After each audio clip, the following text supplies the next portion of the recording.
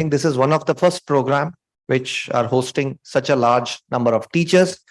And we wish that this continues, and we have the idea of whether we can launch the IOTA. No, so it's basically it all started with the quota program that is called as Karnataka Ophthalmic Teachers Academy, which myself and Dr. Krishna Prasad thought of starting it at Karnataka. So we tried to link 44 teaching institutions. So, and as you all know, there is a little bit of difference between the DNB and the MS teaching institution. So we had good lectures, debates, and everything. And that gave us an idea that once it took well, and most of the teachers were very supportive. They said that, yes, we need to have a good teachers association. So we thought we all can come together and make a good voice, and we can start it at, there are around 389, if I'm not wrong, or even more than that, teaching institutions of ophthalmology in India. So it's a good platform where we all can meet together and express and share their ideas.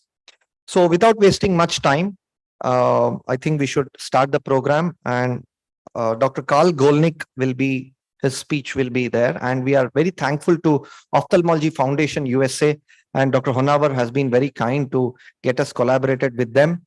And each of you will receive the workshop certificate also. And definitely after each session, we have certain time left for a good deliberation, because it's not just lecturing and just on one side. So we would love to have some discussions also at the end of each session. So we have kept a buffer time for that. And so hopefully we'll all have a kind of discussion and not just a seminar or a webinar kind of thing. And I request Dr. KP sir to please speak a few words, and then we'll go straight away to Dr. Karl Kolnick. Thank you, Srinivas. Good afternoon, ladies and gentlemen. I think it's a momentous occasion. This meeting has been long overdue. I think the ophthalmic teachers, we don't normally meet and discuss and share our practices. I think this is the occasion, and I expect everyone to participate actively and to take this whole cause of postgraduate ophthalmic education forward. Without much ado, let's start by inviting the chairpersons for the first session. The session is named Curriculum and Training Part 1. So I request Dr. Malarvili Ramman, Dr. Rekha Kandelwal, Dr. Charuta Manke, and Dr. Bhavishya Gurudasani to kindly come here and take your seats to conduct this session. So we're going to have two online lectures, one from Dr. Karl Golnick himself and Dr. Amod Gupta, and then we'll have the podium presentations from Dr. Parishit Gogte, Dr. Preeti Kapadia, and Dr. Kirti Singh. I welcome all the chairpersons, and I request them to take the session forward. I now request Rolika Bansal, who has been very kind in helping us in organizing this program, to please play the recorded video of Dr. Karl Golnick. He is the chair, Ophthalmology Foundation Education Committee, and professor and chairman, Department of Ophthalmology, University of Cincinnati, USA. Dr. Karl has been a world-renowned neuro-ophthalmologist, serves as an Ophthalmology Foundation Chair for Education and International Joint Commission on Allied Health Personnel in Ophthalmologist Secretary, and he's an Ophthalmology Secretary for International Relations. He has served as a consultant for WHO regarding human resource development for global eye care, an active member of the American Ophthalmology Society and Academia Ophthalmologica Internationalis. I think we're all ears to hear Dr. Karl Golnick. Why teachers need to teach and how to be the role model.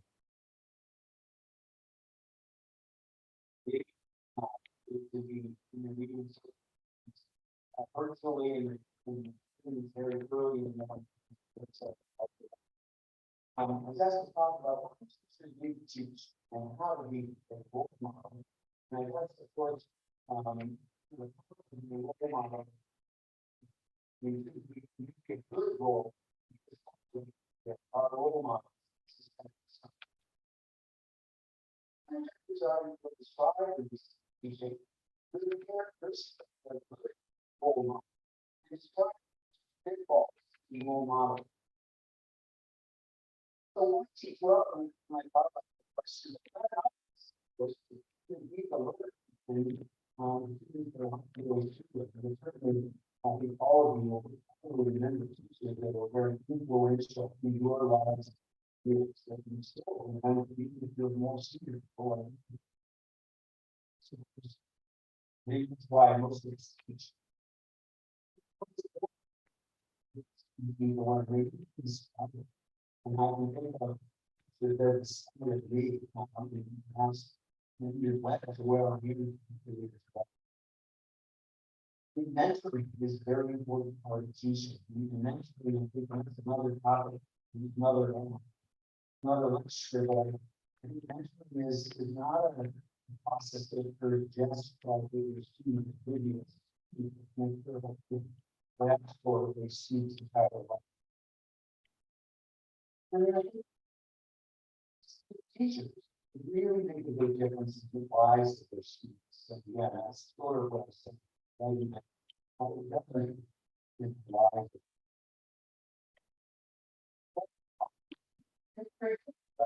of you I hope people that are interested in these just I just feel a problem. And it's really teaching has always been very important. It's something that I really need to do it to be in my work. I feel I'm going to be different. Just share from the top, whatever you do. In ophthalmology, most people in ophthalmology have a passion. And we share it with you important. You might have been teaching for I don't know how many decades, and I can tell you how many relationships that have persisted throughout all these years with former students. It also helps as teachers. I mean, to learn and find topics, have resident close, you on your toes. So it facilitates your learning. You're keeping company. Clearly, this is true. I have to be and I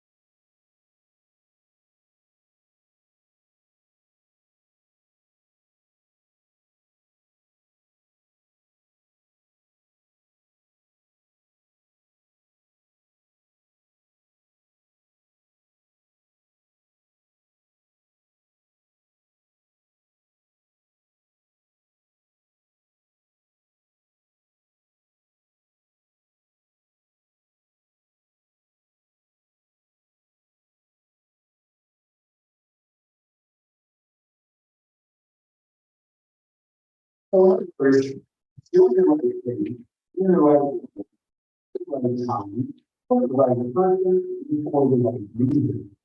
That was really well. Sure, I mean, they all, I mean, we all know this. We can all drift in and out of professional behavior.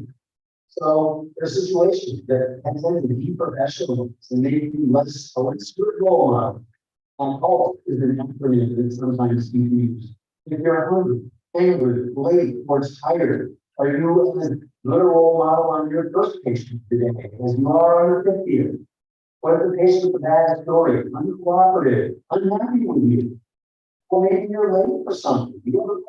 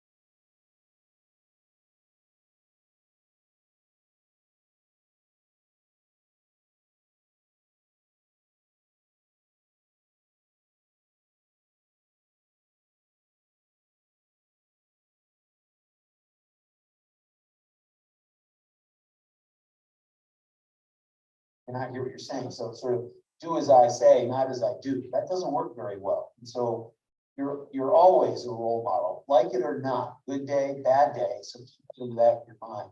You have students around that are going to be watching you to see how you behave.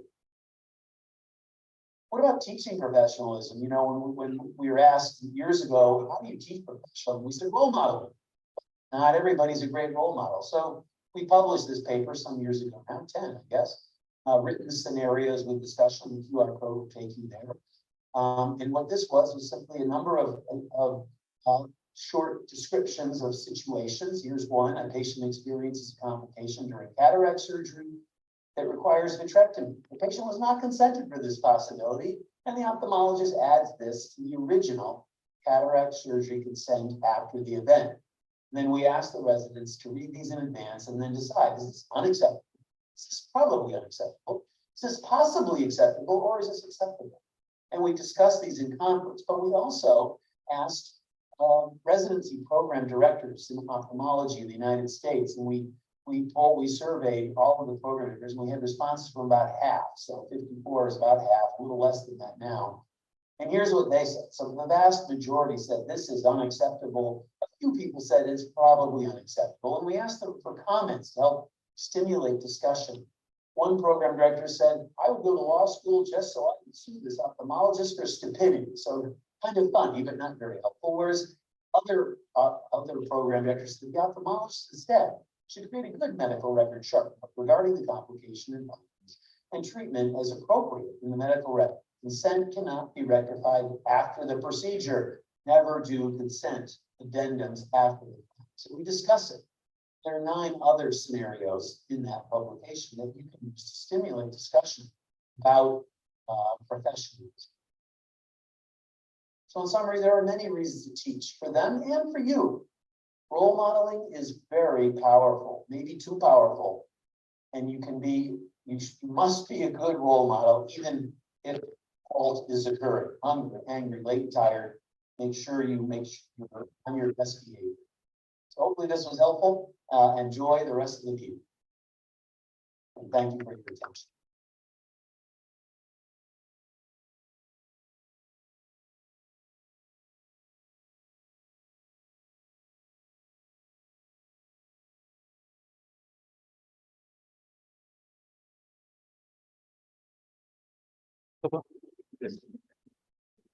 Good afternoon, all.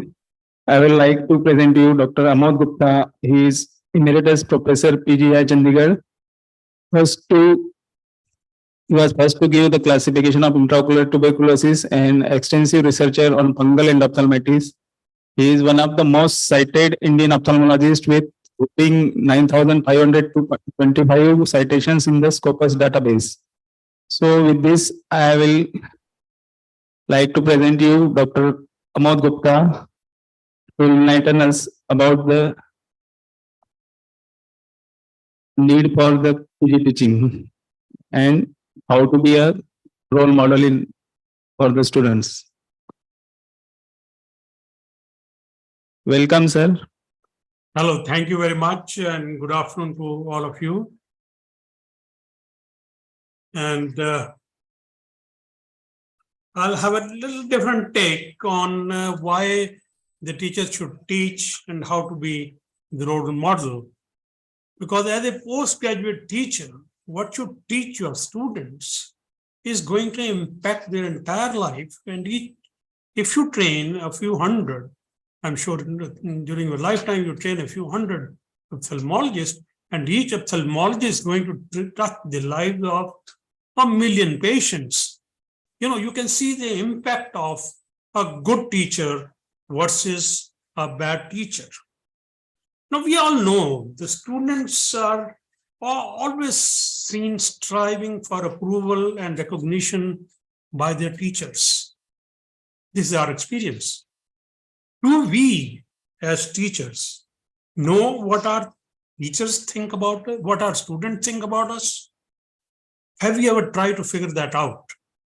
At least some, if not more, may disagree with my view that teachers should seek the students' appreciation, whether they're making a difference to their life. Many of you might believe that, well, they are not really equipped to tell the difference between a good teacher or a bad teacher. How do students perceive their teachers?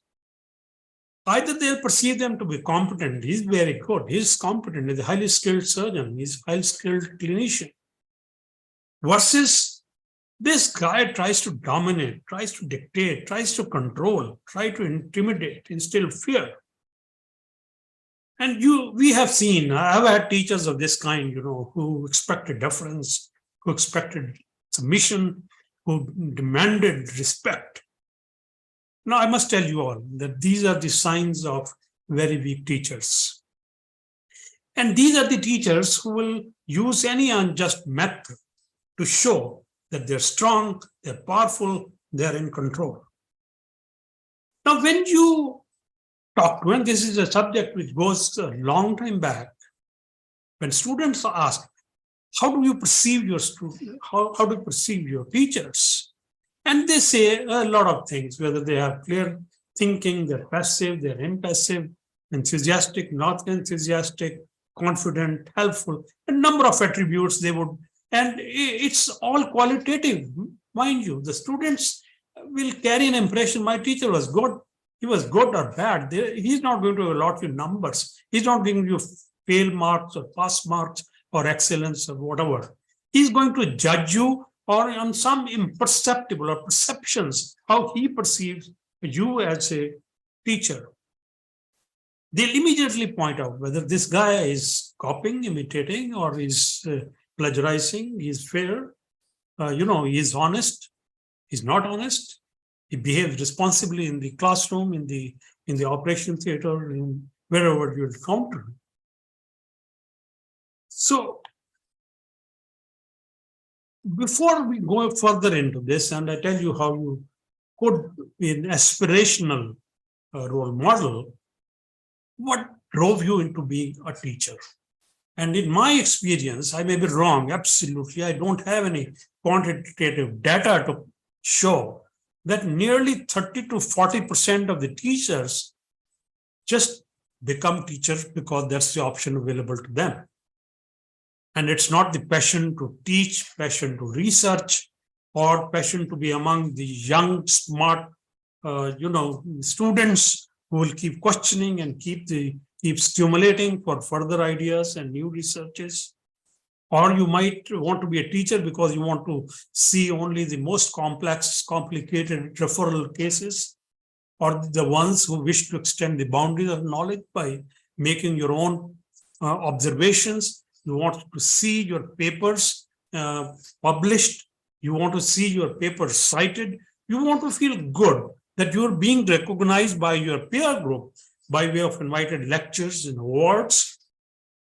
And you are seeking, in a way, which you will get in due course, a wider recognition beyond your own city, state, region, country, or worldwide. You are known. Like Carl Golnick is known all over the world for whatever he is. No, now that is an aspirational, that you want to be known by people all over the world. But many times, as I said, 30 to 40% of them would get into a teaching job because that's an option available. It's a low cost, no investment required. It guarantees you a job. Nobody can remove you from the job, at least in the public sector settings. These are secure. You get to work on the top line equipment in institutes like AIMS and PGI, and they could match any international standards. So that would be your aspiration, that I want to use the best of the available equipment. So there could be several reasons why you want to be a teacher. Now, what are the challenges? This is where what is expected out of you, as Carl Golnick so elegantly elaborated upon, what are the expectations from you, how you behave in the theater, in the clinic, in the beginning of the day, at the end of the day, and what are the challenges? And these challenges may be unique to India. I don't know whether they exist elsewhere, but human nature is universal. So probably they happen everywhere else. that you might end up with having a poor infrastructure, like many of the new medical schools in private sectors or even new AIMS-like institutes. They don't have any adequate infrastructure. And the major challenge at least in Indian medical schools, and most of you are participating in this meeting, is that there are restrictions. You may be restricted to use the operating microscope. You might not be allowed to use even the slit lamp or binocular indirect filmoscope or a laser photocoagulation. At least that was what review was carried out by one of my colleagues, and he found in Andhra Pradesh, nearly 80 to 90% of the head of the department did not allow their junior faculty members to use any sophisticated equipment. Not even a perimeter was allowed to be used in my experience, or even a slit lamp to be used by the junior faculty. There are no opportunities to present papers, to read papers, to write papers, restrictions, what paper will go or not go, what research protocols will go. I have seen it all, that your research proposal blocked because it has to be routed through the head of the department. So this excessive control, and then, the psychophancy, this is such an illness that prevail in our country. Jealousies among people, among your peer group. So these are the challenges. And what is the face of? Given all these situations and frustrations, which you join with a great lot of ambition to achieve something unique, that you are given some of these corporate duties, like conduct exams or, do some of those, allow the leaves or allow the duty roster preparations somewhere. And you immediately find your comfort zone and you go around with a stick dictating the student. You came 2 minutes late. Why are you not wearing a proper dress? Why are you behaving the way you are behaving? Why are you shouting at the patient? Why didn't you do the work? Why didn't I do the assignment I gave you? You find, and you can see people around that, using a stick to expect your students to behave in a very meticulous manner. And that is what comes because you are given that corporate job and you are in your comfort zone and you are in a kind of a flow and you want to exercise that authority, dictatorial it may seem. So what's my perspective? I'll just give you a brief overview of the challenges we face, at least in India. And as the Bible says that God created Adam and Eve in his image, I say teacher creates a student in her image. And if there is one carry home message, and I think Carl Gondek touched upon it very briefly, I think. Teachers and parents are like stage performers.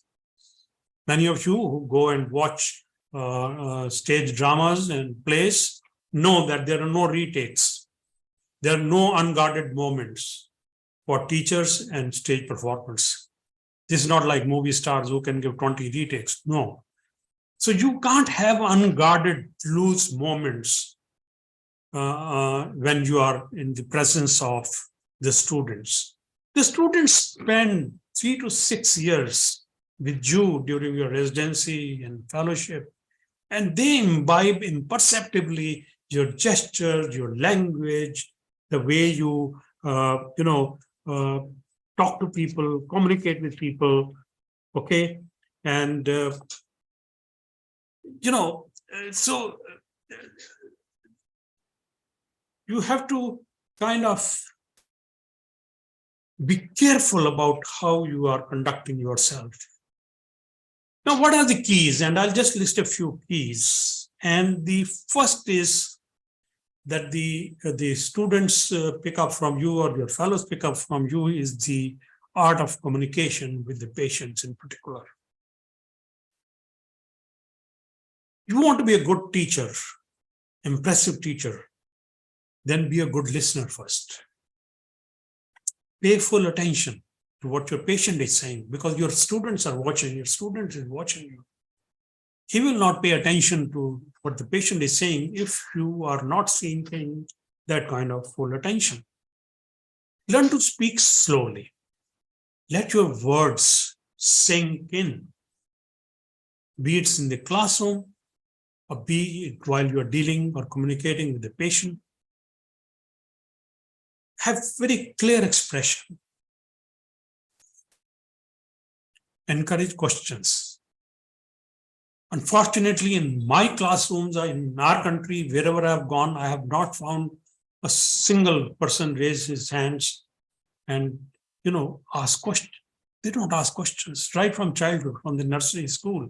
They are not encouraged to ask questions. You must encourage your students to ask questions.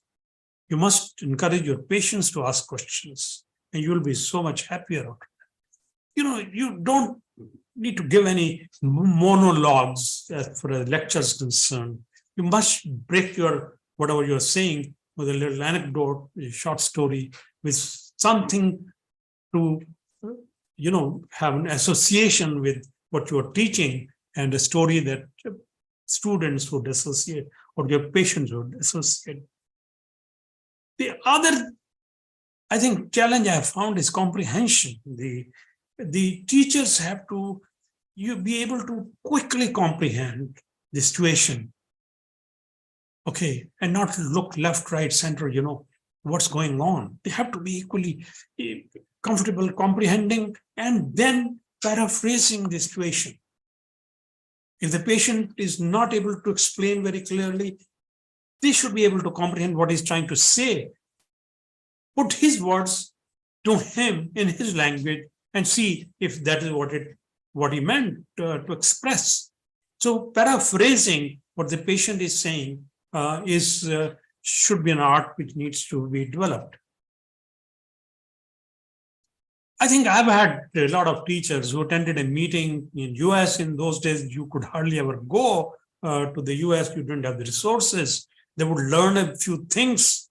Those were the days when we didn't have internet. We didn't have any means of communication. Journal would take 6 months or a year to reach your library. So the current knowledge was with a guy who attended American Academy meeting, or any other international meeting, and they would come up fresh, brimming with fresh knowledge, but they would not share it. Because if I shared that information, so my student would become like as they said, become my Bob. He will start competing with me. So they thought that bit of information they have, extra bit of information, gives them an upper edge. But now every student, and even a pre-med student, has the same information. He has access to the same information. Lay people have same information, their fingertips on their mobile phones in their pockets. So they have access to information. So it's a great equalizer. So you can't keep anything to yourself. Okay. So share, because it'll die with you otherwise. Now you need to create an enabling environment. You don't have to keep shouting at the time. Let students make mistakes. Let them learn. You learn from your own mistakes, and you tell them how you learned from your own mistakes and how students can also learn, rather than feeling upset, throwing them out of the operation theater, throwing them out of the classroom or the clinic. Encourage them, and kind of, don't let them feel threatened, or you feel yourself threatened if one of your junior colleagues or a fellow or a student asked you or suggested something.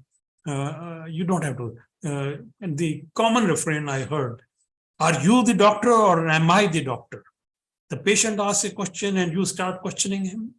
He has every right to ask all the damn questions he can ask. And the silliest of questions.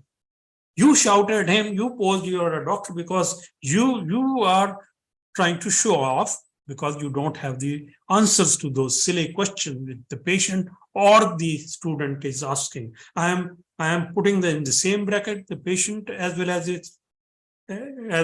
as your student, because they have almost the same kind of a situation. At least in the theater, don't give up easily. Even if there is a slightest chance, we have seen this habit of passing on the buck. Okay, you go to a referral center, you go to aims. You go to Delhi, your students will also keep doing that. Go to Delhi, go to Chandigarh, go to Chennai, go to Hyderabad. You supply your mind, develop that, never say die. Give it your best. Don't accept failures just on the face of it. Just to want to get rid of a patient, you tell him to go. Your students, I'm sure 100% that they will also indulge in the same practice. My chief used to send the patient home or send the patient to another center. He never gave it a try, to treat or find out what's wrong with the patient. So that kind of, I think, is something you need to shun from doing. And what the students need these days is synthesis of knowledge, synthesis of information. It's all about there. Now, the role of a teacher is changing in the current scenario because information is there. They are not able to, digest that information in a comprehensible way. So you help them to convert that information into knowledge base. That is your duty as a teacher. And then application of that knowledge. Because you as experienced teacher, you have seen it all. You have done it all. You have the experience to apply. You've had successes, you have had failures. So that is what I call as wisdom. Wisdom means application of knowledge, which you have acquired. So this is what you have to teach them, the art of application of knowledge. So that is why the teachers are still relevant anywhere in the world. And it's not that you are going to be replaced by internet or chat GPT or anything. No, because they will not teach you how to apply that knowledge. And you are critical that. Otherwise, students will sit in the library, learn from the library books, and still be very, very poor surgeons, very poor physicians, and not be able to treat a single patient successfully. The students are very perceptive. If you're average, if you're below average, they're not going to have any respect for you. Whatever you might say, they will not respect you unless you are excelling in your own way. It might be a very narrow field, but you must excel in something so that the students have a great regard for you and they will remember you for that excellence. They don't respect a below average. They don't listen. They don't even imbibe what you are saying. Another thing they are very perceptive is if the teachers are unfair. And this is very common. All of us fall into the trap of favoring one student over the other, and they are the ones who quickly know, and the word spread. This teacher is unfair. He's fair to a particular section of, gender or section of economics or social background or whatever it may be. Or good students become always favorites? No, I think you have to give them equal opportunity. Don't carry grudges. Never say, I'm going to see you how you pass the exam. That kind of challenge is not done in the current era. Those kind of things we have seen in the past when we were students. I'm going to see you in the exam, how you pass the exam, how you become a doctor. That kind of behavior is not. Be honest in your dealing. Students perceive. They have a way of knowing that this guy is not honest. His integrity is questionable. If you are making false claims, if you're fibbing data, if you're telling your student, okay, you have seen 10 patients, but you have to do 20 patients for your thesis, why don't you multiply a factor of 2? Now, the moment you say you multiply by a factor of 2, you have put the student on a wrong path, and he will go and tell everyone that, look, if the student has a little bit of conscience, he will say, and if this guy is fibbing, don't believe his data. Whatever he writes is nonsense because he told me to fib. He told me to steal. He told me to, walk away with certain equipment from the department. Okay, I'll get it written off. You walk away with a thermoscope or a tonometer or whatever. So if your approach, if you are talking to the students in that kind of tone, you come home to, I see my patient in the evening, clinic, why don't you come and help me? The student might fall in a trap, but he knows in his heart of hearts, this guy is a cheat, he's cheating the system. So don't fall into that trap, please. And teaching, please take it as a full-time commitment. I have seen so many of them, they are neither here nor there. They're earning for more money, they want to have more money, and same time they keep grabbing, there's nothing that no, there's no money in teaching, I can tell you. Only thing which fetches you is maybe a peer recognition at any different levels. You might be recognized for whatever you achieve. That is the only award, that is the only reward you'll get. You will not get any money in teaching. I have heard a lot of these people who are successful private practitioners saying that, these teachers, they're lazy bums, they have nothing to do. The morning they go, come back at 5 o'clock. No, it's not that easy. Please tell them teaching is not an easy job. These days, when there's such an exponential growth of knowledge every day, it's changing, absorbing all that, digesting all that, converting into a comprehensible knowledge. Your students are so smart. They're the toppers. Most of the students you get in your classroom are the cream of the country. They represent the best of the brains in the country. And at the age of 50 or 60 or 65, you have to compete with their brightness or the sharpness of mind. You've got to work doubly more. You've got to work harder than your own students, just so that you remain on the top. They carry these pads and phones in the classroom, and moment you utter something wrong, they will cross-check and get up and say, if somebody he's a smart guy, look, you are telling us a wrong fact. It's not so, sir. So you have to work very, very hard and let people know that you are really working very hard as a teacher. And let's, as teacher, learn to say, because I told you, nobody can know everything, teachers least of all. We cannot know everything about everything.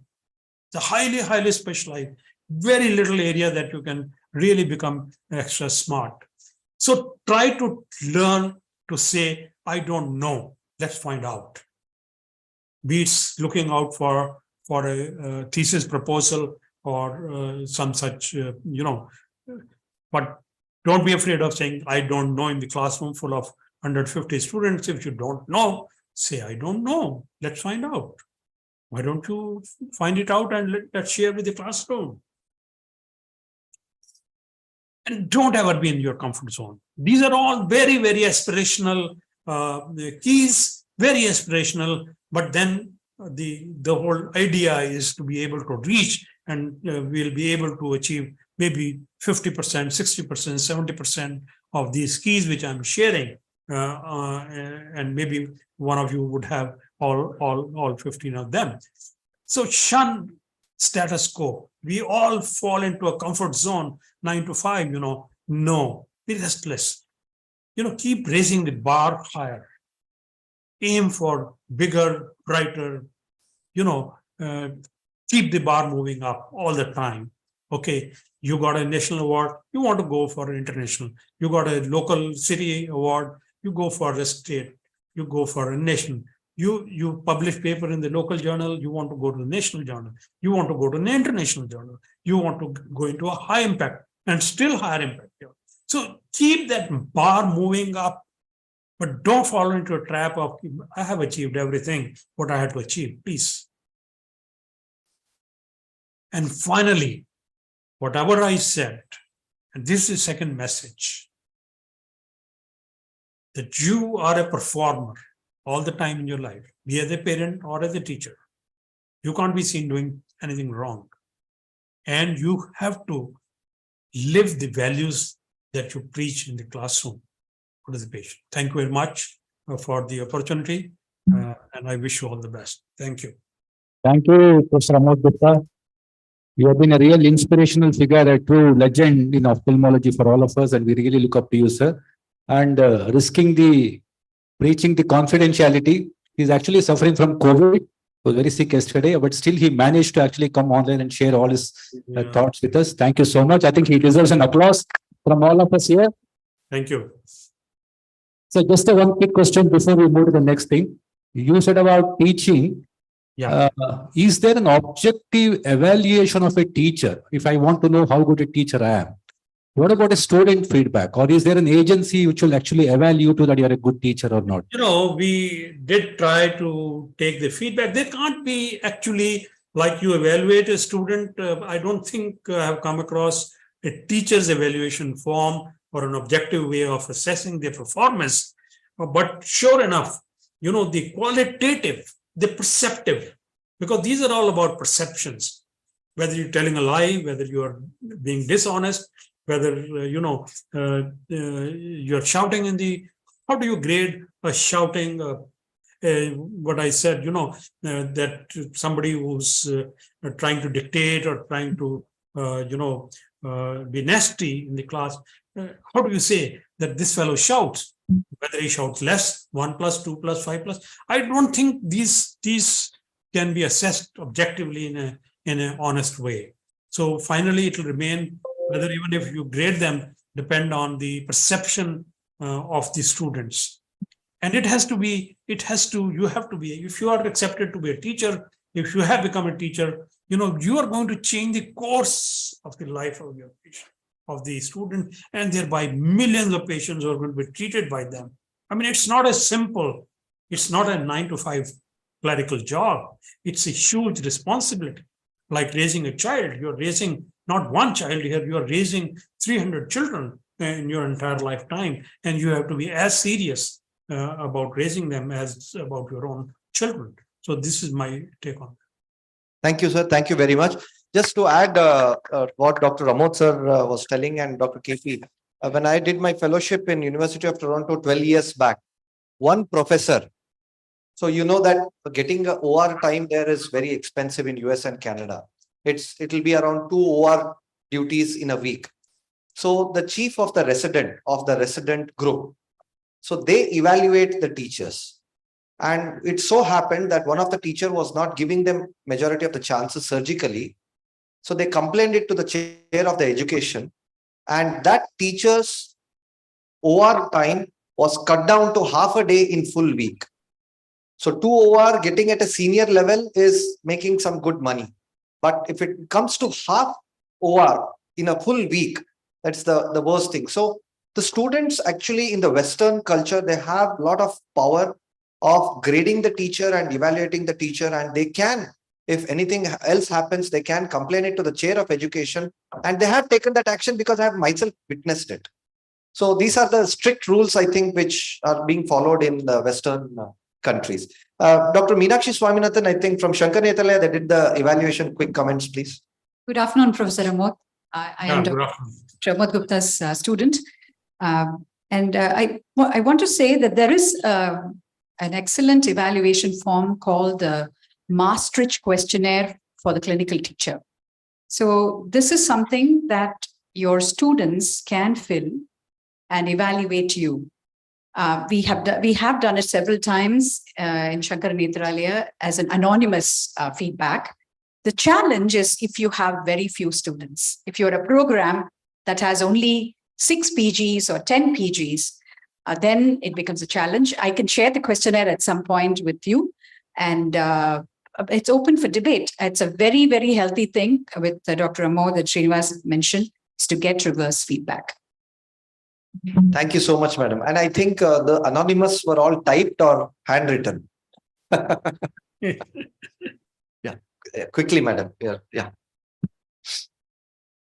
So, respected sir. So I think all of us are aware, especially government-based hospital. I think everybody is aware that recently we have received a form from NMC, where they asked about the good teachers, how to evaluate good teacher, and on the basis of the students' feedback. I think you people from the private government sector must have received that form. I don't know, but we have received. I'm from Guwahati, Assam, RIO. So we have received that form. They want the students' feedback to judge a good teacher. I'm not aware of these, so it will be great if these can be shared, Yeah, definitely, sir. So thank you very much, Amod Gupta, sir. Thank you very much. I know you're not well, but still you took a lot of time. That shows that you are a true leader and a motivational teacher. Thank you very much, sir. Thank you. Thank you. So next we have none other than Dr. Parikshit Gogote. Dr. Parikshit Gokhale. He is a pediatric ophthalmologist with a proficiency in cataract, glaucoma, and strabismus surgeries, with over 30,000 surgeries to his credit, and currently heads the Gogate's Eye Clinic in Pune. Now, I invite you, sir, to highlight us on the overview of residency training in India. Thank you, chairpersons, and thank you, Tosh Honawar, Dr. Krishna Prasad sir, and Dr. Srinivas for giving me this kind opportunity. I'm speaking in a hall full of eminent trainers, which makes it all the more, what shall we say, difficult. But in many ways, this is the studies that we have done in the past decade, which I would love to share with you. When I trained, that was between 1995 to 97 under Professor N. Kulkarni in Miraj, the government medical college, residency training in India, in many ways, was like the Gurukul system. The student serves, follows, observes, learns, and works for 2 to 3 years. And teachers would be, givers of knowledge. But today they have to become facilitators of knowledge and wisdom, because perhaps the last person who knew everything that was to be known at that point of time was Leonardo da Vinci. That was 500 years ago. Now, so much knowledge has grown that it's difficult even for one teacher to teach everything to the students. In fact, this started with the Hubli studies that KP sir had done, which were published in the Indian Journal of Ophthalmology, when for the first time he looked at what the students think about program.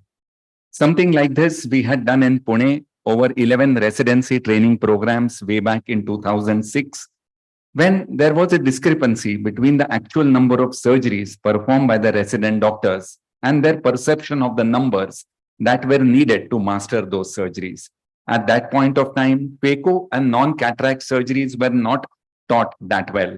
And most residents wanted to be evaluated regularly and taught basic ophthalmic examination, allowing use of equipments and procedures in greater depth. Luckily, I got a chance to be a member of the academic and the research committee of AIOS. And there, under Dr. Partha Biswas's leadership, we had this residency education and adherence design study when we tried to get feedback from young ophthalmologists, because one of the criticisms against the Hubli studies and the Pune studies was, we have taken feedback when people are doing their residency. So what do these kids know about the word? They just want to do more surgery, that's all. So here we looked at people who had passed at least 2 to 4 years ago, but not more than 10 or 12 years ago. So they were young enough to remember what was taught in their residencies, but at the same time had been exposed to the normal world, the outside world, to know what a residency program should contain. And we also compared them with people who were trained in the last century. I know it sounds so old, but there are, I think, most of us in this room were trained in the last century. So we know that India of today, and this is now 2023, it has changed completely. We are today the world's most populous country. Cataract as a cause of blindness, which when we studied was 80%, today is less than 50%. And the retinal diseases and glaucoma has increased.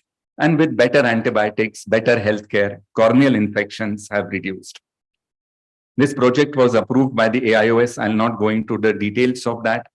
It had a pan-India appeal across almost all states and union territories. And this is what came to light. First is that if we look at it, if we look at the gender, there are today more women in ophthalmology. And I think the gender bias will be soon that there'll be much, much more women in ophthalmology than there are men. If we look at the second generation doctors, there are more second generation doctors. There are more ophthalmologists who come from a family of ophthalmologists. Those who are married to a doctor has reduced. And ophthalmology is still a top career choice in people who choose ophthalmology. So a lot of them have taken it by choice. They have not taken it just because they got it. That is something that has stayed the same. Well, ophthalmology is that way considered lucrative. There are no emergency hours. You can devote time to family and hobbies. But on the flip side, there is an entry load. You need a lot of money to invest if you want to set up your own thing. It's competitive. And perhaps it's not that lucrative anymore with so many yojanas and NGO hospitals and government support. When we look at the rating of the clinical skills that were taught during residency training, 0 is that they are not taught at all, and 10 is that they are taught very well. You will see that in almost every skill, the 21st century people, they are trained better than the 20th century trained people, except for one thing, and that is refraction. Those who were trained in last century, they report they were trained in refraction much better than people who were trained in 2010s or early 20s. And of course, things like pachymetry, A-scan, B-scan, YAG laser, a lot of that was not there earlier. So obviously, those who trained recently are much better at it. We also looked for skills for glaucoma diagnosis and management. Again, things like automated perimetry or direct pachymetry, applanation tonometry, OCT. All of this is much better in the that was not there earlier. But there is one thing in which the earlier cohort is better. They have done a lot of trabeculectomies, people who were trained earlier, while people who have been trained in this century, they have not done that many trabeculectomies. In fact, the median number of trabeculectomy was completely 0. So this is the glaucoma conundrum. Glaucoma is the second leading cause of blindness. But this is a study from Pune, from H.V. Desai, which had shown that visiting an eye care practitioner is not always protective. We had looked at people who had cupping of more than 0.8. And we did a case control study to find if they had been to an eye doctor and they had not been to an eye doctor. If we look at the Barbados IDC study, a lot of Caribbean studies, the UK NHS studies, they say if you have a family history of glaucoma and if you have visited an eye doctor, your chances of presenting late with glaucoma are very less. That's not the case in India. So which means people are going to eye doctors and perhaps their glaucoma was not picked up. So as IGO editorial had said, the problem with glaucoma is underdiagnosis and over-treatment. And young ophthalmologists need to be made much more confident about treating glaucoma. Similarly is for retina-related skills. If we look at retina-related skills, again, there is a vast improvement because indirect ophthalmoscopy was there earlier, but fundus photography, fluorescent angiography, OCT, all of that has come in the last 10 to 20 years. So the younger cohort is much, much better at it. But there is a huge variation across various residency programs. Most programs did not offer vitreous or retina surgical training to the residents. We know retinal diseases are a leading growing cause of visual impairment. In fact, when we did a RAB in Sindhudurg, all the population-based studies that you look at from the 1974 ICMR study, the RAB India studies till 2010, in no prevalent study is diabetic retinopathy causing more than 1% of blindness. For the first time in 2012 in Sindhudurg, which is a rural part of Maharashtra, we find that diabetic retinopathy is causing 4% of blindness. And this is going to keep on increasing. So obviously, we have to have ophthalmologists who are prepared to deal with it. Well, I claim to be a pediatric ophthalmologist. And when we look at skills for children's eye care, this is something which is, well, not a very good one. The median in all of them is about 5 or 4. In the earlier cases, the median would be 7 or 8. So simple things like pediatric visual acuity testing or using a synoptophore or diplopia charting is not being taught to residents regularly. And if we look at the number of strabismus surgeries performed independently, the median is 0. So we just have about 500 odd pediatric ophthalmologists in a country with 500 million children. So obviously, they will not be able to do this on their own. Visual acuity assessment, amblyopia treatment, orthoptic evaluation has to be performed on each and every infant, not just an ophthalmologist, but by optometrist, by primary eye care workers. And it's not just for normal children, even deaf mute, the learning disabled, the autistics, the spastics, because they have much, much more incidence of ocular problems. Also, we looked at the surgeries that were performed independently during residency training. So if you look at the 20th century trained, the most common surgery is ICC and ECC, very less of SICS. In the 21st century trained, the most commonly performed surgery is SICS, which is 55. But even today, where phaco is perhaps one of the most common types of cataract surgeries done, the median phaco surgery done by a person who has passed out from an Indian residency program is still 1. That means half of them have not even done a single phaco before they pass. And they have done a fair bit of pterygiums and DCTs, they have done chalazions. But if we think of, say, LASIK or RDs or vitrectomies or keratoplasties, well, there isn't any, perhaps because a lot of trainers believe, and rightly so, that this should be something that is kept for fellowship and it should not be done during the basic residency training. We also asked about the taught academic program, and even in the taught academic program, well, the residents said that they learned best from other residents rather than, other than from their teachers. And earlier, where journal clubs and wet labs were not there, now they are there, and they are also liked a lot by the residents. We also asked them the levels at which their dissertation was presented and published. So the most commonly, the dissertation is being presented by the student himself or herself, and it is being done at a local level or perhaps state level, which is almost still just 1/3 of it. This may have grown now with MCI guidelines, and nowadays residents have to make at least one presentation before they are allowed to sit.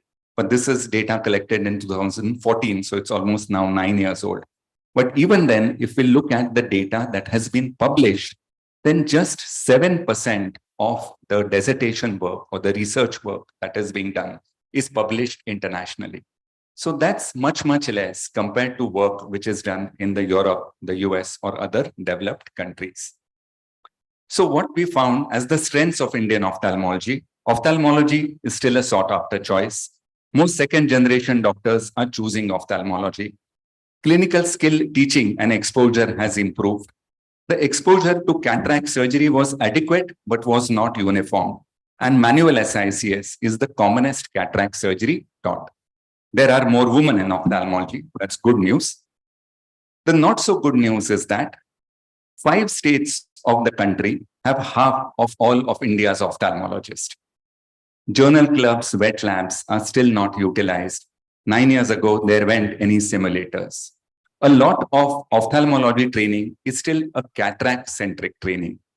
Midterm assessments were rare, and exit exams were mainly theoretical, and practical examinations are inadequate. I mean, someone can actually become a master of surgery without performing a single surgery. And perhaps we should also have things like a pre-entry assessment. If you want to become a pilot, you have to give a pilot aptitude battery test. And if your binocular single vision is not good, you are not allowed to become a pilot. Well, but in India, you can still become a surgeon. So we have institutes that are islands of excellence, but they are still an oasis in the desert. And this is what Dr. Gupta was just saying. This is Dr. Dogra's and Ravi Thomas's paper when he had evaluated medical college departments in India. And he had said that they need to change a lot. They have changed a lot with a lot of pressure, of course, from students, a lot of pressures from the lay public, the government, and the MCI. But well, we know how it is. So the way ahead is, of course, there should be more standardization. There is a huge variation in all forms of teaching, clinical, surgical, and academic. In 0 to 10, for each of this, many residents have said 0. That is, they were not taught at all. And it's a lot cataract focus. So in 2019, with this study from the trainer's perspective, and there are many people in this room who have participated in this study. And here we asked the residency trainers what they thought would be the ideal teaching program.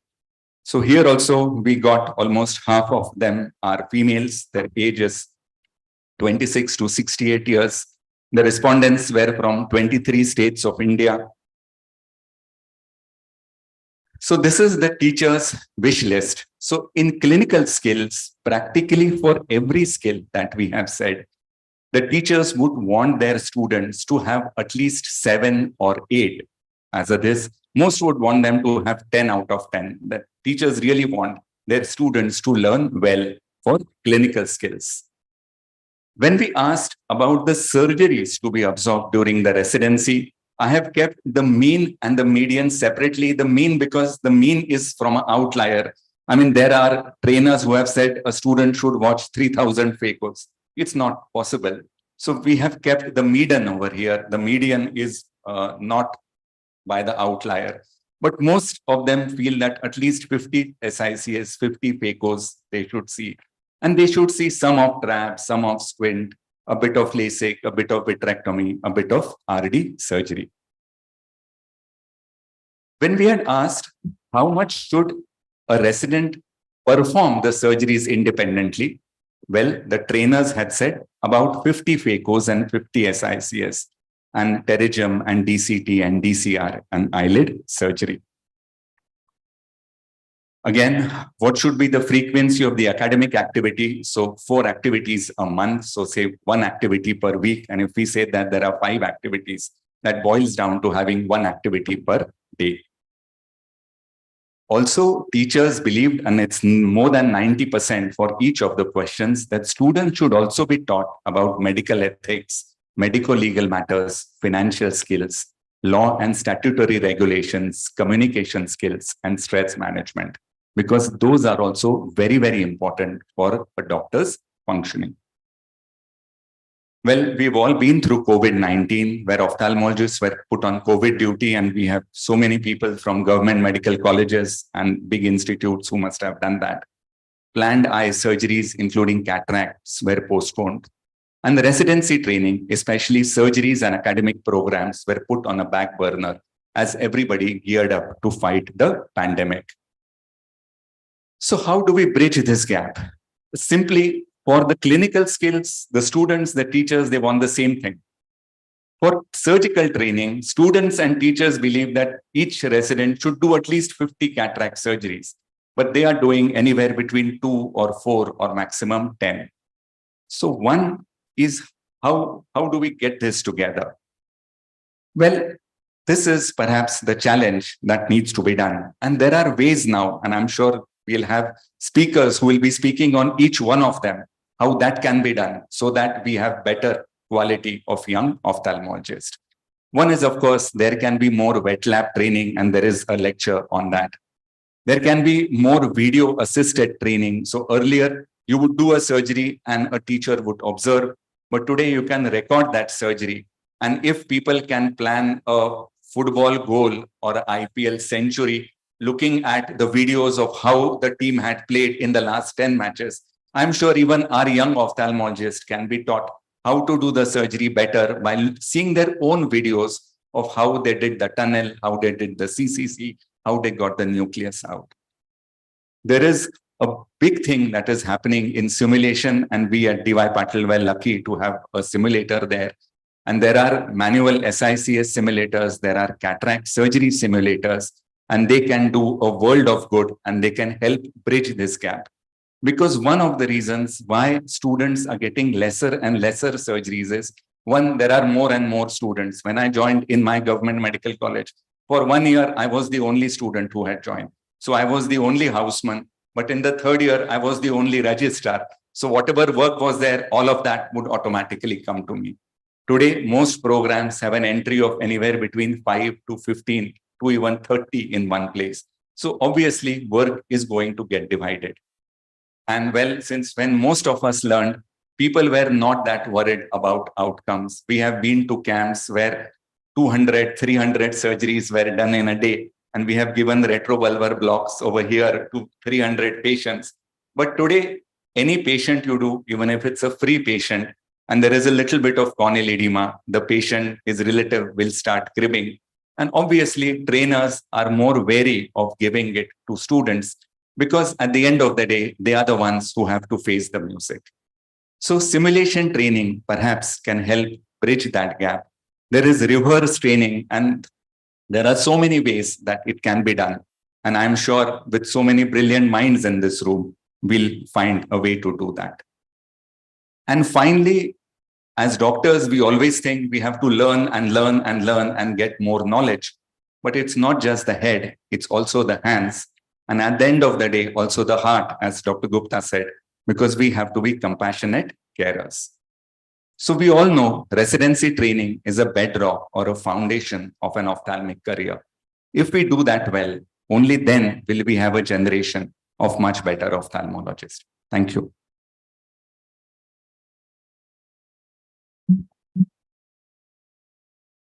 Thank you, Dr. Gupte. That was really wonderful to know the study done on understanding what is actually happening.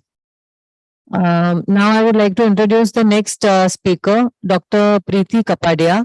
She is a professor and head Department of Ophthalmology at Government Medical College, Surat. And we are looking forward to hearing from you, madam, on overview of ophthalmology curriculum in India. Handing it over to Dr. Kapadia.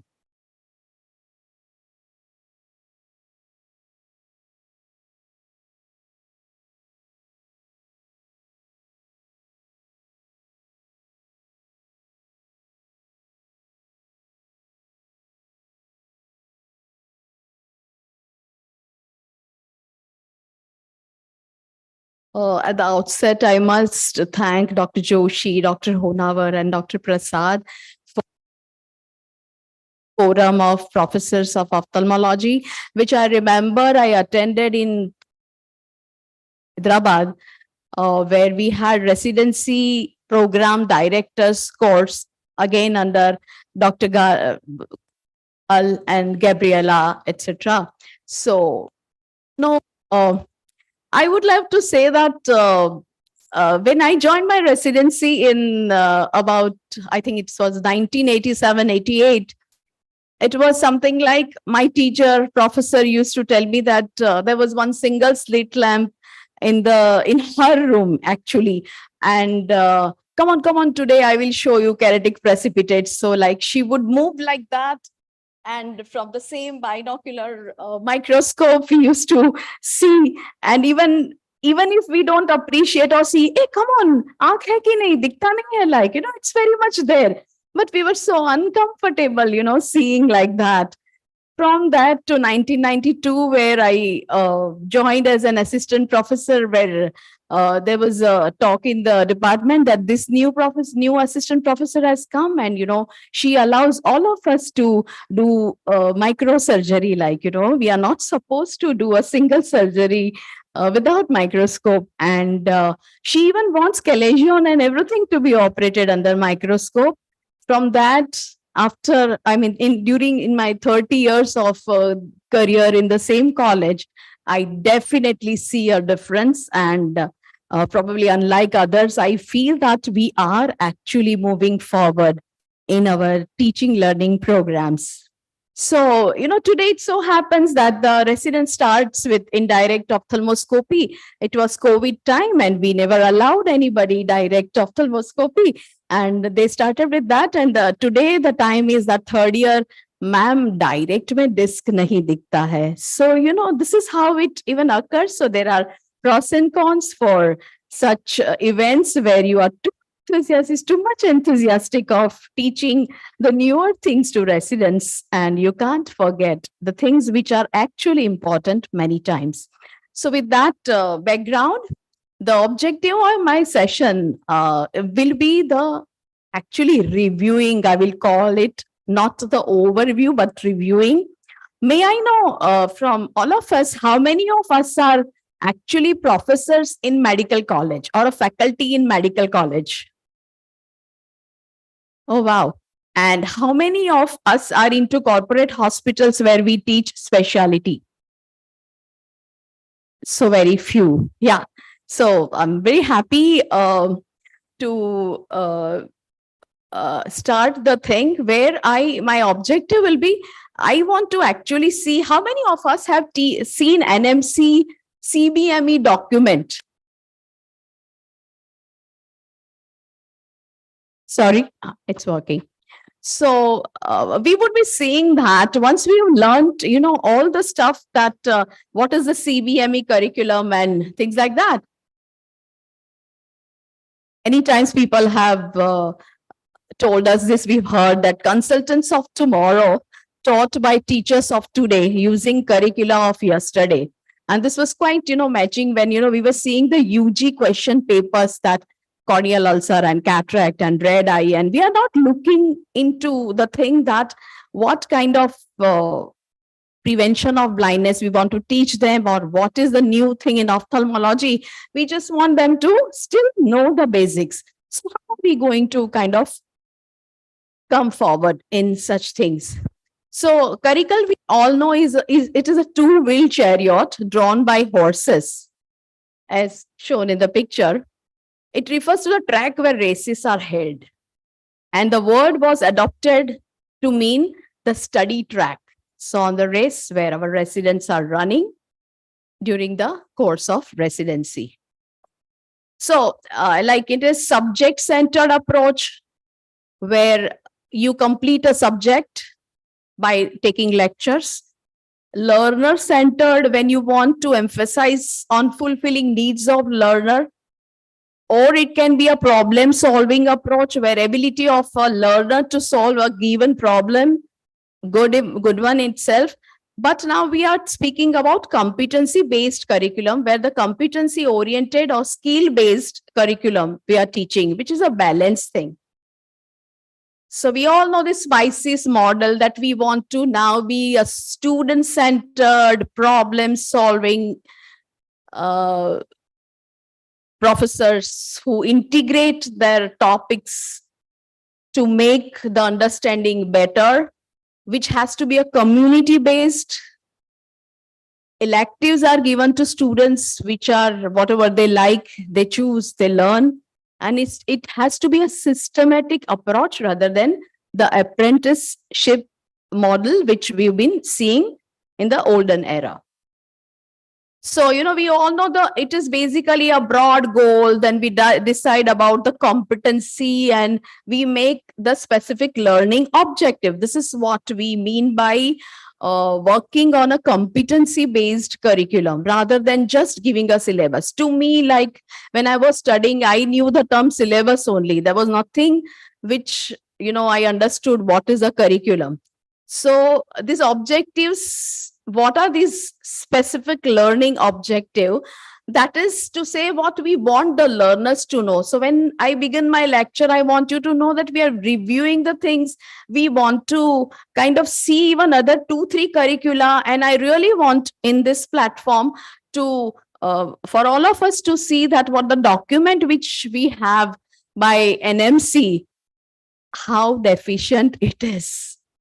So competencies say how we can be certain that they know the thing with the objective which we put in front of them, whether they learned it or not.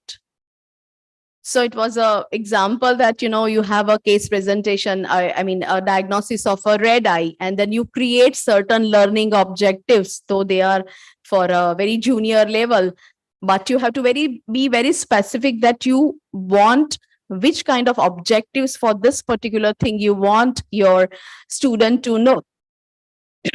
So that is something like you have to be very specific that you enumerate 5 common causes of red eyes, because you don't want them to list out 15 causes, because you want them to learn certain very important thing. Or it is something like to enumerate differences between conjunctival and ciliary injection, or enumerate 3 major causes of red eye to be differentiated. So these can be some specific learning objectives. So the student has this thing in mind. Frankly speaking, I call this CBME curriculum as a spoon feeding, like we've all learned everything, we on our own. But as you know, this generation, the attitude and the difference between us and them wants us to do something beyond what we were doing, because ultimately we want to achieve the goal. We want to make them a very efficient ophthalmologist. So, it is the Miller's pyramid, which is very common. We've all done our medical education technology workshops, where we want that the student should come over from nose to nose how, from show, and ultimately he should perform regularly, accurately in the clinic. And also we should know this particular competency level, where there is something called as development of the student, and we have in logbook the similar things, that from a novice he will become an advanced beginner with our teaching and facilitation, and ultimately he becomes competent, which is the level we want them to achieve when they are into the department and serving the patients. Then he will become proficient, and maybe he can become a master. But this is the level of competency to become expert in the area. So, what is the curriculum, what to teach? You do a need assessment. That in this crowd, everybody knows this. And if I keep on talking about the slide, which everybody knows, that is not perfect. So we want to know our students that, what they want to know, what they want to learn, and what the basic idea they have in mind about the topic. And then we actually create the objectives. Then there are teaching learning methods, that which this particular objective you want to serve by what teaching learning method, whether it is from cognitive or psychomotor or affective domain. And accordingly, you decide for your teaching methods. In the curriculum, you have the assessment also, and that too, choosing a correct assessment tool is very important. What you want to test, whether it is being tested by the tool or not, that is also very important. And ultimately the feedback, because we do a lot of formative assessments. They are not for the internal marks or anything, but they actually give the feedback to teachers, and the teachers know that how much my students know, or whether it has been kind of transformed into them or not. And the evaluation of whole program of that curriculum, the whole program, that is the evaluation. So all this ACGME competencies we know many times you've seen, and that is also taken into our NMC document, all 6, that is patient care, medical knowledge, practice-based learning, interpersonal and communication skills, because now we have added the soft skills into the curriculum, professionalism and system-based practice. So, what I have done here is, I have, before I talk about our document, I actually want you to look at the document once again, which is put on the NMC site, which is, they are actually starting with that this is a competency-based curriculum where, you are going to see. So, can you all see this? I mean, is it readable? No, I mean, I don't want to see each and every sentence, but so they start with, everything that this is a training program for MS, subject-specific learning objectives. Usme there are very broad program objectives in the beginning, and then you have subject-specific competencies, and that's competencies they are also putting very broadly. I wouldn't still see that this is a competency that apply research and epidemiological methods during her practice, which is very broad. And look at here. So they have mentioned cognitive domain. From here, they start the so-called curriculum thing, where basic medical science way you attain understanding. And then cognitive domain may they have clinical ophthalmology, where they are writing to manage and treat all types of ophthalmic care, to competently handle and safely all routine surgical procedures, to competently handle all ophthalmic medical and surgical emergencies. I mean, we are talking about cognition. So do you want them to know this theoretically?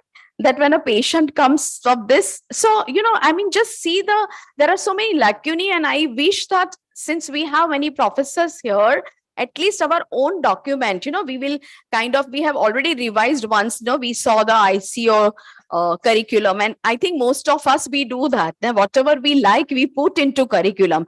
But as a like Indian professor, I would like that even our own document, when people see it online, has to be very correct, isn't it? So, when you are talking about refraction, again, you want to know about refraction. Here you are writing the competence, acquire competence in assessment of refractive errors and prescription of glasses. So if you have all seen this in detail, the whole curriculum goes like this, and all the topics which are probably the competency or psychomotor domain are written into cognitive. Again, affective domain is all right, that they talk about communication skills, ethical principles, and professionalism. But psychomotor, they have just listed. This listed like this, that's slit lamp examination, fundus examination, tonometry, everything in detail. So this looks like a syllabus. Not only that, the assessment thing which we are talking about, even operations, either they are assisted or they are done individually. And look at this I have put in my, now this is done because this is the syllabus we are talking about. So we are back again, and I put this first, I put this into a slide, but I wanted you all to see it in detail because many of us, we make our own curriculum because we go here and there, we learn from here and there, and etc. So this was it. So what I feel is, and rightly it is written lastly, that in the first phase,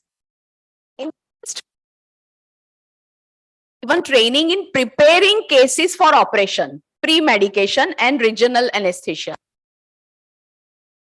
Postgraduate student assists the operating surgeon during the operations, and in the third, the postgraduate student operates independently assisted by senior postgraduate student.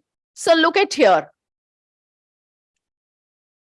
So we have this ICO, they have this task of making a curriculum, and they came out with a curriculum where they are writing for a beginner, standard, and advanced residents, each and everything they are mentioning. Because of the lack of time, I'll directly go to that page which has a kind of each thing. I wish you all see this because I think it takes up some time, but at least one I can read for you is they have, supposing first year a student has to see what clearly with all the objectives they have written, let's say basic level here. Basic level, describe the basic principles of optics and refraction, list the indications for and prescribe the most common low vision aids, triage and manage ocular emergency. Usme first year is doing what?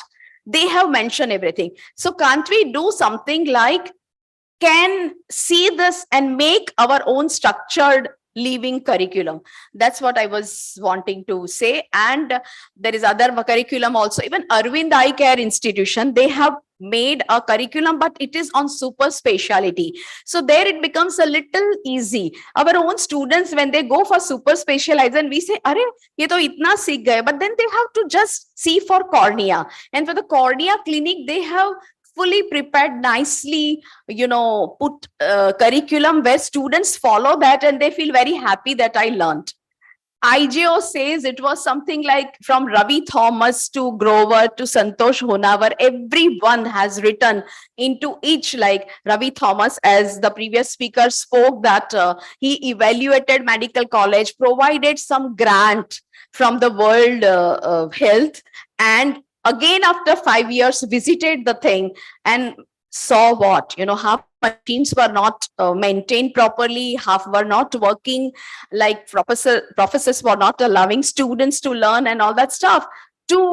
We come out with Professor Amod Gupta, this Dr. Suresh Pandey is writing a diary of a ophthalmology resident. Now 2022, we at our own institution was published in IJO. They were used the rubric ICO rubric for SICS, and we had wonderful results. So, we are growing, but we grow only if the last slide probably is very important, that in a population based workload in India, things are difficult. Keep in mind, the students are quite stressed upon. I talk about a government hospital at our institution, 2 units, you admit 15 patients, do the OPD workout, again pre-op workout, next day OT, and the same day you discharge. Again 2 units, again you have a OPD. So this is what is happening. The interaction time between student and teacher is lessened, and mentality of PG students, I already told, a lot of stress, lot of routine the time is consumed in comprehensive workup. Hamare time itne machines kahan the? We have everything. We have 2 OCT, SLT, FA, we have perimeter, everything in the institution, and comprehensive care. So, they are going to do everything. Most institutions lack protocols. That is what is occurring in India. And that's why we are not following the curriculum properly. Supervised teaching in all learning domains is lacking very much. And this see one, do one, teach one model is what we are following. That a senior resident does it, and he assists the junior one, and that way you look once and you start doing. Sometimes the patient's safety is at risk in government hospitals. Many patients, they tell that yahan to beginners surgeries karte hain, wo nahi hona chahiye. Most of teaching institutes don't have full-time faculty for all specialties, which is very important. And competency assessment rubric for all competencies may help us in a curriculum. Most of us do not teach or practice evidence-based medicine, which is also very important. And shaky role of department and mentor, which has been written by all authors, which is very important. You have to have a good role model and who is a passionate teacher and wants to improve on this. So there's a need for the structured curriculum, and the selection of faculty in government institutes, mind you, is usually a one-way ticket. Dr. Agarwal S, in his paper, I have noted his thing. I really liked it. It's a one-way ticket. This individual would require grooming for years to blossom into an effective teacher. The impact a good teacher has on the future doctors, patients, and the society can never be overestimated. And I end my presentation. Thank you so very much for your kind attention. Thank you, Dr. Preeti, for quite an elaborative, idea about the curriculum in India. Thank you so much. I think we call upon Dr. Kirti Singh, the next speaker and the last speaker of this session. I kindly request all the speakers of the future sessions also to keep up with the time, because the international speakers are waiting and they cannot be delayed because of the time zone differences. Dr. Kirti Singh is the director of Guru Nanak Eye Center, New Delhi, Maulana Azhar Medical College. She is a well-known anterior segment as well as a glaucoma specialist. She's been trained from RP Center, and she has been working in JNEC. And she is probably the true leader in the ophthalmic education, both in the undergraduate as well as the postgraduate domains. And she has a lot of original work, research about the soft skill development, communication skills, and empathy in the undergraduate and postgraduate students. I think we are here with you, Dr. Kirti, to listen to you from you about the key ingredients. Okay. So thank you very much. It's a pleasure to be here, and I thank Dr. KP, Dr. Srinivas, and Dr. Santosh for having me here and talking about my passion. So I think we already have exceeded the time right now of our session, but I'll be as quick as possible. I was given 20 minutes. I'll try to comprise it into this thing. And I'm lucky that I'm the last speaker, because some points have already been covered. If it's a problem, then take it up. I've already loaded the presentation also. Agar isme delay ho raha hai in technology, then you just do that. Yeah. So I'll be talking about the key ingredients in ophthalmology training, but can we have the slides from there? Yeah. So my topic is PG ingredients, and a lot of things have been covered. So some will be repetition and some will be reiteration. Let's go back to facts. The last speaker said that we are not going on evidence, and actually that's true. We should go on the evidence. So what is the fact one? Fact one is doctor is a second god on the earth was our generation, the generation trained in the last century. We have shifting equations now, so much so that the students are forced to take out such marches. Just a week ago, this was the 2 years jail of rupees 50,000 fine for attacking doctors in Jharkhand, which means that the government has to step in with this much of retribution because these attacks are so frequent. Fact number 2, when you search for ophthalmology, Google or any other browser, you find these. You do not find anything on these subjects. You just find basically all on technology. And again, going back to the NMC curriculum, that a student has to have a blend of clinical specialties, a teacher and a researcher, and should be able to practice independently and knows how to seek help. All these competencies are focusing on technology and surgery. And that is what we're actually doing in a residency program. Just as you were told by the READ studies, this is actually what is happening, cataract surgery focus. And the student also says, how many papers will you give me? How many surgeries will you give me? Because that is what they are seeing is being evaluated. So the skill training focus on technology and surgery, the effective domain just remains on the papers of NMC or anywhere. It is not actually being implemented. How not so? Why not so? Remember in the past, surgery was not a very lucrative. They were called as barbers. And surgeons had to focus on a heroic mode, which focused on the fixing problems, and they established an emotional distance between themselves and their patients. You could not afford to be very involved with your patient because you had to do some horrible things to the patient. However, things have changed now, and can we now put ourselves in our patient's shoes? That's what all empathy is all about. However, our current climate, as this movie depicts, audio please, audio. So you know this one which he asked. We are not here to make friends. मैंने अपने 25 साल के career में किसी patient से दोस्ती नहीं की, किसी पेशेंट का दर्द महसूस नहीं किया, उस दर्द का इलाज किया, and I've done well. I do not love my patients. Confused? Let me explain. इस हाथ को देखो, rock steady. हजारों ऑपरेशन किए, इन हाथों नहीं लगेंगे, हाथ कभी नहीं काटे. लेकिन अगर मैं मेरी बेटी का ऑपरेशन करूं तो ये हाथ जरूर काटेंगे. इसलिए कि मैं मेरी बेटी से प्यार करता हूं. पेशेंट से दोस्ती, हमदर्दी, लगाव एक डॉक्टर की कमजोरी है. अगले 5 साल तुम्हें यही सिखाया जाएगा कि डॉक्टर के लिए पेशेंट सिर्फ एक बीमार शरीर है और कुछ नहीं. This emotional connection, no befriending a patient lest it affect your surgical skills. This human connect has been eroded by emphasis on surgical and technical skill, as emphasized by all my previous things. Let me come back to a ground reality. We all talk about AIMS as the magical institute. I was trained there, KP was trained there. Let me tell you a story about AIMS.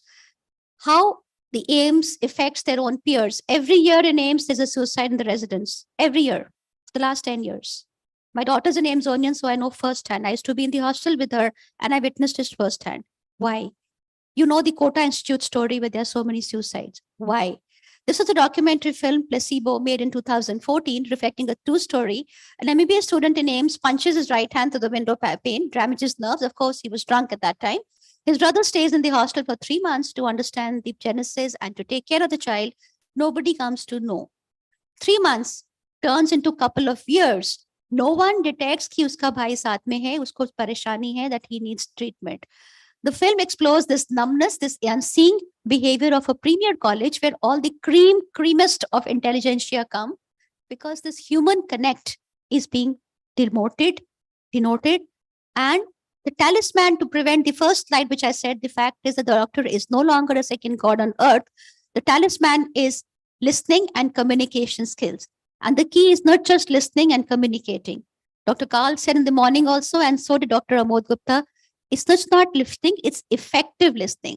As this gentleman who's communicating to a deaf statue is not effective. So what is effective communication? Normally, we should speak the same language as our patient and peers. Today I'm sitting in Goa. I may not know how to speak Goan language. How will I communicate? Tomorrow I'll be in Karnataka. I may not need Kannada to speak. How will I speak? Verbal communication has barriers. Non-verbal communication transcends all barriers. Visual communication, as you can see by this picture, is extremely effective. It transcends all the barriers. This child doesn't need to know that this rabbit requires help.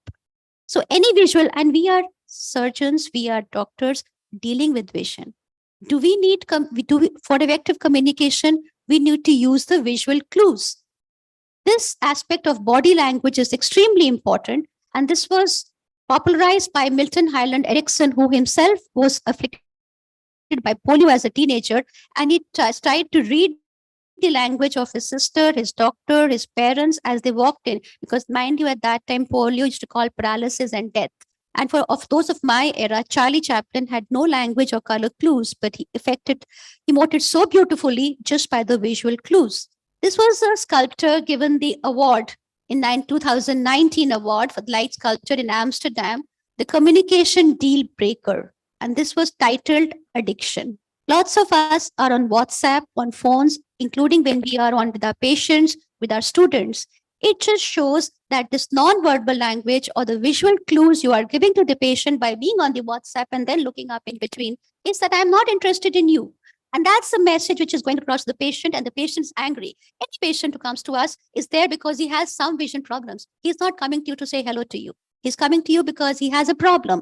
And the problem person always has grief and other aspects of dealing with it.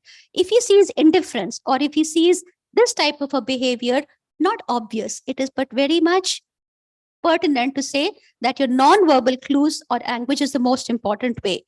Sympathy, which Munna Bhai MBBS movie was saying ki mere haath kaapenge. Okay, that was if you have vicarious transference, negative consequence of burnout. Those of you who watched the movie Kamoshi, you would know how the transference made that lady, the nurse who was treating Dharmender, very sick herself. So sympathy is not the answer. Empathy is, and empathy is professional detached concern. Even with, when you train in empathy, aapke haath nahi kaapenge. Okay, so we did in our setup an empathy sensitizing module because we found, keeping in mind the previous slides that I've shown you, that the effective domain was only on paper of NMC. It was not being taught. And so we did this with the paired role plays using the residents, senior residents, and the undergraduate students of MAMC. And it was very effectively has been done since then. Fourth ingredient of a residency of a PG is book learning. We all know the amounts of books to be learned, skill mastery. We forget the last one. We have to teach them to deal with failure. We're all type A personalities. We want to excel, excel, excel. The student may not be a type A. Student has their own problems. They come from different parts of the country. They have to learn they're seeing blindness. I work in glaucoma clinic. Many of my students break down after 2-3 months, 6 months. Ma'am, we see so much of blindness. And even after surgery, they don't recover. Why? Why? What is happening? And they're not able to face it. The old lady holds the hands of the patient, of this doctor. Doctor, aap mere ko thoda sa nazar de do, thoda sa kuch kar do. These children are how old? 23, 24, 25. It's not very easy for them to imbibe this pain. And as I show this slide in my compassion lecture to undergraduates, this is a brick kiln which is brand new. This is a brick kiln which has absorbed a lot of soot. So all of us have absorbed soot. We have absorbed a lot of pain, but we have to tell the student that transference is going to happen. It's going to happen. You are going to face this transference of the pain. Learn to be resilient, as this picture, this Nobel Prize, Pulitzer Prize winning picture of 1993 by Kevin Carter, who saw this malnourished girl struggling to reach the UN feeding center. It was published in the Times, and the next day the comment came up, the man adjusting his lens to take just the right frame of her suffering might just as well be a predator, another vulture on the scene. Carter committed suicide. We have to tell our students that they will face this transference. They have to be resilient. And that is a lesson which is missing in NMC or anyway, but I think is a key ingredient of residency, which we as teachers must tell. Therefore, in our hospital, we have started this mental health initiative, MHIM, and the slogan was popularized by me. Mind can also fall sick. Mental health, depression, transference, vicarious trauma, all these are not just words in the dictionary. These students actually go through it. And we have to understand that we may say that this is all weakness of the mind, और हम लोग बहुत मुश्किलों से निकले हैं और आप ही निकल सकते, हमने कुछ नहीं देखा, हमने भी तो बहुत कुछ देखा है. That's not the story. That's not the solution. The solution is very simple. Devalue this as destigmatize mental health problems and just say mind is an organ. True. As scientists, we know that. As anatomists, we have dissected the mind. It's an organ. It can fall sick. It can fall sick. It can be treated. Aapka ilaj hai. Ilaj karaiye. Press the button. The peers have to press the red alarm button that this student is having mental health issues, and that's what we do in our center. Other thing which I'm finding, I've been an inspector for MCI, and I was told that MCI inspection is pending for many things. What I found is lacking is bedside. A lot of us in ophthalmology have daycare systems. We don't have these bedside discussions. But I think bedside and problem-oriented approach is the best way of teaching. We're very lucky in our hospital that we have a huge 2 days a week, we have this.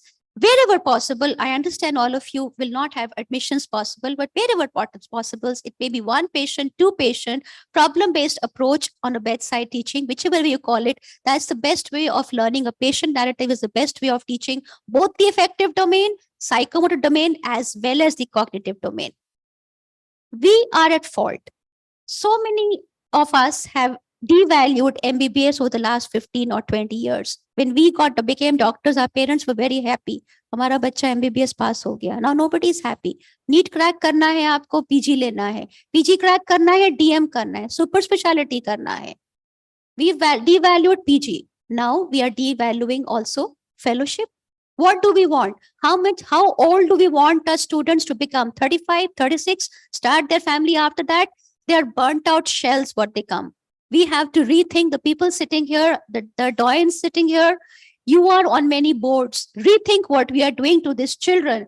And so much so that this is a slide I took up from the net, that there is shortage of super specialty doctors. Shortage. Why do we need super specialty doctors? Where is the person? Where is this human being or the doctor who takes care of the patient as a whole? Eye doctor, eyes are a part. Audio, please. Eyes are a part of the human body. This is a very famous scene from Patch Adams' movie. Can I have the audio, please, Bache? Death is not the enemy, gentlemen. If we're going to fight a disease, let's fight one of the most terrible diseases of all, indifference. Now I've sat in your schools and heard people lecture on transference and professional distance. Transference is inevitable, sir.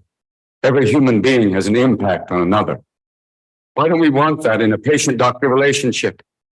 That's why I've listened to your teachings and I believe they're wrong. A doctor's mission should be not just to prevent death, but also to improve the quality of life. That's why you treat a disease, you win, you lose. You treat a person, I guarantee you win. So we have to treat a person. We are glaucoma, retina, cornea, eye, left eye, right eye, top of the eye, bottom of the eye. The eye is in a person. For a glaucoma person especially, I need to treat the person because I have to motivate my patient that she has to take medications. She can't put the drops in the eye. She has problems in opening the eye. She has arthritis. She has nobody else to call upon. She can't read that well. How do I motivate her? I have to understand her narrative, her personality. Only then I can do adherence with glaucoma therapy. So I'll just take 2-3 minutes more. There are always 2 sides of the coin. We talked about the residency ingredients. Today, I'm going to talk to you about what is wrong with us as teachers. Let us go into introspection. Let us put ourselves into the microscope. We are surrounded, dictated by ophthalmic practice. The quality of teacher and reduce gaps in learning, we need to introspect. NMC says it very clearly to us. Are we having an industry-driven teaching? Please remember my words. Are we having an industry-driven teaching like the Pied Piper of Hamelin? Are we just following people? Are we just not doing our role as a teacher, but just doing what the industry wants us? And that's what Dr. Parikshit was talking about. The residents are expected to learn from their teachers. We always see in these local fairs, these jesters who mimic you. Mimicry is the best way of showing. If my resident mimics me, I know that I've impressed her. So when they come to you, They have certain vision of what a doctor is. This is what Picasso drew as a doctor when he was only 15 years old in 1898. That was the mental impression a child had. A doctor should be like that, caring, holding the pulse of the patient. How many of us have ever touched a patient? How many of us have been true role models? As Dr. Amod said, there's a gap between knowledge and practice. Are we the right role models? We need to introspect. In a gap analysis which we did in a referral practices, we haven't done our job of doing gonioscopy. We haven't done a job of doing rational drug therapy. We do over-medicate and underdiagnose glaucoma. We need to have log books, which we do in our hospital. And this is my last slide of, okay, thank you.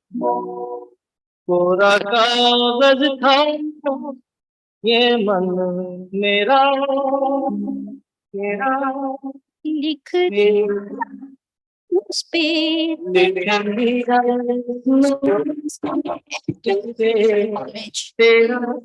idealism. They begin to lose their idealism very fast, and we are not the right role models, maybe because we had good role models, we became good doctors. Are we the right role models? We need to introspect.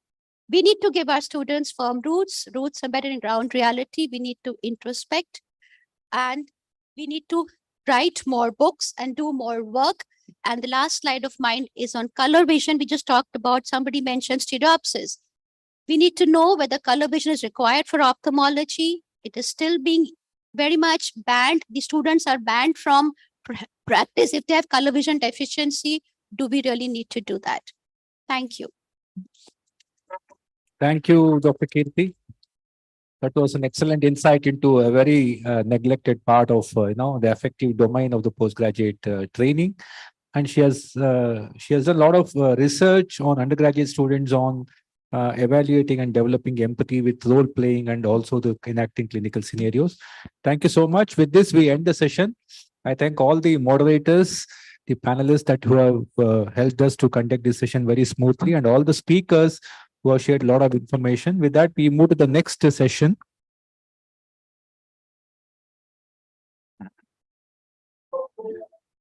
So I would like to call upon. Okay. I call upon the chair for this session that will be on curriculum and training part 2. Dr. Prashant Bavankule, Dr. Modini Pandrapurkar, Dr. Vijay Karambelkar, Dr. Rahul Deshpande, Dr. Rajesh Joshi, Dr. Atul Mishra, Dr. Naina Podda, Dr. Sandhya Chedilia, and Dr. Sangeeta and Dr. Amit Porwal. There are 2 tables on either side. You can probably take those chairs.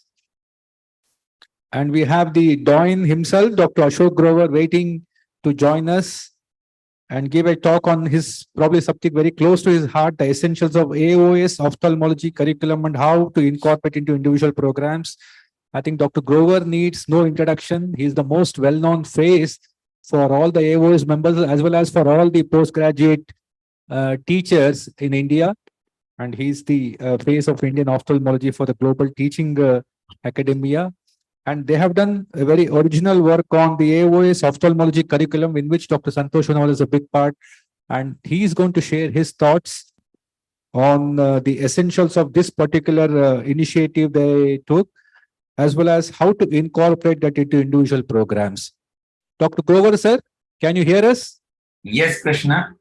Thank you, Dr. Santosh. Thank you, Dr. Krishna Prasad and Srinivas, for this wonderful program that you've organized. And it was quite a stimulating thing to hear Kirti tell us all about things which we don't emphasize.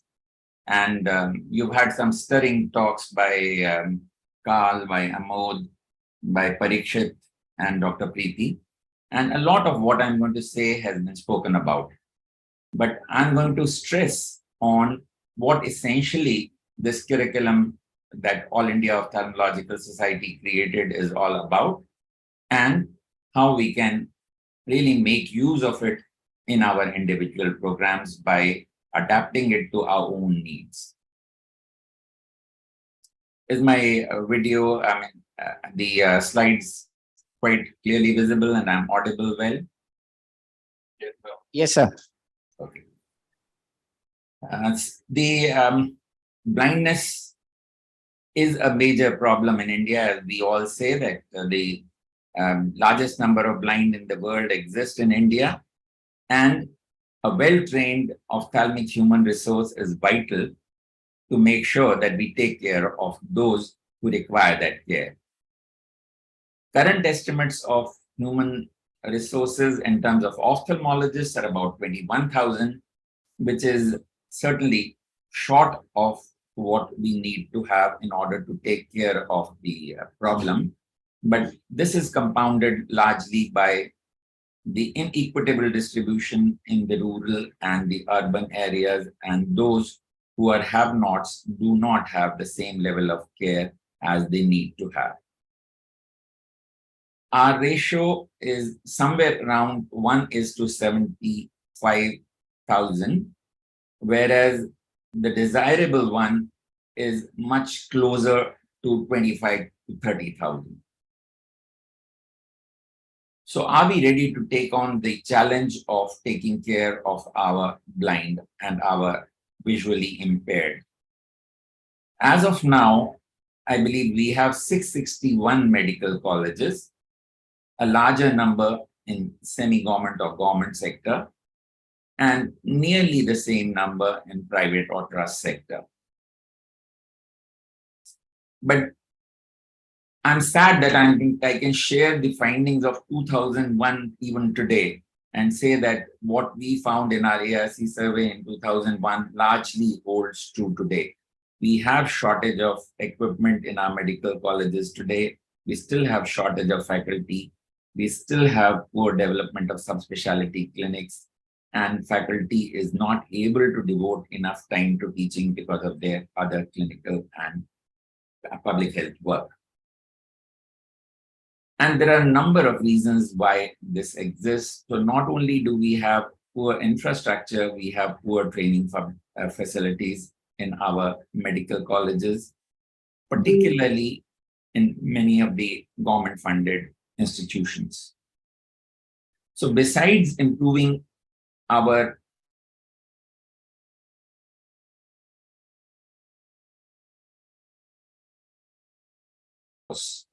to take care of that. To this end, the All India Ophthalmological Society in 2011 created this national curriculum for ophthalmology residency training. And I must acknowledge the role of Dr. Santosh Honawar in creating this whole write-up. Dr. Azad and Dr. Lalit Verma, who were then associated with the program as presidents and as scientific committee chairman. The AIS also created a subspecialty program curriculum in 2016 and recently renewed it in 2022. So this 2011 document was a consensus document from a workshop organized, and it adapted many of the salient points from the ICU residency curriculum, but took into account the Indian scenario in order to modify it to our needs. So this is the document, and this is the document for the residency training, which is available on All India website, All India Ophthalmological Society website, where subspecialty curricula are also available. I'm sure you've talked about curriculum, and the Oxford Dictionary meaning is subjects included in a course of study. But curriculum is much more than that. It is entirely, it's about the entire planned educational experience. And this is what a curriculum should incorporate. So what did the national curriculum do? It talked about the core competencies that an individual is required to develop when he becomes an ophthalmologist. It talked about the infrastructural requirements, both for the purpose of clinical surgical work as well as the educational work. It spoke about the required bed strength, patient volume requirements, and faculty requirements as well. Let's first look at the core competencies. compassionate and effective treatment should be a quality that the ophthalmologist be able to provide first and foremost. So patient care is number one. Medical knowledge is essential to provide that care. And practice-based learning and improvement are the keystones to this patient care. They should be able to appraise scientific evidence and utilize it for patient care and improve upon patient care facilities. The aspects that Kirti was talking about, communication skills, professionalisms, are integral to that patient care. And system-based practice in the larger context is important in the larger context of national health care.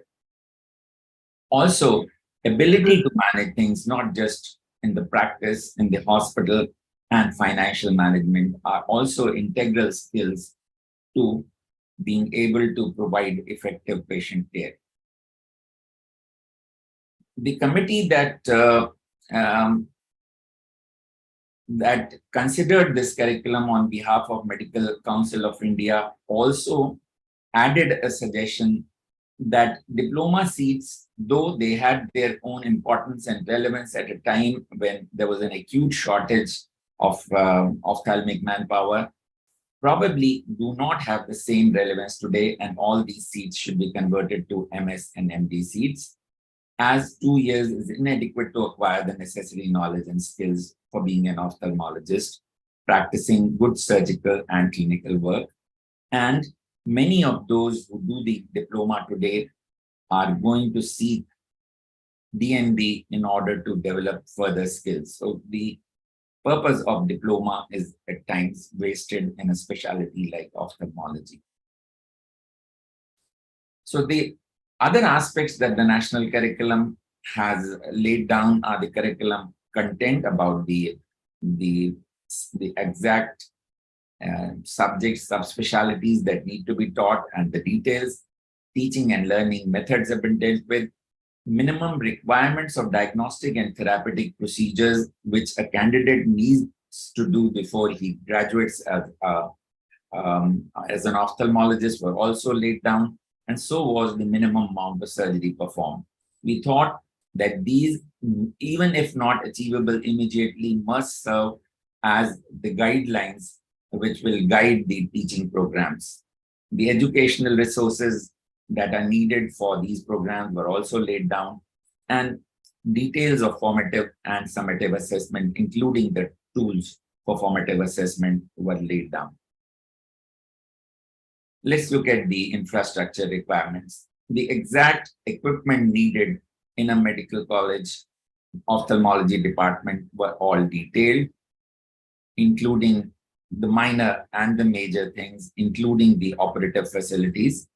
Teaching infrastructure requirements, including a library, but internet being the most important, although the circumstances have changed and internet is available to everyone otherwise, but these were all laid down. Faculty requirements, the number of junior and senior faculty and the senior residents that were needed were also laid out. We emphasize that bed strength as inpatient probably should not be a most important criteria, and other criteria such as outpatient attendance and surgical procedures carried out should be an important criterion in accreditation, and these were defined. The curriculum content was detailed enough to identify the cognitive and technical skills necessary, also the minimum acceptable procedures, as we said, and the subspecialty wise course content was detailed, taking the help largely of the ICO curriculum.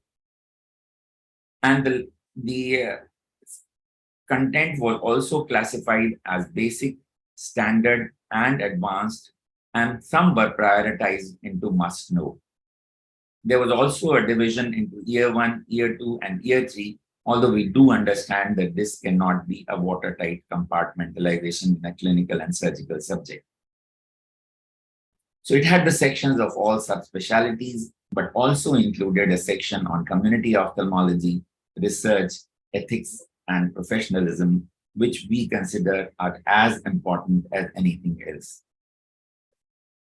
The strategy for teaching and learning methods, including theoretical and clinical teaching, teaching in preclinical and paraclinical subjects was emphasized, and special emphasis was laid on surgical training. The diagnostic and therapeutic procedures were in fact detailed out with the minimum numbers that we thought the postgraduates should carry out before they pass out, including corneal test, color vision evaluation, refraction, diagnostic assessment of squint, and so on and so forth. The number of surgical procedures were also precisely laid down in order to ensure that the effort towards empowering students with surgical skills comes about, because this was one of the major deficiencies that a number of surveys that we did, including those by Dr. Parikshit and also from the Joshi Eye Institute, all of those have shown that the deficit of surgical training is one of the major failings of our program. Suggested educational resources were listed specifically in the program, in the curriculum, and details of both formative and summative assessment were laid out, including the details of internal assessment, logbook, as well as the role of thesis evaluation at the end, theoretical and clinical examinations. So logbook was specifically given weightage in the assessment, and the internal assessment was detailed as to how these should be evaluated and given the importance. The assessment tools, which are defined by the ICU, including O6, OSCAR, tools for assessment of presentations, and OSCE, were all looked at and modified to be more practical and easily adaptable and easier for adaptation in our circumstances. So these were all laid down, including the OSCARs and the assessment of presentations. The suggested structure for OSCEs in the clinical examination was also laid down, including the details of what could be put in those OSCE stations which are carried out. The summative assessment was also detailed out, including the papers that need to be gone through and the marking for clinical examination. What was also emphasized was that curriculum needs periodic evaluation and revision based on constant feedback, and all the feedback mechanisms are also laid down so that it remains a dynamic document that it needs to be. However, the curriculum needs to be individualized to individual teaching programs if it needs to be successful. And there are guidelines that have been laid down by Carl Golnick and associates about how to adapt the curricula to individual needs. These adaptations are needed, which we will need to do, is because the regional needs vary because of the spectrum of disease, because of cultural differences, and the listed things may need regional adaptation. So curriculum also needs to define these which are going to vary regionally, how to teach, who will teach. The resource needs will vary with individual medical college or region, and methods to assess competence will also need to be tweaked for individual institutions. So before we do an adaptation to our program, we need to look at what is it that the trainees should be able to know and be able to carry out, including the surgical aspects. Which parts of curriculum are most relevant to the training goal that we have decided for our institutions, and how the teaching and assessment will be carried out in our institution with our kind of setup, our kind of resources.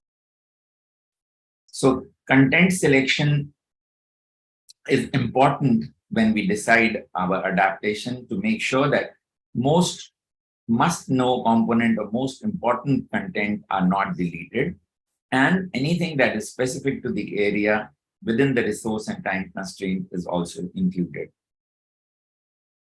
The teaching and assessment methods will need to be finalized according to the institution, either once the whole curriculum is finalized or for individual items as may be required. The resources for teaching need to be known. We need to avail of all that is available on the ICO website, on the Ophthalmological Foundation website, as well as the tools that have been adapted and simplified in the national curriculum. So teaching tools that are not available should also be compensated. Now, this can be done today very easily by internet sharing of teachers and teaching programs. Existing materials available in other languages can be translated. And ICU and Ophthalmological Foundation can be contacted in case of any difficulties.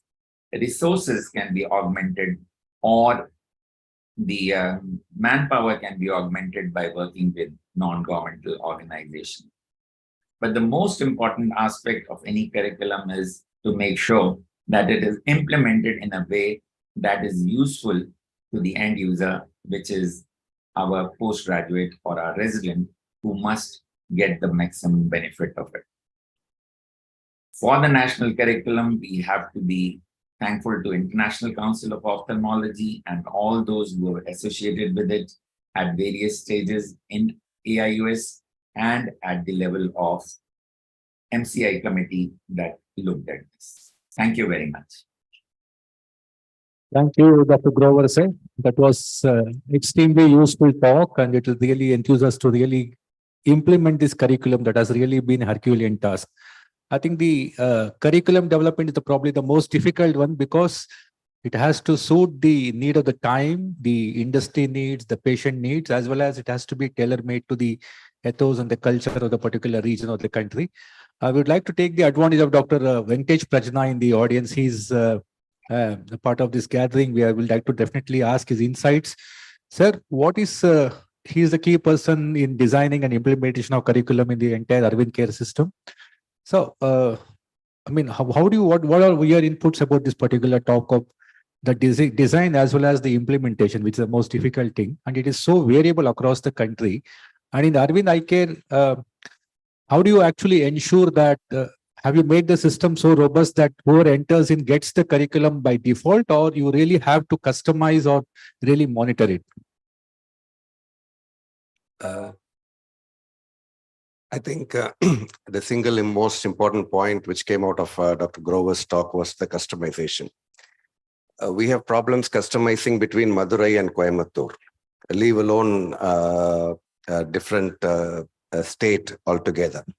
So it boils down to the program director's initiative. But I also completely agree with your perception that I was actually in the ICO board of exams for almost 14 years. And the whole strength of our fight was how do we adapt that to the Indian context? Ultimately, the patient's, the relevance is the student has to be useful to the society, and the student should not be dangerous to the society. These are the basic tenets around which we work with regard to curriculum. So according to me, I have the curriculum as a theory thing, which we don't really use it. But at the individual level, we have like a retina, like a cornea or a glaucoma. We have a robust MIS system in which the provider, teacher, has the responsibility of ensuring that the student does this, because the student has to give that report, and that report comes automatically to the director. And so the director asks why the student was not provided this pterygium surgery, which he was done.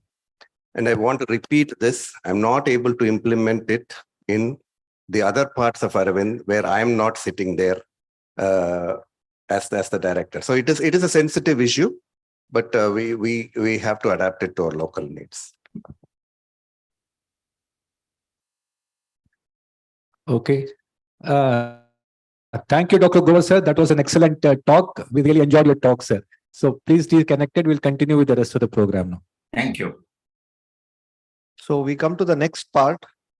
So I request the panelists and Dr. Nigama Kasturi, Nirupama Kasturi, Madam, Dr. Ravindra, Dr. Chaya Shinde, Dr. Kishore, Dr.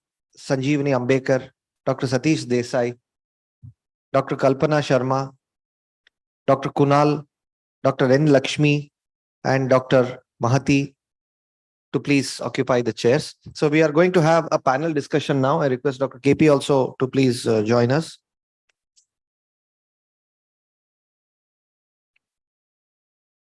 Sir.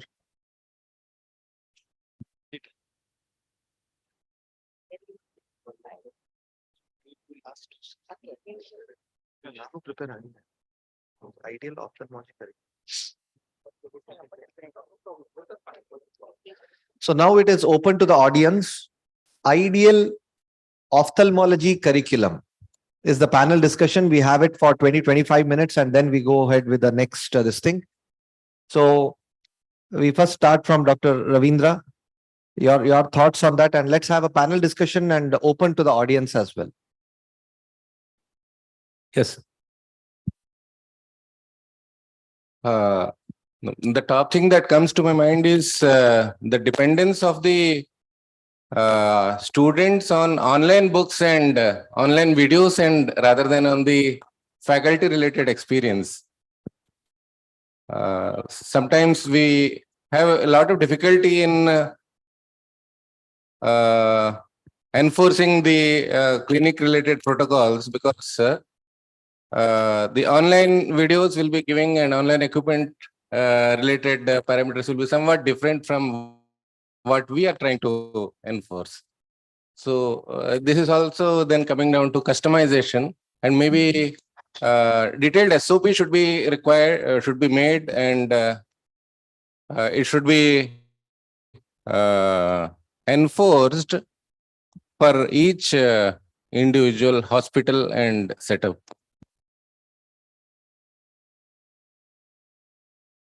Sir, at the same time, we have an information deluge. There is so much of online resource. Everybody wants to know. Now, I told you that teaching is a profession, teaching is a compulsion, teaching is a passion, teaching is also a fashion now. So everybody wants to put up their videos, put up their talks, put up their blogs there. So the whole information, internet is replete with information. So you just type in something, you'll always be misled. So I think we need, I think Dr. Santosh Honavar normally has a talk to postgraduates, where to look, which the right website or which place to look at for the right information, which should be validated, vetted information, where there is no too much of complexities. It is not a high density information. I think Dr. Ravindra said it right. Now the real teacher is the one who actually shows the internet where to look for a particular information. Because the moment you ask a question, the backbencher already, he has a 4G, 5G, he would have already Googled his information, he'll be telling the answer. So now remembering it is not important. Basically trying to source it from internet would be the most, even after you ask a patient a particular complaint, you can still Google and probably get the diagnosis. Maybe the things will, the artificial intelligence will now compete with natural stupidity for finding the diagnosis. So that is the way it is. So I think that is the present paradigm that we are actually living in.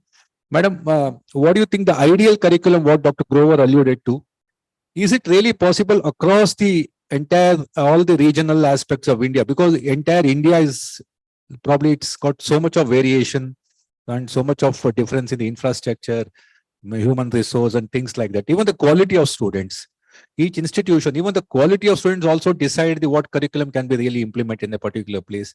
So how do you actually make sure there is an equity in the curriculum? I thank the organizer for giving me the opportunity to share my views in this curriculum, which is very near to my heart. And actually we give always a thought to that, how to work it out and come out with the best solution. As the Kirti madam has rightly pointed out, how many years the medico should learn? That is a big question. and how many super specialty degrees he must add to his cap, one feather another, and missing the cap at the end of the day. So looking at the things, to my thought, I think that we have to restructure the curriculum. I don't deny that you should mug up the things or you should make a shortcut, but we need to incorporate all the subspecialties of the ophthalmology as a part of the curriculum of the MS at all the regions, at all the centers. It should not be only at the Apex Institute, or it should not be only at the few of the centers which we can point out in India. All the department who are running the postgraduate should raise their bar or to be an equal standard as like a regional institute. What I means to say, they should have an internal rotation of the all the subspecialties. Even I recommended this to our university also. Now the next question come is the what is about the financial constraint, how to come out. I don't mind putting, suppose at X place as Nagpur, you just come out with the VR specialty. At Pune, you can come out with the cornea, looking at the local expertise and whatever. It's just an example. But the funds can be diverted. Instead of putting 10 CR at one place, you can distribute it and you can make such excellent qualities of sub-centers in the state, at least in each state. So there should not be any graving or anything what we have to go for the fellowship. Now the student has, when they are learning the UG, they are aiming to break the NITs. When they are doing the PGs, they want to go for the fellowships. They are preparing their PG, diverting their attention to that. So that is the need of the hour. All they wants to go towards some specialty, but we can incorporate the general ophthalmology can be clubbed with the robust training, and we have the ICO guidelines, and all we know there are some basic number of the things to acquire the skill, to master the skill, and to transfer the skill.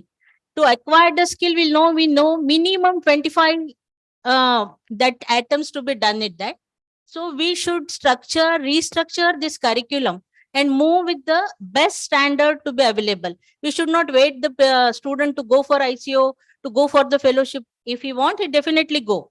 But the basic curriculum needs a revision, in my opinion. Thank you, madam. Now I think change is very imminent because that is the only constant thing. And now the competency-based training, the medical education, which is CBME, which is already put in undergraduation as well as in post-graduation. I think it's probably easier to probably do it in an undergraduate setup.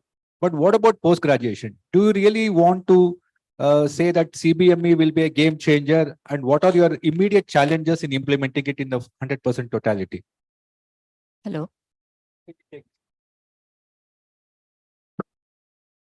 Hello. Yes. CBME curriculum for the undergraduates, we are doing it.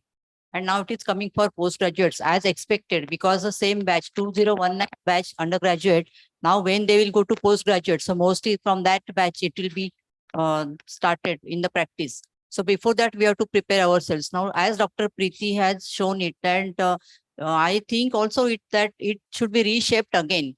So they have given a format, and in that maybe some things are lacking, like it needs to be broken up because it is postgraduate, and so it needs to be broken up, and each competency, like we have to teach them in detail, slit lamp, diffuse method, local examination, only that retro elimination, so many indirect ophthalmoscopy, direct ophthalmoscopy. So we have to break up. Now many challenges are there. So the challenges in these are time. There should be 3 years are there, but still the 24 hours the residents are there, and thanks to WhatsApp and mobile. So we are in communication with them on WhatsApp. Also, we are doing teaching cases. We are sending on WhatsApp, and they are also responding. So in a way, it is good. Positive thing is there. Will should be there of both the sides, like students and teachers. You're happy with CBME implementation? Like, is it a right thing to happen? It is good. Theoretically, it is good 100%, but practically difficult to implement. Would you like to say? Yes. Actually, it's very good, but it's all most of theoretical now, because we are working in a medical college. Now I am working in a government medical college where we have professor, associate professor, and assistant professors are there. In CBME, they want the postgraduates to learn about cornea, to learn about retina, to learn about the squint, all these things they want in detail. And actually, what I want to say, the policymakers, NMC guidelines, that there should be now subspecialties at all medical colleges. This is the need of the hour, because I am now working in a medical college, government college, since last 15 years. But due to that load, understaff, and lot of things are there, lack of equipments, we are just working on just to go through the OPD, just complete the list. Always we are in a hurry. We are not going in details about cornea, no details about squint. I am feared if there is a rent, then next day or 2 days, I just ask my resident to wait, because I have to refer my patient to a VIA surgeon. I don't know ideal vitrectomy. I don't know SFIL. So these things are there. Now I have learned doing iris claw. So now I have become quite confident that, okay, there is rent, I can handle that. Now there is one of my consultant is now squint. She's doing squint. So suddenly we have started doing squint cases. Lot of my PGs, they are now getting the knowledge of this squint. So all these things which are on paper, it's correct. But NMC is not making provision for subspecialties in each medical college. That is very, very need of the hour. We need a cornea consultant. We need a retina consultant. We need a pediatric ophthalm at every tertiary medical care center. Otherwise, all the things they are going to be on paper. Ideally, it is not going to be there. It is going to be customized only. This is what I want to say. Dr. Satish, I think what the recommendation is a very ideal situation. As Dr. Prajna said, it has to be customized. We customize from ICO to India, and Indian CBME, you have to customize to your particular center. I think that's customization, the only way to go about. About now, we just move to a different thing. Our aim is that our students should pass the exam. I think our students are not interested in CBME, learning skills or whatever, not even doing surgery. They only lament later. Because we run a program for exam going postgraduate for last 15, 16 years. Their main aim is exam going is to pass the exam. Okay, that is their first, agenda. So how do you actually, galvanize your efforts about training a person, making him employable, making him perfectly fit, as an ophthalmologist, or how much towards making him to pass the exam? Yes, let her answer that. Mike.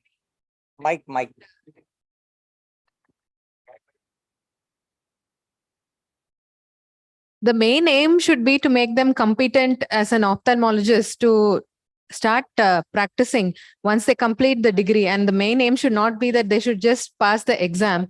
So during their residency itself, we should train them in all aspects. So not only the knowledge and academics, but also proper patient care and communication. Because once they come out, they should know how to work in the real world scenario. So that should be the main thing. And this competency-based medical education is only streamlining the existing curriculum, which was already there. The content is more or less same, but it has been broken down. And like the affective domain, previously we used to learn that by role modeling. We used to observe our professors and we used to imbibe those qualities. But now we need to give those tasks and see how the student is doing it or communicating with the patient, and then score them. So it's just making it more, I feel, more work for the trainer also, same time, but it is in the long run, it will be good when the students pass out. Just to add what Dr. KP asked the question and what Madam said. IIM Ahmedabad, one of the professor, he was known to us and he did a kind of evaluation at our MM Joshi Institute, Hubli. And he took interview with one of our fellows, residents and everything. The fellow said that, sir, they teach everything, whatever is required, but they don't teach us the management aspects of running the hospital. This was what, in fact, I don't know, we would have loved to teach them, but they didn't express it. And when an external agency conducted this survey, and they told us that you people do so much training, surgical training, class, ये वो सब ले रहे हो, लेकिन उनको कैसे ophthalmology setup कराना है, कैसे वो practice बढ़ाना है, वो भी थोड़ा सिखाना चाहिए. That was the aspect of what that student wished it. So I think that is lacking, and probably we should put it in our curriculum. was just one point I wanted to add. Yes, sir. My contribution to what Dr. KP said about the CBME, in Muranatad Medical College, we are the regional center for the MCI training center, and I'm a faculty in the medical education department. So I know what I'm talking about, basically. So we've been doing the CBME training the last, I think, 6 years since it came up. We were the first center to start it. Our take on it is that, yes, you are right. It is competent. Kya pehle hamare doctors competent nahi the kya? Are we not competent? We were not trained by CBME. All of us are pretty competent. So it is not a question that we were not competent and we are going to make people competent. It is a question now that it has to become more structured because of inequity in medical colleges pan India. Some of medical colleges are super, some are, and please remember the ground realities. As per Government of India guidelines, many district hospitals which never taught in their life are suddenly overnight transformed into a medical college. Building hai ki nahi hai, mareez hai ki nahi hai, wo medical college ban gaya hai on paper. The students there are 250, 100, 150. I have done the inspections. I'm telling you ground reality. These students, 2 of them came, we had an inspection. I'm telling you that harsh reality. Till 4 a.m. we were there. The NMC team was there. These students would not let the team go. Madam, please de-recognize karke jao. Hame kuch nahi padhate hain yahan pe. We have paid good hefty sums. So that is one aspect. So this CBME came in so to structurize everything, especially UG teaching. Now, anything from the student perspective, what Dr. KP was saying, unka maksad hai ki exam pass karna. What you don't assess in the exam or in the summative or in the formative, they will never learn. And we have become pretty redundant in the sense that they have enough sources of information available at their own time. Mareez dekhne ke baad आधा घंटा 1 घंटा वो WhatsApp में videos 1, 2, 3, 4 जो seniors ने बताया download कर लेंगे. They can read very well. They can see very well. I may not be able to show them the same videos with the same panache. So they have enough resources. So when we are talking this discussion of CBME or any other thing, we have to keep both aspects in mind that the students don't really need us anymore. The government needs us on paper. So we have to redefine that the skill sets should be certifiable. Yes, for the must-know areas. So whatever curriculum we are designing should not be an ad nauseum 250 pages. It should be the must-know areas, certifiable, good-to-know areas, observable, and the very good to know areas, okay, then you may or may not do. If you have that, and for the certifiable areas, the teacher is essential, the skill transfer is essential, and the skill station should be there, which is certifiable, then CBME, non-CBME, any other thing, teachers would always remain and would be required. Yeah, can I? Yeah, Yeah. Dr. Usha? Yeah. Yeah, I think in the Indian scenario, the way the colleges are erupting, as Dr. Singh has mentioned, it's so sad to see that, there are so many medical colleges erupting without having the good teachers. And of course, the students are just getting in because the parents want or they want, whatever it is. And I feel that the CBME should not be very rigid, for the simple reason that the eyes see what the mind knows, and I also, feel that the super specialty, and I mean, till the age of 35, 36, a doctor is just coming out of the medical colleges. And when will he have his family life? When will he start earning money? So the super specialty, is one thing that I feel should not be there. And it should be included in the 3 years curriculum. It's not like a Bombay train, that you just get into your fast train, you're just pushed inside and pushed out. Yeah. Isn't it? Those 3 years, is such a vital period that can be very well utilized by the student and the teacher. And the coordination and the harmony between the student and the teacher, I think, is extremely important. Hello. To sum up, I will say we had one lecture called as Basics, Bedside and Beyond. So this is going something beyond which we really must in the CBME, because the same staff works for this UG and the same staff works for PG. And what I will suggest in the curriculum that suppose what she says, some centers are of higher excellence. So if my college has got good VR surgeons, 3 VR surgeons, we have got that privilege. But we don't have pediatric ophthalmology. So if somebody in the curriculum itself can allow at higher centers, some 10 days, 15 days, make it an official thing. So we can send the PG students to center of higher excellence Of course, because it's very difficult to have all subspecialties at all centers with well-equipped infrastructure. So that can be one thing. And even on this webinar, we can have case presentations to other medical colleges, which already been put up. That is a good thing, which will be continued throughout. Well said. And yes. Yeah, well said, Dr. Karambekar, sir. I Yes, think sir. for want of time, shall we have a last comment? Yeah, last comment. If each center could be specializing in one small area, making it a niche area, then there could be good inter-exchange of people for training and sharing of experience. So thank you for a very lively session. You want to add, sir? No, no. The thing is Okay, very just- true. In fact, in Nagpur, we have what is called one private college, Dattamaiki Institute of Medical Sciences. They do send to us as a private center. They post the patient externship, like the residents have an externship of 1 month because we have a good VR setup. So that can be done, but how it can be formulated into a government design and officially get a nod for it is a challenge for the bureaucrats and the professors over there. So with this, I think we need to sum up and it's time for us to move. Yeah, ma'am.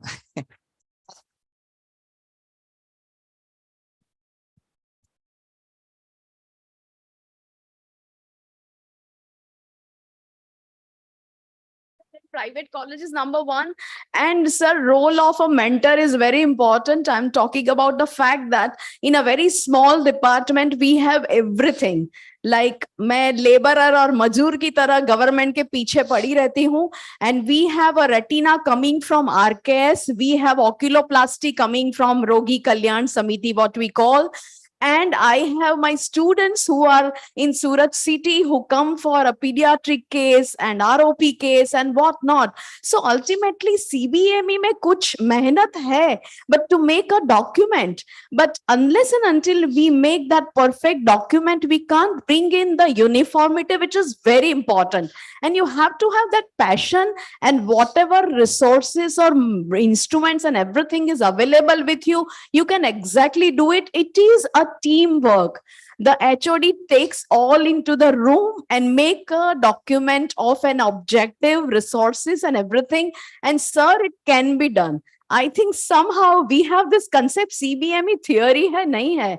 It is, as ma'am says, it is a structured thing where a student understands, and it is all about basic sciences. We don't want a student to go into deep into subspeciality and operate all cases, but at least to diagnose and treat a basic kind of, ophthalmic morbidity, which is very important, and things can be done. And I can tell you that in a small department, we have 7 residents or 6 faculties or whatever, you can actually do it. There are means and ways. I have acquired a post of medical superintendent also, and I know that there are ways and means. It is something like our laziness, or we don't want to increase our work, that we don't have this kind of things. Thank you so very much. Thank you, Dr. Preeti. Surat is in Khubsurat hai aur Surat is in Gujarat. Correct. And ma'am, we have teachers like you with so much of commitment, and in spite of inadequate resources in our government setups, we are churning out students who are really standing on this side of the stage and sitting here. We are amongst the products of government colleges because of teachers like you. So with this, I think we need to wrap up. Okay, Chavan sir. Only 1 minute. Good evening, everybody. Actually, I saw that everybody was talking about CBME and this and that, but I think there is responsibility of the teachers. The teachers is because that gentleman said that because we are busy with the patients and all the time, we don't have time. I think we owe this responsibility to train the medical students, postgraduates, because they want to know the ABCD of retina, cornea, glaucoma, etc. And every ophthalmologist is equipped with that knowledge. They can train them. Why to wait for that retina department is not there, so we cannot teach retina? They can start training them in direct ophthalmoscopy and then tell everything. So I think it is not very difficult. It is the responsibility of the teacher to train in a systematic manner, because 3 years is a long period, and we should have structured that logbook, so that according to the logbook, if they go, and there should be internal assessment, so that there is periodic assessment of the student after every 6 months, and the periodic assessment of the teacher also, whether they have taught or not. And they can actually divide all the faculty into that. Okay, there are 7 teachers. So he will teach retina, he will teach cornea, he will teach glaucoma, oculoplasty, and this and that. I think that is enough. There is no need for everybody waiting for big machines. If in glaucoma clinic a student is unable to do A-plane tonometry, they are not trained. So I think that is a very important issue that we owe this responsibility. Thank you, Thank you, Dr. sir. Chavan, Thank sir. you. I think I will we will conclude. Yeah. wrap it up. Yeah, the accountability is the word which Dr. Chavan has put in to as a challenge to all the teachers. I think this particular word about accountability on the part of a teacher is not so much seen in our country, unlike if we travel abroad.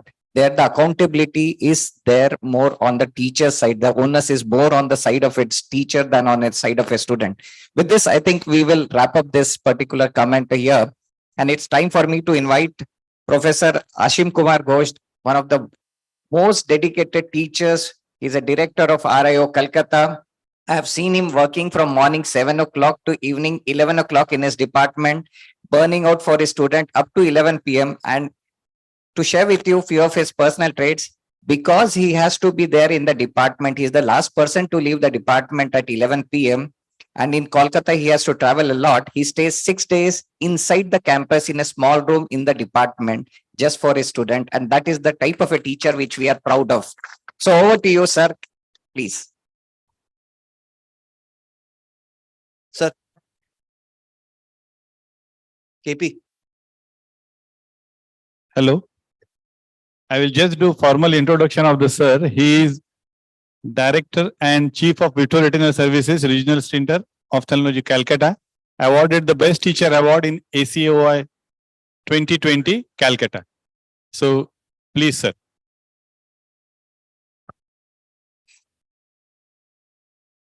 Good afternoon, everybody here.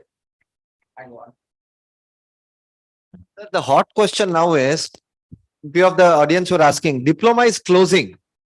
So why is Asim Kumar Ghosh sir speaking on this topic? Now it's a that's why it's called as a controversial topic now. PNBs have now started the diploma. Thank you, Dr. Joshi, Dr. Hanover, and all other delegates, all important persons are here.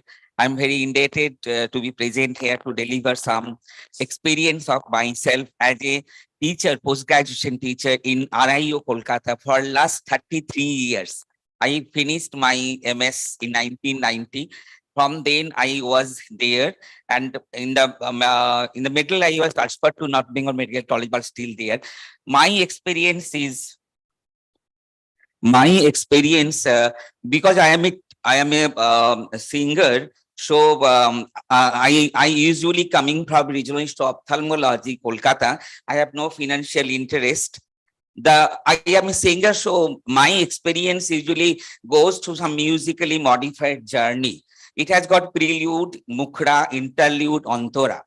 So that the prelude says the diploma in ophthalmology course by NMC is a dying curriculum. New diploma in ophthalmology course by National Board of Examination is being started mainly in non-teaching hospitals. No new diploma courses shall be permitted from 2021 onwards.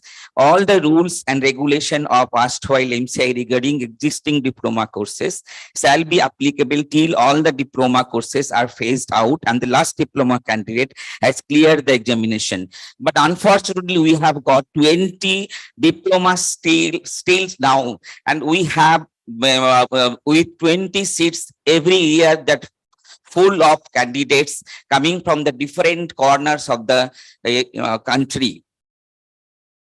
And the National Medical Commission, Postgraduate Medical Education Board, and that has given some condition. The postgraduate medical education in broad specialty shall be of 3 years. The postgraduate curriculum shall be competency based. So competency has been discussed so by the so many definitely very learned persons. I am not going in detail. Learning in post-graduation program, though essentially autonomous and self-directed, shall also include assisted learning. A combination of both formative and summative assessment is vital for the successful completion of the PG program. The postgraduate curriculum shall be competency-based. Remind it. And learning in postgraduate program, though essential, autonomous, self-directed, shall also include assisted learning. And combination both formative summative assessment is vital for the successful completion of the PG program. And a modular approach to the course curriculum is essential for achieving a systemic exposure to the various subspecialties concerned with the discipline. I am highlighting the goals on the 2 points. Who shall have acquired a spirit of scientific inquiry and oriented in the principles of research methodology, epidemiology, who shall have acquired the basic skills in the teaching of medical fraternity. General objectives of postgraduate training expected from the students at the end of postgraduate training. At the end of the postgraduate training, in the discipline concerned, the students shall be able to diagnose, manage, plan and advise measured, practice the specialty concerned ethically and in step, demonstrate empathy and human approach. And at the end of postgraduate training, they also will play the assigned role in the implementation of national health program effectively and responsibly. Demonstrate empathy and human approach towards patients and their families, exhibit interpersonal behavior in accordance with the social norms and expectations. Well, so many. These are my students, the beloved students of many boys and girls sitting in the room of my director's room in RIO, Kolkata. So lovely faces. So Bismillah Khan's face. See, he is trying hard and hard to impose the music. But we are trying also for this. Components of the post-graduation curriculum, the major components, theoretical knowledge, practical clinical skills, publication, submission, research, soft skill attributes, training in research methodology. So this is the cognitive domain, this is the psychomotor domain, and this is the affective domain. So publication submission, it is not there in the DO courses. Why the DO should be by the National Board of Examination? I am asking the government representative who has clarified this course. I'm very unhappy with this, to see the faces of my beloved students of post-graduation diploma. And the teaching and training of the students shall include graded clinical responsibility, lectures, seminars, etc., journal clubs. They are not known to how to write journals, but they will participate in the journal clubs also. How it will be first? And there is also a competency-based training program, patient care, already discussed, medical knowledge, practice-based communication skills, and these have been already discussed by the madam, etc. Logbooks shall be checked, assessed periodically by faculty members. We have total 22 seats in postgraduate degree in each year, and so while getting 66 MS candidate in our seminar room and 20 diploma students in each batch, the 40 students. So the 106 students of postgraduation degree diploma are present in our RIO Kolkata. How it will be possible to check the logbook very clearly in every week, how to sign them, how to encourage them, how to inspire them. So you see, the AK course have been signed here by myself. It's at a lot, all the logbook sections have been signed in one day. Though the slippery tail of the syllabus, I usually name this syllabus. So basic medical science, optics, refraction, and all disorders, they will. And the diploma, how will possible diploma? The period of training for obtaining postgraduate diploma shall be 2 completed years, including the examination period. Then what will they learn subsequently in MS, DNB, and fellowships?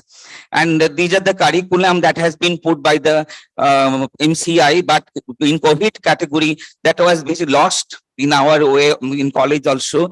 So after that, we are seeing the NMC DO have been done postponement, but NATBO DO introduced. How it is funny, the NATBO DO in the district hospital, and they are going to time to the MCH Medical College for training in the subspecialties.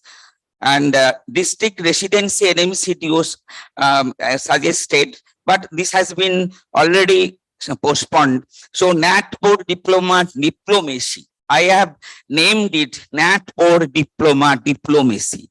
Seats in district hospitals with very limited infrastructure, guided by specialists from health services with almost no training in competency-based medical curriculum, no basic science support, purely unsupervised training. One teacher from nearby medical college acts as a liaison person, no exposure to UG medical teaching of them. तो करना क्या चाहते हो? The Three Idiots तो याद कर दिया हमको. So Antara, the last feelings of the talk. The examination I am doing in my examination room, all the students are standing there. Let's take an opinion poll. I have taken some opinion poll who have passed DO, who are undergoing DO courses, past and present DO students. Will you still prefer DO over degree in paraclinicals? Are you wanting to get MD in pharmacology? What will be preference for you to go to diploma in ophthalmology and or pharma MD? 92% said I will go to DO. Will you prefer independent and group practice after DO? 89% said no. Did you receive less attention from your guides compared to your MS TNB peers? 98% said yes. It is very sorrow for our heart. And 62% additionally commented that this demoralized them during residency. They are being treated as often on the other brothers, not their own brothers.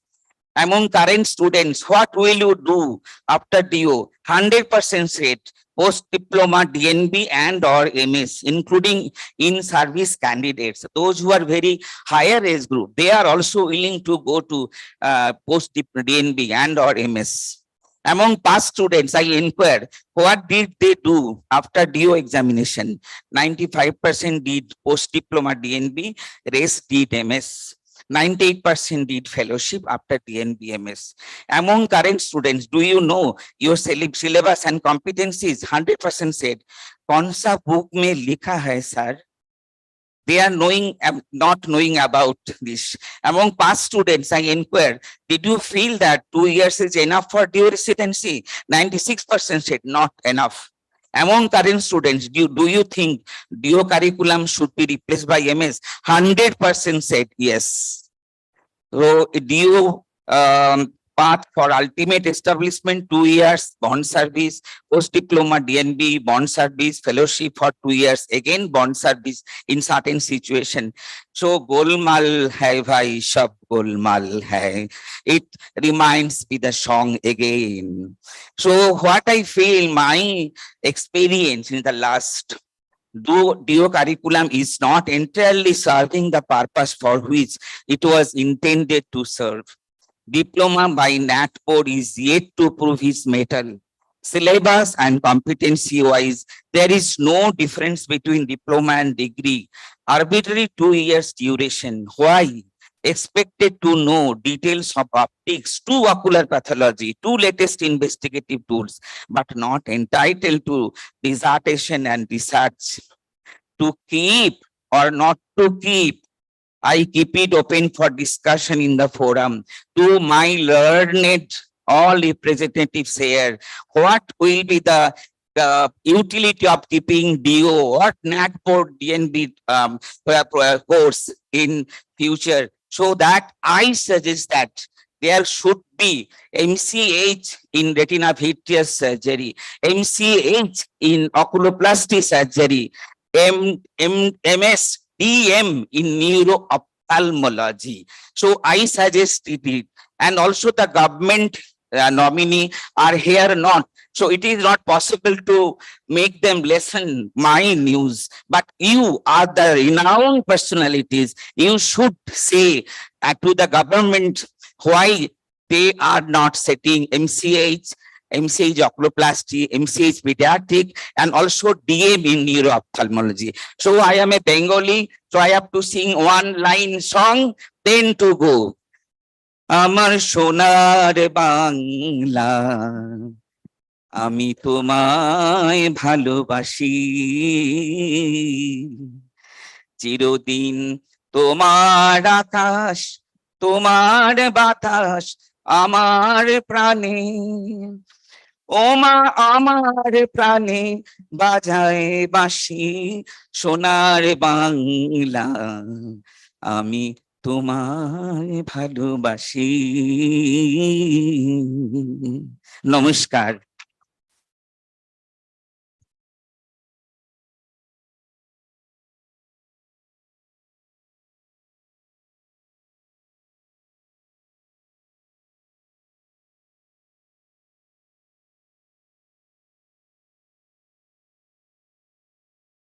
I think this has started working.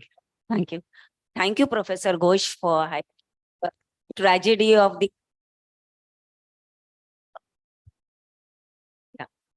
Can you hear me? It's intermittently working. Yeah. So I just want to Hello. thank him for the. Now it's working. Go ahead. So absolutely well put, Professor Asim Ghosh, sir.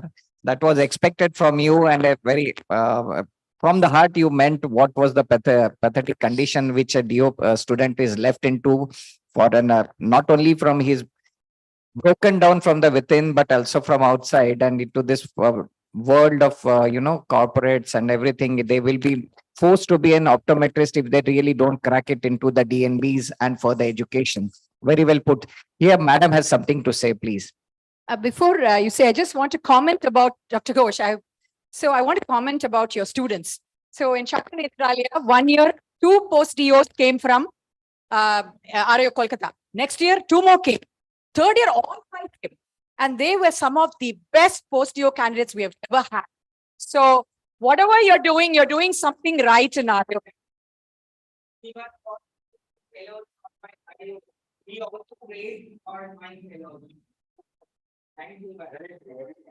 One thing like to add, the PGI Chandigarh has already started the MCI in the cornea and the uvea and cataract surgeries. And it's happy to share that we have also moved one step ahead. The proposal for MCH in VR at BG Medical College and for corneal refractive has moved one step from the university. Now it is with the NMC for the approval. We are just waiting eagerly for the board to sit with the meeting and conclude the things. Thank you. So congratulations, ma'am. It's time for us to, yeah. Any comment? Naina, you wanted to make some comment? Just Yeah, wanted please to go ahead. say we all sympathize with the DO candidates. Yeah. It's just a stepping stone for MS and DNB. Yeah, absolutely. Yes. So next I call upon Dr. M.R. Chitra. She is a well-known ophthalmologist from RIO, Chennai, and she'll be talking on unique training issues in the MS programs. Mic is yours, ma'am.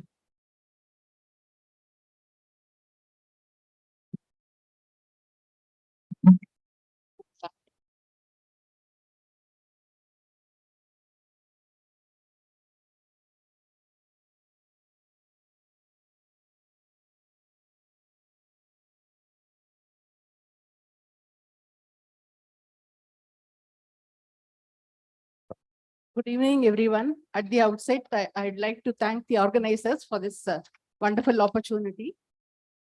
My topic today is on the issues I face in MS training program.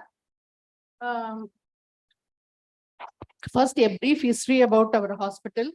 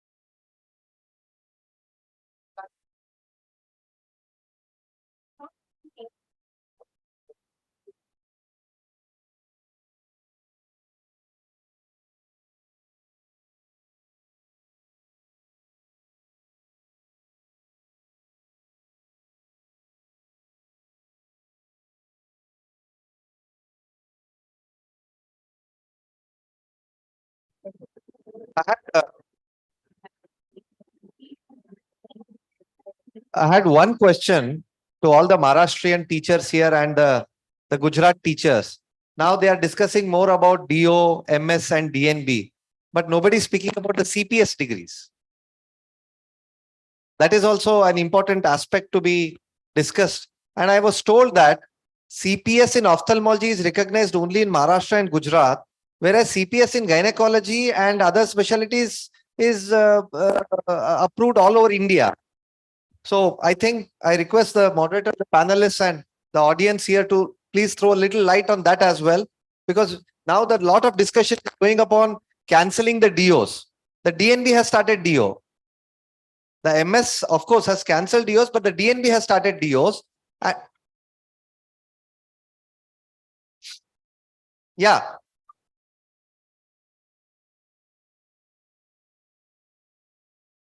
So it's nothing but cancelling only, na, sir. They are converting all the seats into MS and they don't want to continue DO anymore. And what about the CPS degrees? College of Physicians and Surgeons.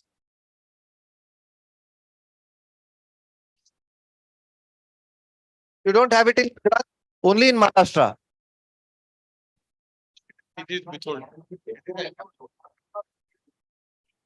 So those who are already practicing are still allowed to practice.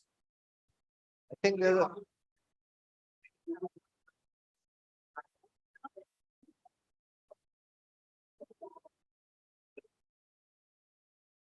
yeah, if they I think it's taking more time, then we can ask Dr. Krishna Prasad, Dr. KP, DNB, your talk next.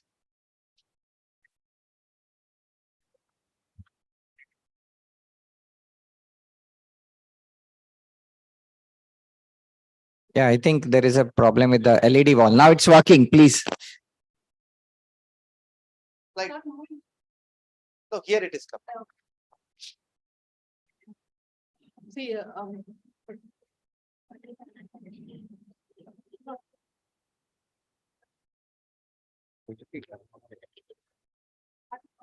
Director in charge of RIO, Madam, you will. Madras Medical College. Our hospital, Regional Institute of Ophthalmology and Government Ophthalmic Hospital. Regional Institute of Ophthalmology, a brief history. Regional Institute of Ophthalmology and Government Ophthalmic Hospital was established in 1819. It's the oldest eye hospital in Asia, second oldest hospital in the world next to Moorfields Hospital, London. In 1819, due to the growing number of eye infections among the British soldiers and the general public, the Madras Eye Infirmary was established in July 1819 at Roypeta. Under Lieutenant Colonel R.H. Elliott, the Lolly Ward, which is considered as a heritage building now, is maintained by Government of India. The Elliott Ophthalmic Museum, opened by Lieutenant Colonel R.E. Wright in 1921. The museum holdings include several 19th century specimens of affected eyes and case registers and centuries-old medical instruments. In 1948, India's first eye bank was opened by the then Superintendent R.E.S. Muttaiah. The postgraduate degree MS Ophthalmology was started in 1949. Currently, our prestigious institution is a 478-bedded hospital with all modern equipment, 4 major air-conditioned theaters, 2 minor operation theaters, 24 hours casualty and ocular trauma with zero delay keratoplasty services. The institute has been recognized as an examination center for ICO and DNB.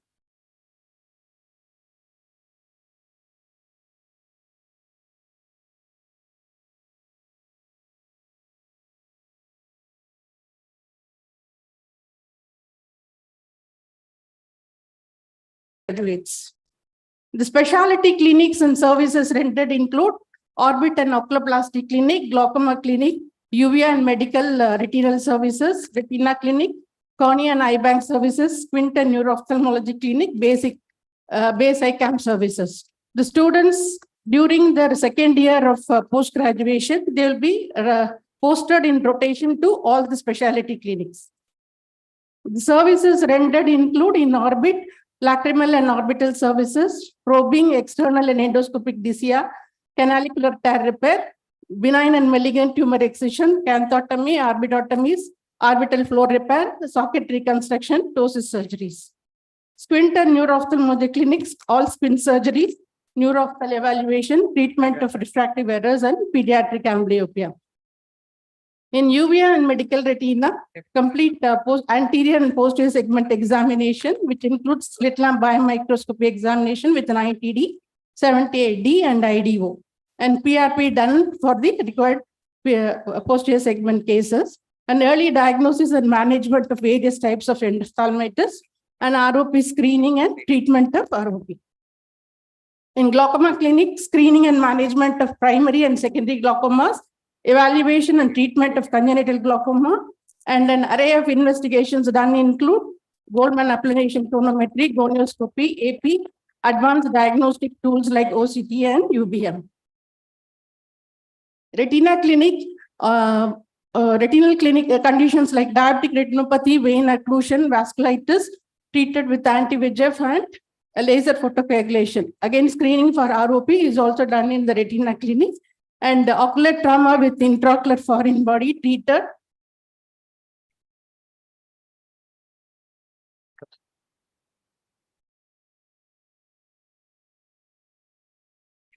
Posterior segment involvement in the form of vitreous hemorrhage, retinal detachment, intraocular foreign body removal are being managed.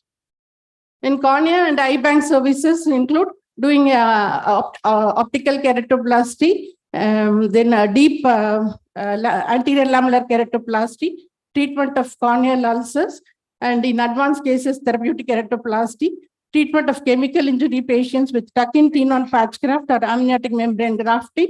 Then in advanced cases, doing SLET. Then round-the-clock services are available for donor eye collection after receiving the message from the deceased family. Now, eye camps are conducted thrice a week in urban PHCs in and around Chennai. Patients screened for cataract, glaucoma, and diabetic retinopathy. Apart from public camps, patients in need of investigation and specialty treatment are admitted in base eye camp and treated. Camp surgeries are conducted 6 days a week. Apart from this, school health screening programs and treatment of refractive errors is also done.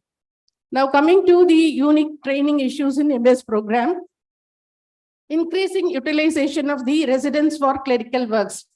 Everyone is aware that they're aware of the systemic deficiencies that the government hospitals have. Many jobs which are clearly a nursing job are being shared with the residents due to lack of manpower. Residents are doing the clerical jobs also for the timely patient care. Absence of efficient IT systems. Because of this, collection of the lab and radiological investigation is done by the residents. Inadequate facility for intermediate surgical training. Not all Indian surgical institutes have adequate facilities for intermediate surgical training like skill labs, facilities for cadaveric surgery session, simulators, and virtual consoles. So missed opportunities where the residents can practice and master a specific surgery with procedure simulation over live or virtual models before operating on real patients. Fourth is more number of senior residents and assistant professors. The number of posts for the senior residents and assistant professors have increased, and since they are also in the learning stage, the trainee residents are left with a very limited number and variety of procedures. Fifth, the number of residents is increasing. There is a big increase in the number of PG seats by at least about 70% since 2014. This has led to the distribution of operative cases between the increasing number of residents, so there is a reduced overall operative exposure. See the number of medical colleges. In 1950, there was only one private medical college. Now it has increased to 283. In 1950, there were 27 government colleges, but now it has increased to 313. Sixth one is increasing number of litigations make the senior faculty uncomfortable in giving the operative free hand. Then no mechanisms for quality audits for surgical teaching programs. The procedures which a resident has to undergo is clearly given in the NMC guidelines, but there is no quality feedback mechanism both for the institute and for the surgical residents to decide which institute to choose during counseling. Now coming with the CBME stages of residency, now transition has to take place. The final phase of training, at the final phase of training, the resident should demonstrate their ability to transition to autonomous practice. This CBME actually concentrates on the core of discipline. Training concentrates on the core competencies required for the discipline. Burnout and lack of work-life balance. 36 hours shifts are a common feature of residents' life in India. NMC guidelines have mandated 30 days of leave for the residents, but however, the implementation is something to be desired. Increasing mental issues related to the working hours and stress has led to some residents discontinuing their courses in the recent years. Post-PG bond work, surgical specialty trained postgraduates are posted in government hospitals where there is inadequate surgical facilities. So many surgical skills developed over the PG period are left to rust. The public and healthcare system should be better served if the bond is implemented in such a way that the skills gained by the residents are utilized. District residency postings. Postgraduates are posted in the district hospitals for a period of 3 months during their postgraduate course implemented from February 2023. Postgraduates feel that there is no specialty-oriented training obtained through these postings, and they also say that this leads to a break in the learning curve during their post-graduation, especially in the surgical departments. Health issues. PGs taking long-term leave due to health-related issues such as maternity leads to reduced manpower. This in turn becomes a burden on the remaining PGs. A feasible alternative in such a scenario needs to be standardized to prevent the workload stress on the other PGs. Research topics. With the increase in number of postgraduates, allotting them a research topic is difficult with the available limited resources. These are the issues which we face currently in the MS program. Thank you. Thank you. Thank you, ma'am, for wonderfully summing up the issues with the current MS program problems. I would ask Dr. Ambekar, madam, also to have some comment on this particular issue. Hello, even we have the postgraduate, but what for the surgical skills transfer, what works best with me is the wet lab. Second thing is the simulation lab. We did the pilot study. And second thing, which the boon which help us to me to have a CCTV projection and the assistant scope. One has to be keep a close eye, similarly as and involved with the junior to get the skills transfer. And second thing is prepare a pre-op notes for the logbook, which case they are supposed to be allotted, and ask them to prepare a case and make a design how he's going to operate tomorrow. And we like to review the recordings also periodically after the surgery and point out them the best thing what they do and what the wrong thing they do themselves. So that gives us some kind of interaction and a boon for their surgical training also. And the simulation lab is lessing the curve more. Second thing, for the FACO and all, we have so many gadgets. We can do a FACO Patshala. That's a routine thing what the FACO trainers can go ahead. And the nucleus and the CCC membrane, what we get around. Ketaro, I think, if I'm not wrong. Ketaro kit, yeah. That's working wonderfully. The membrane, what I feel, I tried in my learning curve also so many membrane. But this is really gives a feeling of the true CCC to you. So at least they should do a 25 plus for wet labs and move to the actual surgical steps. That's the things which we practice at our level. Thank you, madam. For want of time, we'll have the discussion at last where we will be comparing the MS and DNB, and we have Dr. Prajna also who runs both the courses, MS as well as DNB. We will be taking his opinion as well as Dr. Prajna's. So before that, we come to the training issues in DNB program from my dear friend, Dr. Krishna Prasad, who really burns for the betterment of students in one or the other ways. All his focus I have seen in last few years is towards the betterment of students. Over to you. Thank you. When you see the old cricket telecast against a batsman or a bowler, there used to be one D and B written. That did not bowl, did not bat, something like that. So similarly, some 20-25 years ago, DNB courses were like that. There were few institutions with little limited access to students, and they were not really sought after. MS was the real ivory tower, and slowly and steadily, the DNB courses have taken the center stage. Now they are a very important contributor to the postgraduate ophthalmic education in India, and it is really gaining ground. And before I start, let me tell you that what are the things I am telling is purely a personal opinion. We have been running a course for the last 26 years at M. Joshi Institute, Hubli. And these are my opinions, and any in the course of my discussion, any resemblance to any particular person, institute is purely unintentional and just a pure coincidence. Okay. So what are DNB Institute? Basically, they are standalone ophthalmic hospitals. It's not a department in a medical college. So obviously, there's no exposure to other systemic diseases or other things. Or it's normally a group practice or a family-owned practice. It's well established. They've been there for a long time. They already have the name, fame, and then they take up the DNB accreditation. Or a corporate chains, because in corporates the balance sheet is important. So obviously, DNB courses will give them a cheap labor, so that they can actually have even fellowships, and DNBs are a very good way of having human resource at a lesser cost. And obviously NGO hospitals, maybe Lions, Rotary and things like that, or even things like railways or defense sectors, they have hospitals in which there are DNB courses. So this is a typical DNB institute. So what does it have? Basically, they have been practicing clinical care. That is their primary obligation, their primary core competence. And later, they just added on training for whatever reason, for the passion of teaching, for nation building, for human resource, or just to add to their glory. So, or basically with the pure intention of adding to the might to the ophthalmic training. So the training is usually a secondary thing, even though it may be their core passion. So obviously these are exclusive setups. They have cutting edge technology. They have dedicated subspecialty department. There are people who have trained, worked. They have already have a huge clientele. So the clinical material and the patient load and their expertise in treating the most, with the advanced technology is already existing.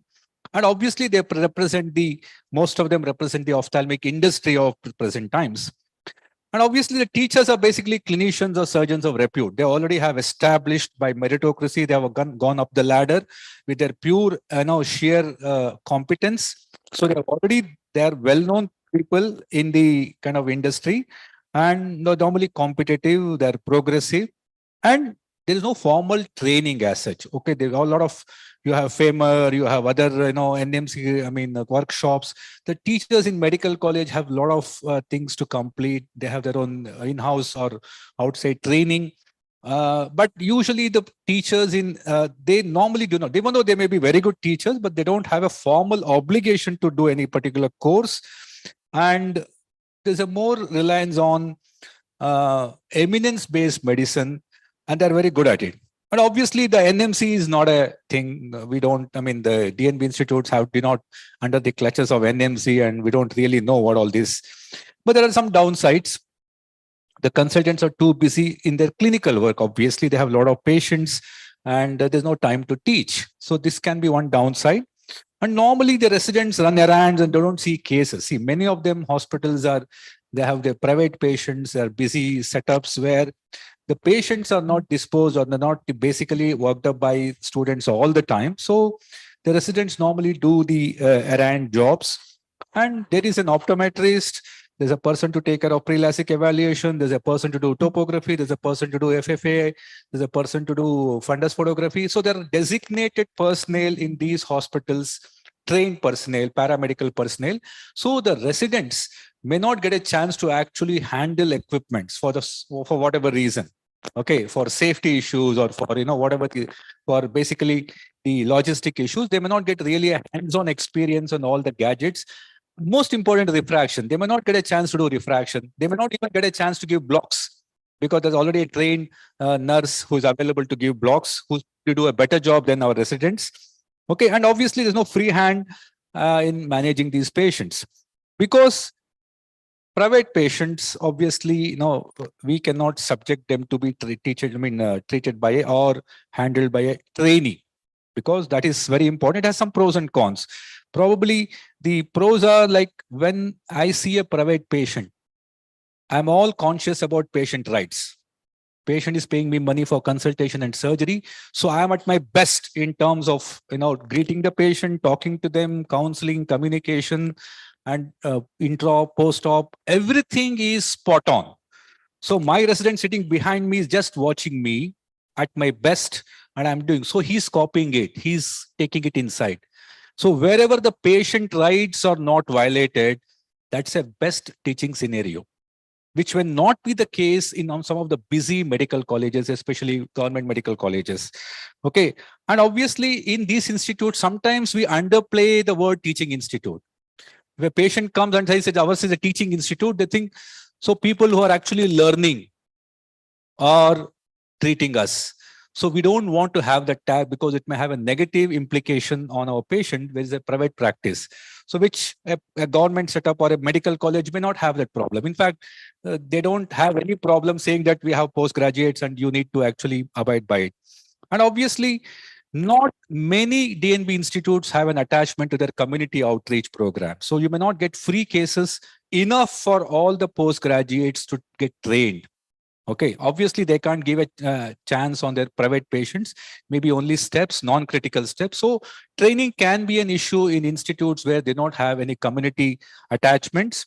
And obviously the dissertation topics, I cannot have a systemic ophthalmology as a topic because I don't have an attachment to an endocrinology department or a trauma or an orthopedics or surgery or medicine. So obviously there are more to do with except apart from few institutions, there is no basic research as topics.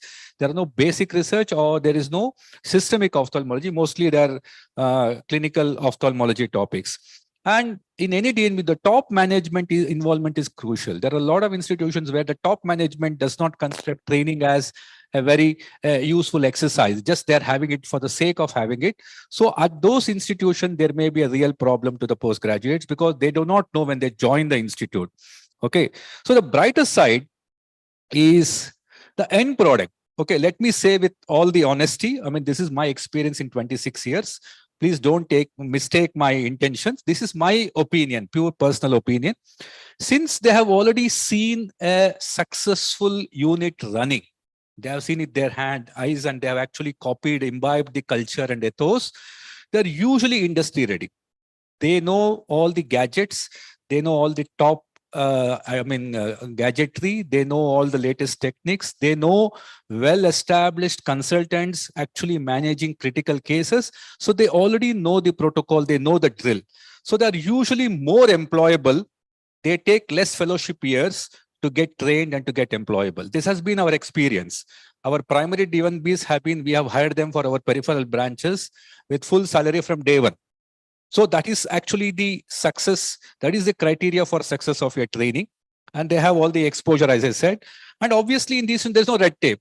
If there is a problem with a slit lamp, you don't have to wait for some red tape. Okay, some mechanism, the director has to approve, microscope is defunct. So obviously these things, the infrastructure is normally well kept because of the maintenance and better things. Not that all medical colleges have this problem. Okay, and also I told you, this is an important thing. The successful practitioner, which may also be there in the medical college, the students get a chance to copy paste their behavior, which they can immediately go back to their practice and just follow the same drill.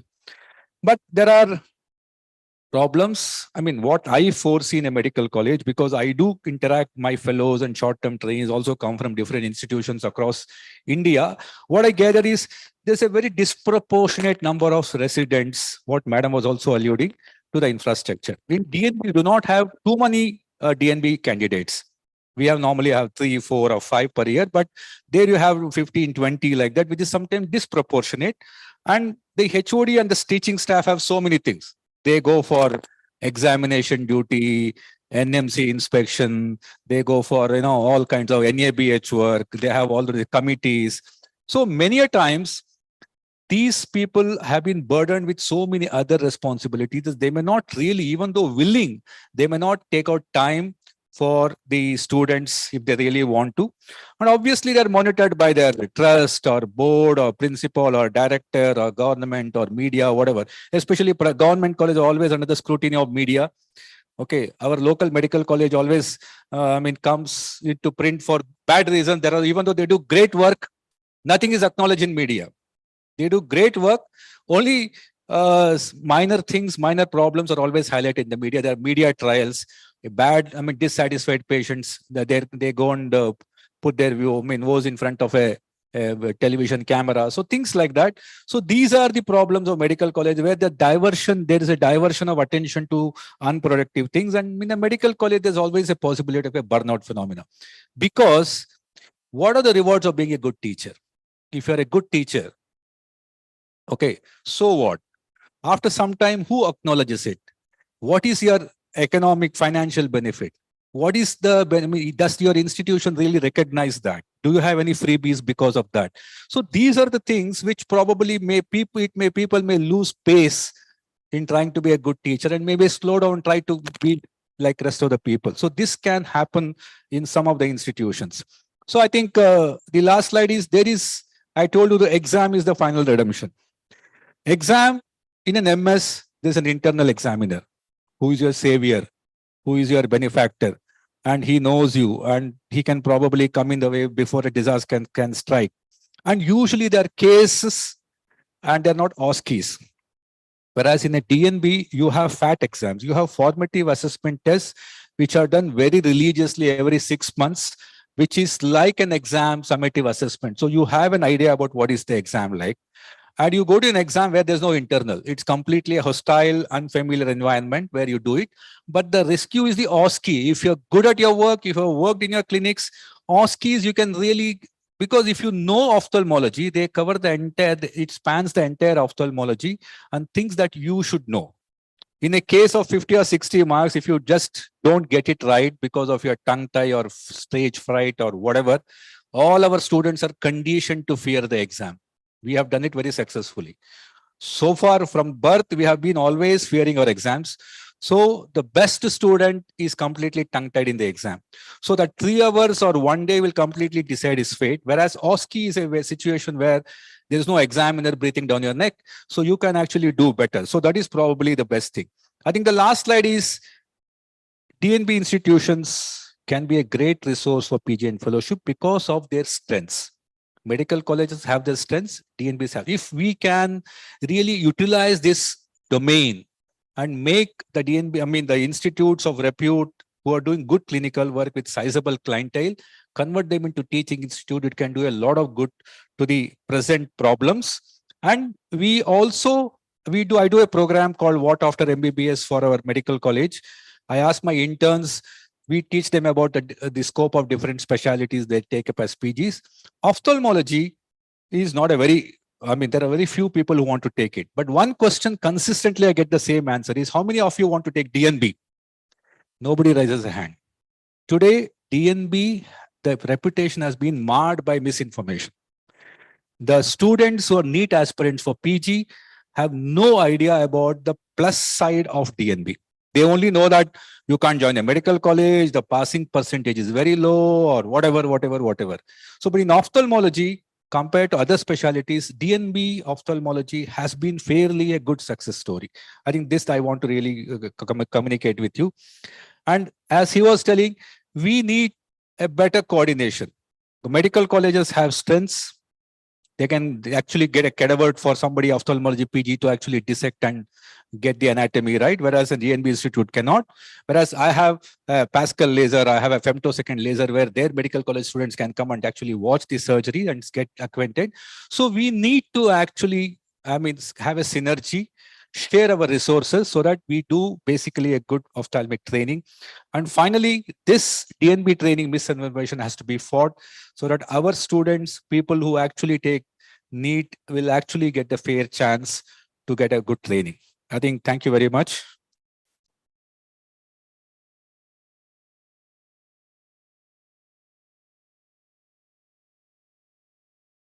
So in fact, KP, you were supposed to highlight the issues of the students, DNB courses, while you sold out for the people why they should have a DNB courses, and you spoke so highly for it. So be it, I would come to that. Before that, you spoke about a very good topic about in the DNB institutes about the patient's right in a private institutes. Well, we have Dr. Venkatesh Prashna, who is running one of both the courses, MS as well as DNB courses in their institutes. With such a huge workload, with a private workload as well, how do you tackle this particular issue about the patient's right in a private setup and still make students so bright and industry ready, as KP said? Thank you, Prashant. What I'm going to speak again is pertaining to our institute, and so it might not be completely in sync with the views of the others. The first thing is what I've been noticing in the past 5 years mostly, but for the past 10 years is the general appreciation of the PGs to take up DNB. At Aravind, we have both DNB and MS ophthalmology, and KP sir knows it very, very well. Brilliant students are taking up, preferring DNB, and this year, the 2000 ranks before the MS was filled, the DNB seats got filled. So that tells you that the students are changing. They have an excellent communication thing. They measure you, they measure me, they measure KP on a minute by minute. There is a very, very strong DNB forum student thing across the country where they sort of measure each and every institution. You don't need an NMC. They themselves are enough to measure which one is good for what purposes and other things. They're very, very strong. So whether we like it or not, it is gaining predominance. And I've seen a lot of people choosing DNB. That is my point number one. And it's very, very, very state focused. If the student is from Maharashtra or from Gujarat, they really prefer, there is no difference in their mind between a DNB and MS. Very, very clear. So they've been raised up in an atmosphere. Let's say a person from Tamil Nadu, they're still hesitant to take up a DNB. They still want an MS degree. So this is one thing which we have to keep in mind. Now, the second thing is alluding to what he said. After they join the course, I really see that the MS students become complacent. They really know that I will be sitting there as an examiner to help them out in their exam. And if you really see the question paper difference between the theory of MS and DNB, it's completely different. The DNB is, the question paper is like an answer paper. A huge case scenario is described. And so it really makes up a person very, very focused. And the most important thing is there is a fear of failure for the DNB students. They know that if they are not going to do well, they are going to fail. An MS student always feels that they have a tube around them in a swimming pool. You know, they know that, okay, Prashna sir may be very strict with me, but he will not fail me in the exam. So that sort of thing is not available here. And then the third dangerous thing which is lurking is in my institute, in our institute where we have both the candidates, MS students have told me, sir, this is DNB standard, sir. What do we mean by DNB standard? That means it's a very high standard. So these people will not require it because none of that has been asked in their exam. So for a postgraduate student, their aim is they want to pass the exam, and for passing the exam, they'll take whatever strategies it takes to pass the exam. The same student who takes an MS ophthalmology, if he nurtures into a DNB, I have seen many people in our institute, even after finishing MS, they still do DNB to sort of take an additional degree. And I've seen again another sense of adrenaline rush to push it inside. That's said and done. In our state, I sit in the Tamil Nadu MGR Medical University study boards, teaching boards and other things. But sometimes at the clerical level, I am not selected as an examiner for MS ophthalmology. And sometimes when they don't have examiners, they send a letter to me. And in that, they'll just say an MS will be there in the back of my name. I used to say that I'm not an MS, but they will still put it for their safety standard and send it across. So that sort of demarcation is there amongst the administration. But within the students, there's a very, very, very high level of acceptance. And I personally feel that between these two things, and especially the NEET ranks, which I've been closely watching, there's a very, very strong shift towards DNB. That the reason may also be the fee structure in DNB is low, and the stipend also is higher than the MS and other things. So in that way, we have the same thing. We have the same no bond. While in Tamil Nadu, we have a 2-year bond for our non-service candidates. That part also is there. But I think the students, previously, they used to join DNBs because they did not get MS, but that is not true anymore. Thank you, sir. Yeah, I now need a representation from someone from an institute who can speak for MS before KP. I think Dr. Prachna and me resemble a little bit. Yeah, so I think he also resembled in Dr. our Chavan and Dr. Kirti madam can defend for MS as a last. And also, my daughter joined Arvind for the same reason what he said. I entirely. So you are from GNEC, which is not a representative medical college. You are from the capital. Do I know him? I don't know him, no? I don't know you, KP. Please. So it's very, very useful talk which you took. And I know your inside and my inside, we know why we are saying this. But I am an MS examiner for the last 2 decades. I'm a DNB examiner for the last almost 1.5 decades. So I'm telling you both sides of the story. And there is, I think you are the exception, sir, because otherwise, wherever there's MS, DNB cannot coexist as per the guidelines. I think yours is an exception, which is great. Did you know? I mean, I'm sure all of you do know, but there is a recent guideline from 2016, at 16 or 17, that pass out of DNB from a medical college which has less than 500 bedded medical college, which almost all ophthalmology like Aravind and LVP and Shankar Nethralaya, I think world-class institutions in ophthalmology, but none of them is a medical college. And ophthalmology by definition very, very often now is a daycare department. So by that message, a student who has done a DNB from these colleges, as per the Gazette notification of the NB website and endorsed by NMC, erstwhile MCI, is that these students to be given equivalents to MS require 1 extra year of training. Did you all know that? Okay. Why is this being done? Why is this step-motherly or step-sisterly treatment being given to DNB? I need the big minds to think. You all on the boards. And number 1, number 2, there is no such provision in at least North Delhi, North India. There is no such provision to give a 4-year residency fellowship. There's only 3 years fellowship or a 2-year fellowship. So that means these children who now are opting for DNB have finished their venue of joining a medical college as a teacher, because government doesn't recognize them to be fit enough to become medical teachers. I want this to be actually debated. I wrote this letter, a very big one, to NMC. I'm still awaiting the reply. So yes, the students very much realize that ophthalmology is a class apart. We are having DNB institutes which are far, far more well-equipped and delivering more quality care and good education vis-a-vis some medical colleges. And as I said before, many medical colleges just mushroomed out, transformed from a district hospital. So definitely no doubt about the quality. I agree with Dr. KP and Dr. Prachna. But the ground reality, sir, is that if you go for a government job, DNBs are not treated same.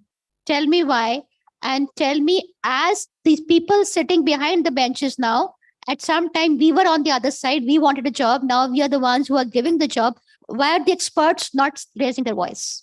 Thank you, ma'am. I think for want of time, last comment. Okay. Chavan sir, and quick comment we want. Yes, only 1 minute. It is not the DNB or MS which is different. It is the institute which are giving training that is different. Okay. Meenakshi ma'am, last one, and we sum up this particular debate. I wanted to bring up the point of failure in DNB exam. So what used to happen was there were more failures. In Shankar Nethralaya, there were more failures. And then one day I got a call from Dr. Narendran, Coimbatore, Arvind Coimbatore. He was gracious enough to call me because our candidates had gone there for the DNB final, for the practicals. And he called and said, your candidates are doing very well in OSCE. OSCE was being introduced at that time, but they're struggling in case presentation. And they're coming across as very bad in case presentation. That's when we realized that most of the examiners, almost all the examiners are from medical colleges for the DNB finals. We are not able to get up from private institutions, leaving our appointments and go for an exam as an examiner at short notice. Even if it's 1 week, 10 days, we just can't get up and leave. So we don't do enough case presentations for our postgraduates because they're all private patients. And you have a packed list of private patients. You can't tell them, start presenting the case. And so that is where there's a big hurdle. And somewhere we have to sort out, we have to have more DNB teachers coming as examiners. That would be the first step.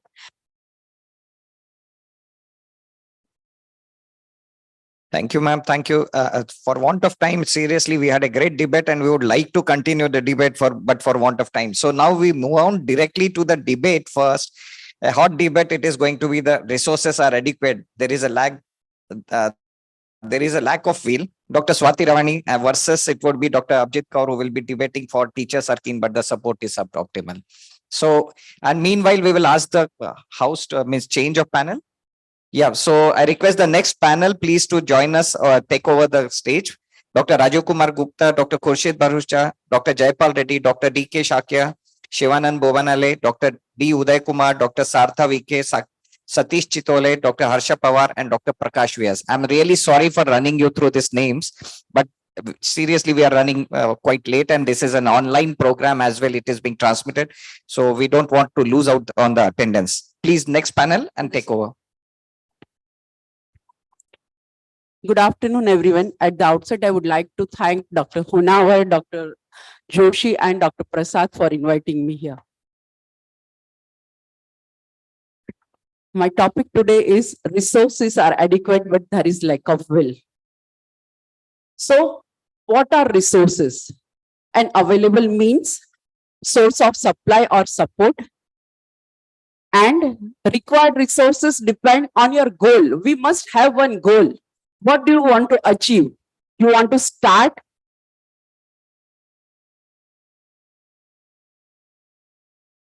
You want to start an organization, maintain the working, or you want to upgrade your organization? Ours will be a teaching institute and ours should be educational goal. So what do we mean by education? And what do we mean by medical education? So medical education is to teach them to think and apply the facts for ensuring the health of the community. So what institutional resources are required? So I personally feel that human resources are, and that too patient resource, that is the most important one. Infrastructure, instruments, all guidelines are already laid upon, and there is time to time surveillance for these things also.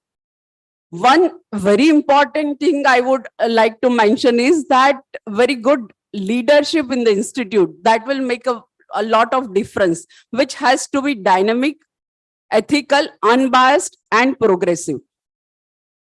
Mine is an institute, which is a regional institute. In the Western region, we have 90 postgraduate students with 18 senior residents. We have 36 teachers and other significant paramedical staff. But the important thing is that we have every month 16,000 OPD patients and we operate more than 1,000 surgeries. Added to that, we have the benefit of affiliation with BJ Medical College and Medicity of the Ahmedabad Civil Hospital. Now, what are the resources for development? I think most important once again is the adequate clinical and surgical exposure. Diversity of patients, that is equally important. Just operating cataract cases and diagnosis cataracts, it's not going to be beneficial. Regular evaluation of students is equally important.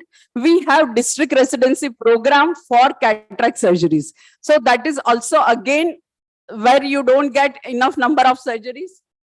We have that advantage of residency program. Excuse me, it's not.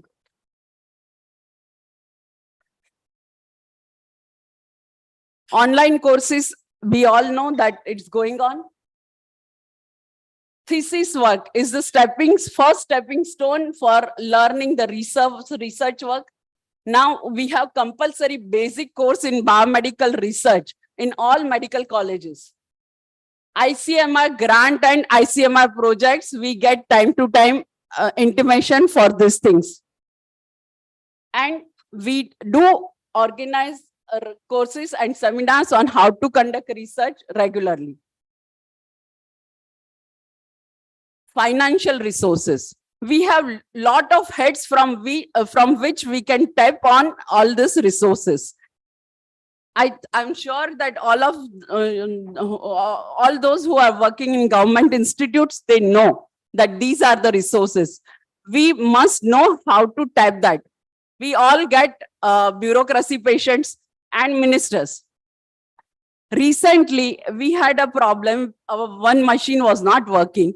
I told the minister who had come to show me, I said, sir, it's out of function. You'll have to go to some other place because the Apex Institute of your state, this machine is not working and we have only one machine. So immediately within 15 days to 1 month, we got the machine done. So we must know how to get the things done. Now, surveillance system of NMC. Because of that, there is periodic inspection for system check. And we know that there are proper guidelines for that. So for RIOs, they have their own guidelines and we all follow that. Now, what are the PG, what is the PG, how much is the PG stipend and what are the leave rules? I think it's good enough to sustain a good living and even good living and enjoying and saving also. And for teachers, they have 2 vacations, earned leave, sick leave, academic leave. There is not work pressure in the sense they don't have to complete specific number of surgeries in one day. There is no target given. There are no deadlines. There is career advancement system. So every year you get increment in your pay. On top of that, I don't see all those teachers who are very enthusiastic about panel discussion and live surgery. They are not there in the teaching institute. Why? So I feel that adequate resources are established by system to create and maintain conducive environment for teaching, learning, and educating. But there is lack of will. As teaching is give and take situation, and unilateral will neither help or affect the outcome. It is both the sides, teachers and students, that they don't have will. Why do I think so? So let us understand what is will. Will is the capability of conscious choice, decision, and intention. I will put it in that way that there are 2 types of will. One is intrinsic will and another is imposed will. Why people are working very well in fellowship programs, why people are presenting and publicating when they require promotion. In government, compulsory promotion is required from assistant professor to associate and associate to professor. So that is done within proper timeline. But more than that, you are not willing. Why? So let us understand the teachers' issues. They don't attempt more publications than required number for promotion. There is always unavailability of examiners. They don't want to take exams. Increasing number of fellowship programs out of medical colleges for super specialty and even for cataract surgery. More and more number of students are opting for fellowship, even though they have to compete by exam or interview. And why do I think that postgraduates are also lacking the will? More and more number of incidents or strikes are happening. At least these are the data in my state. And what are the reasons for strike? Waiver of bond, stipend rise, and against teachers. These are the news we frequently see in social media. Gujarat students videos alleging harassment by teacher. Resident doctors want HOD out till inquiry is over. So this is demotivating for teachers. And this kind of strikes, it affects continuity of curricular activity also. And the strikes and opposition, we never see for progressive reasons, like we need more number of surgeries, or we need better equipments, or we need advanced wet lab, updated library, or permanent availability of teachers. Teachers transfer is a very big issue in government medical colleges. And I'm talking about frequently seen news is that students have time for all these things. Suspension, they are very busy doing ragging. There's suspension because of that. And these are the news from first 20 medical colleges of our country, which is shocking. So the thing is that greatness is not where we stand, but in what direction we are moving. If we observe, there is a trend change or selection of branch. Over the years, students are now opting for a branch with early and fast returns, no or less emergency work, less mortality. And that is why they want to know that how do we establish private practice and how much more we can earn out of that.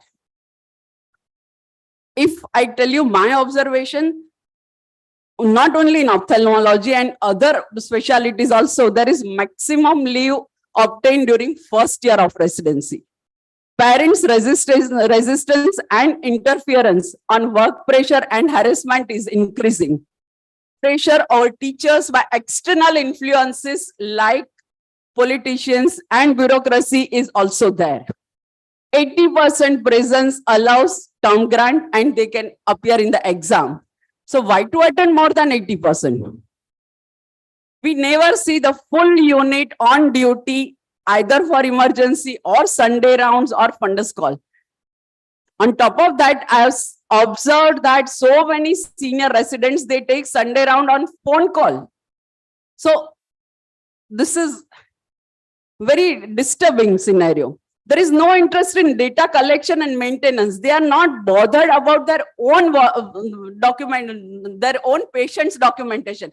If they operated patient on Saturday, they are not there to see their first post-op day on Sunday. There is lack of responsibility. If you ask them, where is the patient? What are you doing? No, we don't know. If you ask senior resident, they'll ask third year, second year. Ultimately, everything goes to first year. There is no ownership of instruments. And because of that, there is no maintenance of instrument. There is advancement of technology. And is that helping us? Are we advancing or regressing? Autoref has replaced learning of retinoscopy. Autokeratometer has replaced manual keratometry. Flex has replaced art of chopping. Iris claw and scleral fixation option has reduced fear of PCR. PCR है क्या हुआ? DSEC and PDEC है ना? PVK होता है तो क्या? LASIK is available for post-op unacceptable refractive error. So what? Astigmatism happens. We will learn how to manage astigmatism. And simulators for indirect ophthalmoscopy, SICS, phaco, or everything is available for learning. The necessity of skill development is reducing. And has it partially replaced teachers? Then, so I think there is lack of will. But what are the factors for lack of will? Teacher's salary is less than senior resident. At least in Gujarat, it is so. And they have income tax deduction on that because it is salary and that's a stipend. There are more responsibility, more liabilities of medical legal issues. There are less opportunities for updating themselves. If they want to learn phaco, if a person is there in the service for last 30 years, they don't know phaco, where will they go and how? Ratio of permanent teachers, temporary and contractual teachers is not desirable. There are very less number of permanent teachers. No evaluation system is there for teachers. Same salary for all and no punishment for no performance. No incentive for better ones. Frequent transfers, it hampers stability and social life and continued educational activity. Existence of powerful associations of students, they limit the meaningful command and control over students. NMC guidelines for mental harassment and work hours of residents, it limits teachers to get work input by them. And over the years, number of colleges and seats have increased. So quality and standard of students have deteriorated. Pool of motivated, enthusiastic, and eager students has reduced significantly. Number of fellowship programs have increased and teacher-student equation has changed. I know that I have bothered my mentors, Dr. P.N. Nagpal and Dr. Abhay Vasada so many times, and they helped me several times. And the last thing is that in our social fabric overall, a sense of gratitude is decreasing, and which is discouraging because from patients and from students, the gratitude part is not there. So last thing is, I would say that where there is a will, there is a way. But where there is no will, there is an excuse. Thank you. Thank you, Dr. Swati. Now we have the last speaker of the session, Dr. Krishna Prasad Kudlu, and he will be speaking on teaching and training in the setting of the private practice. You are all aware that he is President-elect of Karnataka Ophthalmic Society and a member of Scientific Committee AOS, and he also trains DO candidates and fellowships. Yeah, over to you, sir.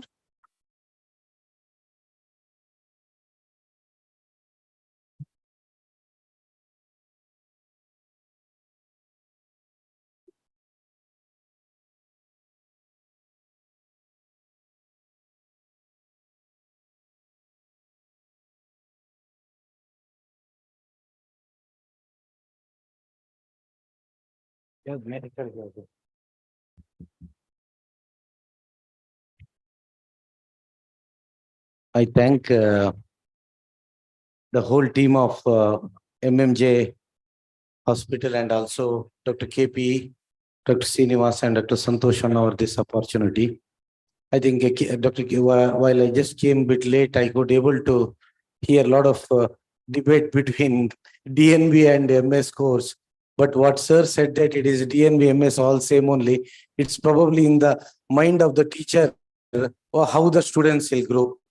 Just I will not, because most of my slide is almost same the slides of Dr. KP. So actually, I started my institute with the fellowship program. Then later on, I switched on to the PG courses. Just wanted to know the students' overall mentality, whether I should take PG or not. Like that, I started because I took a lot of opinion from the different people. I thought that let me start with fellowship, then later on followed by the DYMS course. I took a DYMS of DNB board. So normally, I think I am not blaming. Please don't feel anything bad that if I commit something wrong to any of the teachers, I pardon that. So what I felt in the fellowship, most of the time, the students, those who are learning, especially multi-speciality hospitals, are they got always exposed to the high quality standards and high safe setting, I felt. And also they are being supervised by the different doctors in the subspecialty. I think, so this is what I'm not telling about that whether it is missing or not. I personally felt that because of, I think just now madam was telling about the tension of MCI and the tension of different problems in the medical college. In the private hospital, we don't have that much tension about the basically about the MCI, undergraduate teaching program, overnight duty, and also they've been posted for camps. All these tension won't be there. That gives all our students a personal touch. And also they are exposed to the latest equipment hands-on. That's what Dr. KP was telling, that they are exposed to even up to the femto also. And of course, they get the hands-on surgery much earlier compared to the any of the institution. But I actually, for 4 years before, and I was the secretary of Karnataka Ophthalmic Society and also chairman of Vision Committee. Professor Chandrasekhar Shetty told me that Dr. KP, you go around for all the medical colleges just for my satisfaction, which are the colleges they really get a good chances. While training, I think Dr. Shankar Goda Patil is there. I think I always admire him. One of the student came out there. He did around 300 FACO. When one of the student came out of his institute, I asked how much FACO you did. 300 FACOs, which is very much appreciable. I appreciate it. So this is what when I go around, I could able to pick up all this thing. But basically, they are more exposure to the different subspecialty. Except for few of the institute, they have got all the different specialty, and they are always this kind of equipment. They are well versed and they can do with this equipment on the first day only. Because see what I felt in medical college, the MCA norms, you don't require to have a Visumax except for a bigger institute. MCA norms, you need not have to. If they have got a good, I think, anti-segment setup, that is more than sufficient. But I'm talking about the student training initially with all the bigger equipment that really makes some difference. Coming to the primary orientation, what we do, I think most of teachers are here. What they do, similar kind of thing. We also do. They are rotated among the different departments from the first day only with the retina, pediatric ophthalmology, oculoplasty, and uvea glaucoma, and even in the refractive surgery. And the personal, since I got around 15 consultants with me, each consultant is in charge of each PG. That is very, very important. I always start with all PGs with the refraction room under first optometrist. They have to train first refraction under optometrist, best optometrist. They should learn the retinoscopy. Then normally we will allow them to do the independently retinoscopy in the camps. Coming to the clinics, I think various investigation, I think my hospital, we never give any of the optometrists, rather DO or fellows only has to do this, all these procedures like A scan, B scan, FFA, OCT. So even topography are also given hands-on, and they can come to the LASIK OT, and also they are allowed to feed the data with the machine.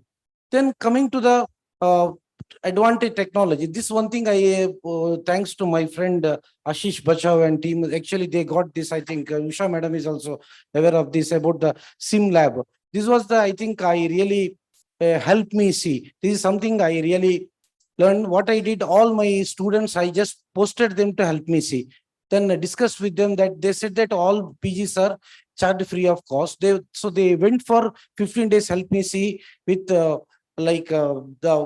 on the 3D technique to learn SISS and FACO. And when they come to our institute, they are feeling very confident, and sir, whatever you have done is which is good. I think this kind of thing sometimes I was talking to one of my very close friend HOD in the medical college. He told KP, I also want to do something, but our college rules and regulation and university rules not allowing my PGs to go to the place like help me see kind of training. I also wanted to do, but this MCA regulation and university rules not allowing me, so I cannot really send them. That's what they told me. So these are the few problems I felt. I think initially, along with that, why I am telling you, DNB Institute, I think Prajna sir is here, KP is here. Whatever you want to imagine, we could be able to incorporate that kind of training into the PGs in such institution. Sometimes in medical college, due to some rules and regulation, probably they might be having difficulties.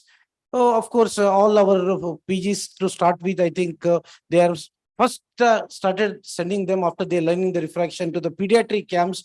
They let them do the pediatric refraction with the cycloplegic refraction. Then they have also, we are training them how they have to harvest the cornea, and also we train them how they have, when they go to the camp, they have to counsel the each community people about the eye donation. We even take the class for PGs, how exactly they have to counsel the patient for different kind of this kind of activity, glaucoma awareness activity and eye donation activity. This is a regular teaching program. I think everybody on doing, I am not talking in that. So coming to also what we started doing, even the institution, like most of the institution have got a research grant, but what we do particular, suppose 4 PGs are there, each PGs are in charge of one of the particular research grant, then they have to work on that. Then we always used to take their total opinion and how they do, which is supervised by the each consultant and the fellow, so that their our main motto is to, along with their surgical training also, they have to be also with the research. So of course, periodic evaluation, I think everybody is doing with the help of logbook, whether with the direct or the indirect supervision of the any of the senior doctor. So basically we assess each student.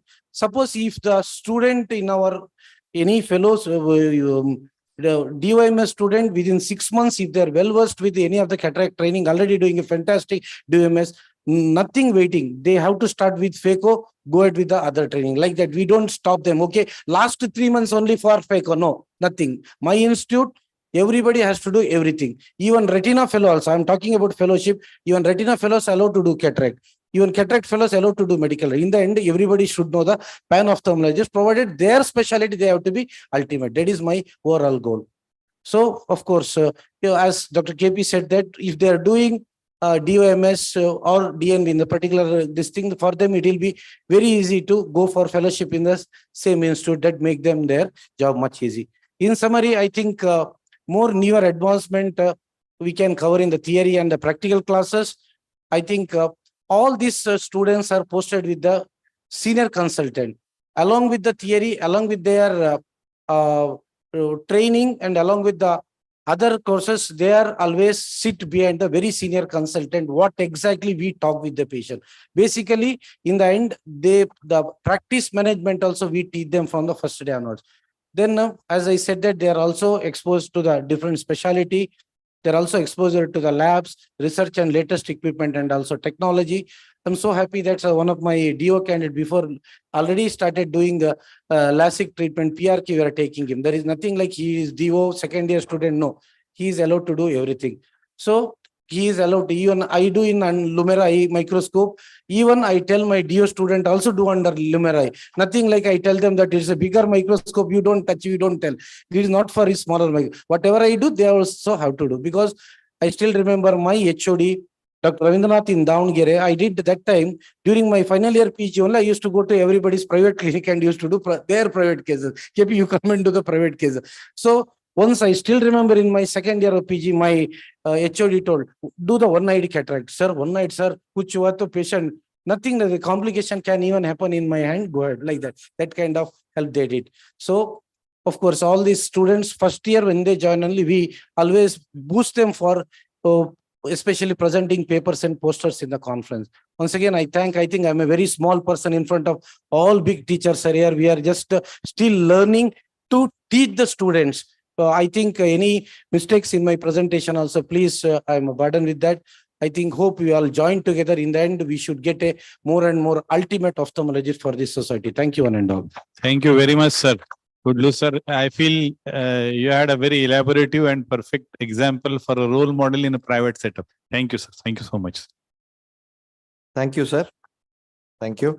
So now we open up for the panel discussion. I think I want more of discussion from the audience and all the teachers here.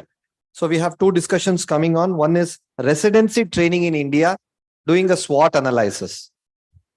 And then we have another panel discussion, problems faced by ophthalmology teachers in India. So I think these are the two burning topics kept for the discussion, and we would love to hear from all the dear teachers here. So I request the panelists, Dr. Rajiv Kumar Gupta sir, Dr. Barucha, Dr. Jaipal Reddy, Dr. Shakya, Dr. Uday Kumar, Dr. Sartha, Dr. Satish Chitole, Dr. Harsha Pawar, all to be there. If they are sitting here, please join the panel, sir. So let us open up. So as we call it as SWOT. SWOT is nothing but strength, weakness, opportunities, and the threats. So I would like to ask the question to our dear panelists. So coming to the strength, let me put it first thing. Maximal surgical exposure. See, I'll try to little bit compare between the Western world and the Indian scenario, because I have done both ways. I have done my fellowship in the Western world also. Putting a trocar, I did a VR fellowship. So they don't entertain people, or they don't take people for fellowship if you don't know how to put a trocar, if you are joining in for a VR fellowship. So when you join for anything, they ask for how much surgical experience you have. So I felt that the maximum surgical experience you get in India, and then if you want an exposure or want a touch of the Western world, definitely you can go and see how differently they do, or what are the different aspects in the different parts of the world they follow. So I think that is the biggest strength. What I feel is, yes, there is a good maximal load. We don't have that much dearth of cases. We have exponentially high cases in different specialty. But the things come here is, few of the mentors, they used to say, see, post-graduation is first you make your basics perfect. And then you go for fellowship to learn the advancements, is what few of the teachers' views were there at that point of time. It's all debatable topics. And then giving FACOs during the residency. Is it when the teachers themselves are doing FACO emulsification in all the government institutions or the private institutions? So is it a teacher's perspective, or is it a protocolization that no, the residents have to finish their course and then they come in for the next part and then they have to do the FACO? Is it the protocolization which follows here, or you feel that it's teacher specific? Even in the first year also they can give how to do the rhexis in a paid patients, or in any of the patients they can do a hydrodissection, or they can do a FACO chop, or any of these things. So let's open up the discussion from the panel. So what do you think, sir? What are the strengths of residency training in India? I think first we'll take from Dr. Honavar, and then we'll move to Dr. Parikshit. He has done a lot of work on residency program. He has tried to given an elaborate program on that. Yes, Dr. Honavar, sir. Quickly, we can move on in 15 minutes, and then we'll take up the next panel discussion, which will be moderated by Dr. Honavar. Mic on. On. Yeah, I think the main strength is the numbers. We have diversity of cases. If you were to do residency in a European country or in the West, you'll not have the kind of spectrum of diseases that we see in India. Of all complexities, the entire spectrum. So that exposure of everything that is described in a textbook is there if they want to learn. Patients are plenty, and there are residents, and the volume of patients to residents is still high if the volume of residents to teacher is small, but patients are plenty. So they have everything to learn, which is not possible in some of the Western countries. As far as surgery is concerned, of course, we have a problem, but the strength, I believe, is the diversity of cases and the complexities. So if there is a good resident, I'm sure they would be able to learn the entire spectrum of diseases and the way to diagnose and deal with them. Yes, sir. Sir, the problem is that there is vast discrepancies in the teacher-student ratio. As in government medical college, these days, there are less number of teacher and more number of students. So the proper teaching is not there. Either it is academic or surgical. Sir, we'll come to the weaknesses in the next part. So we are now discussing about the SWOT. That the first part is the strength, and then we'll come to the weakness. Okay. Then I will talk later on. Okay.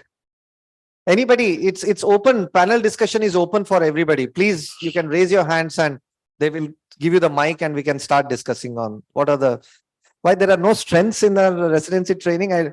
Yeah. Any other views from any other audience they want to say, apart from having a huge amount of patients flow in India and huge load of varieties of cases in different subspecialties? Yes, Dr. Prashant. Not only about the patient's load, basically our patients are so docile.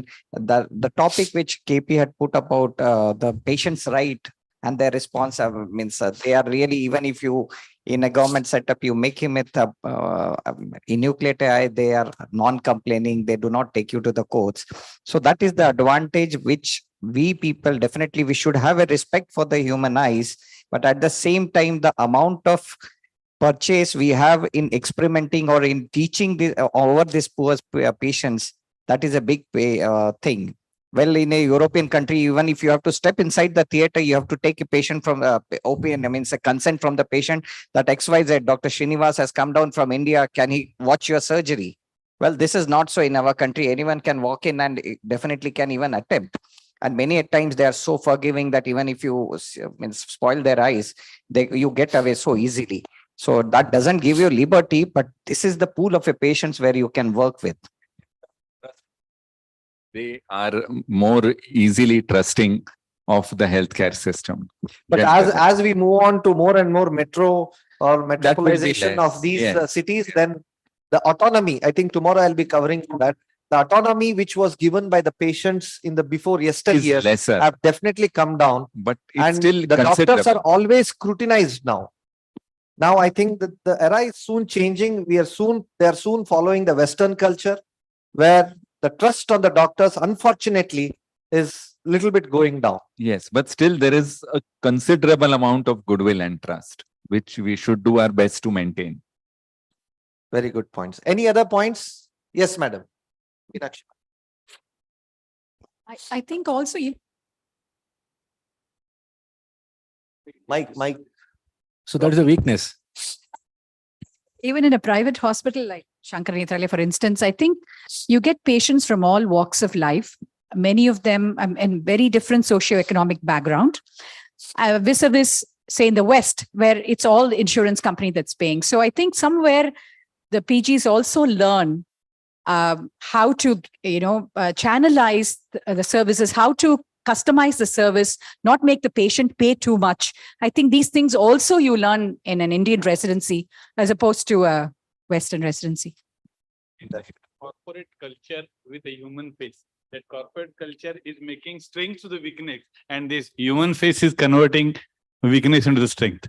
That's what I'm saying. This corporate culture should have that human face. That will No, you are referring to corporate culture in a very negative connotation. Yeah, that is what I mean. It's going to Not necessarily. Yes, yes. Corporatization has its own plus points. It has got a more efficiency, professionalism. I can understand, but what I was the reading in between lines. You said corporate culture has no human face. No. Then Corporate had a human culture face. should have a human face. So that is a big combination to make weakness into strength. No, that goes with an idea that corporate culture by default has no human face. No. This is in the negative marketing. More controversy. No. So It should have the human face. Yes, Usha, madam, quickly.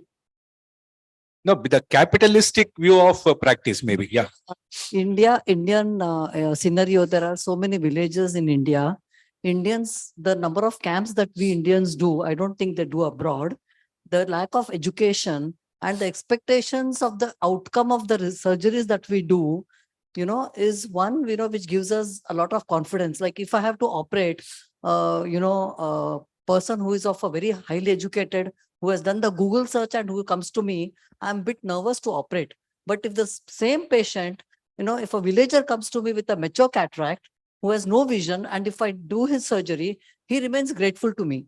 So I think that makes a lot of difference in the Indian scenario compared to what Dr. I think Honavar also has mentioned. So I think our strength is our 142. strength is, lack of We are education. beaten What China. we are doing, madam, is just because I think yesterday I read it in the news that India surpassed China in That's the true. in the That- sheer population. That And is, that much amount of population is not there in the Western And countries. our quality is They might not our be quality is need not to do China that quality. much of camps in the Western but the countries. Indian surgeons are the best in the world because it's like driving a car, isn't it? It's like driving a car. Every day you're driving a car. 1 month you don't drive, you're struggling. So Indian surgeons, in my opinion, are the best in the world because the number of volume, the number of cases that they do in India. Yes, Naina, madam. Along with the strength, I would like to add that there are plenty of opportunities for our students. They get the multidisciplinary approach. They look at the patient in a wholesome manner. Especially I'm talking about the tertiary care institute where the residency program is there. And they are able to handle trauma cases and emergency cases. I think that is a strength, one of the strengths. Exactly.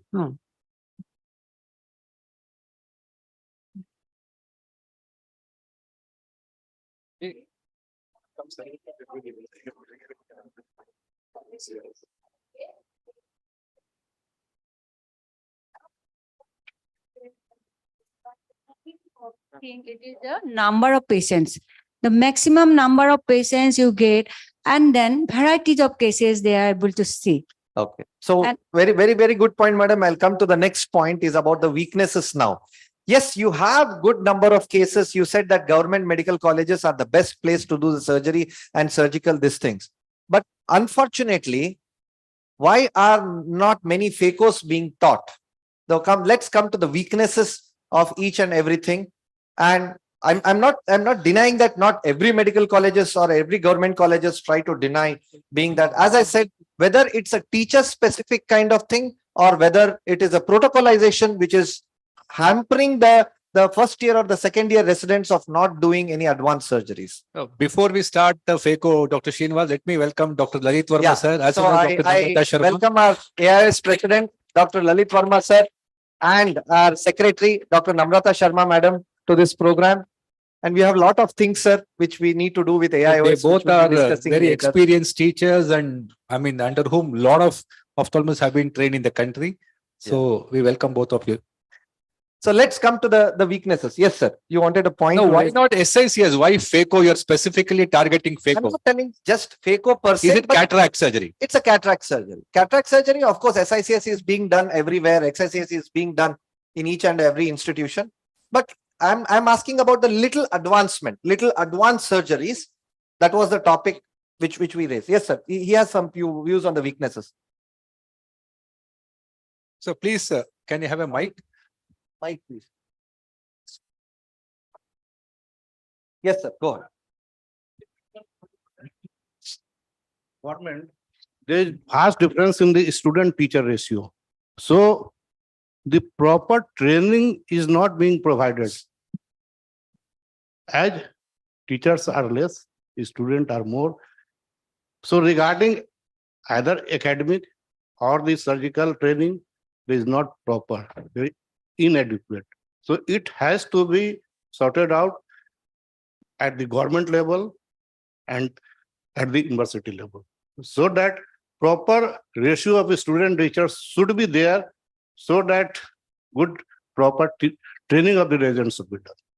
This is that. Sir, I agree with this point, but yeah, Ramesh, the teacher-student relationship increasing the promotion of the students, and this is not in our hands. So because you asked for generally the weakness, what sir also has a point of one of the weaker places. Let's take, for example, Minto Eye Hospital. Does every government hospital, every government medical college of Karnataka have the same resources what is available for Minto? No.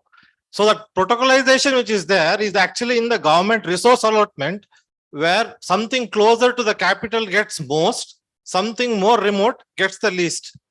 But what is expected? Every resident should get the same amount of training, same quality of training. Amount of training can come, but the quality, as you say, will suffer. Yes, ma'am. Yes, sir. You see, the question what I heard, maybe I am backdated, but Sir, it is about residency training in India. yeah, The debate, the discussion of this panel is residency training in India, doing a SWOT analysis. So we discussed about the strength. It's a matter. No, what I'm saying is a matter of enforcing discipline. You have to perforce. You see, like we Santosh, where is Santosh?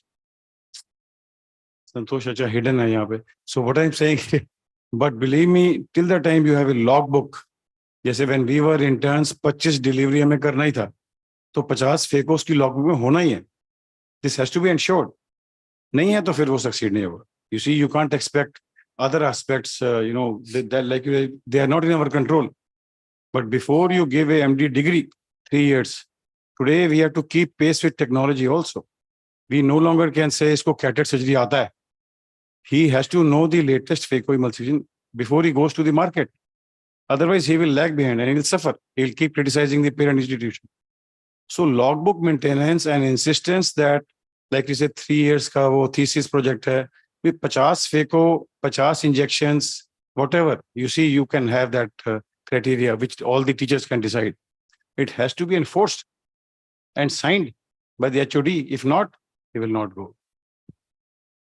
Yes, ma'am. Yeah, I'd like to add, Srinivas, one of the panelists was just mentioning about the teacher-student ratio, which is a very valid point.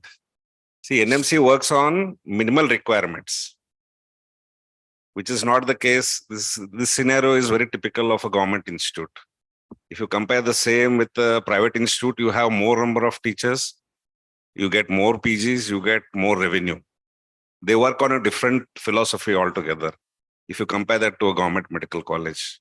So that is a very valid point which need to be addressed. Very, very valid point. And one point to add to the strength, we have subsidized residency program. Nobody talks about that factor. The government has really subsidized. Look at the infrastructure, look at the amount of opportunities that have been given to the residents. All being said and done, I'm sure most of us are teachers who are here. I think at least 80% will say that the product going out of the institution will not go into the market the very next day. They need to be fine-tuned.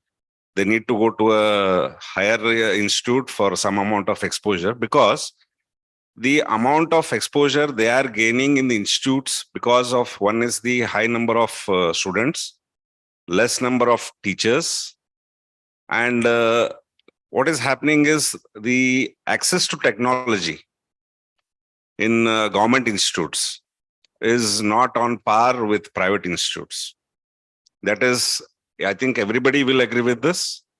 And the worst part is, even though a lot of good work is being done in government institutes or in medical colleges, there is no advertisement. You will find Vasan, you will find most of the corporate institutes, with big banners, with, other things, which is not being done, not even in a single government medical college. I speak for Karnataka. But that might not be required also in the government, because It has to be. It has to be. It has to be. The revenue part, I think there will be a... Just let me complete.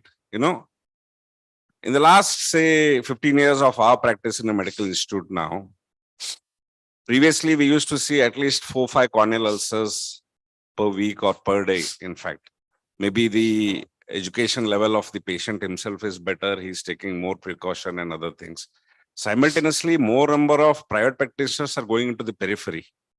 The number of, complex cases coming to institutes has dramatically reduced, because they have access to ophthalmologist within 20-30 kilometers.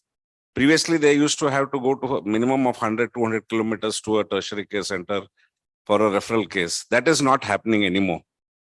So these are points which people, I think AIOS should take this up in a very, very strong way to make minimum requirements and minimum amount of technology being available in all institutes with a minimum teacher-student ratio for a medical college.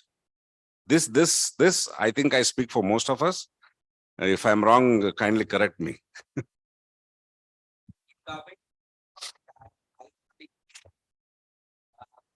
So all the teachers are not much more motivated to teach the students. They are coming and going. I think so. If they are very much full-hearted, every person to think that the PGTs are their sons, their daughters, they have to learn, they have to be taught. Definitely it is changing. And this is usually changing in medical colleges in everywhere. So that the SAD is saying that peripherally, they are being treated corneal ulcer and a good surgery is being done. These are the product of the medical colleges. They have been perfectly learned, perfectly taught. So they are doing the service now. So I think that both has got debates, but still we are advancing. Yes, madam. Srinivas, I'll come back to you. Yeah. Madam had a point. Yes, madam.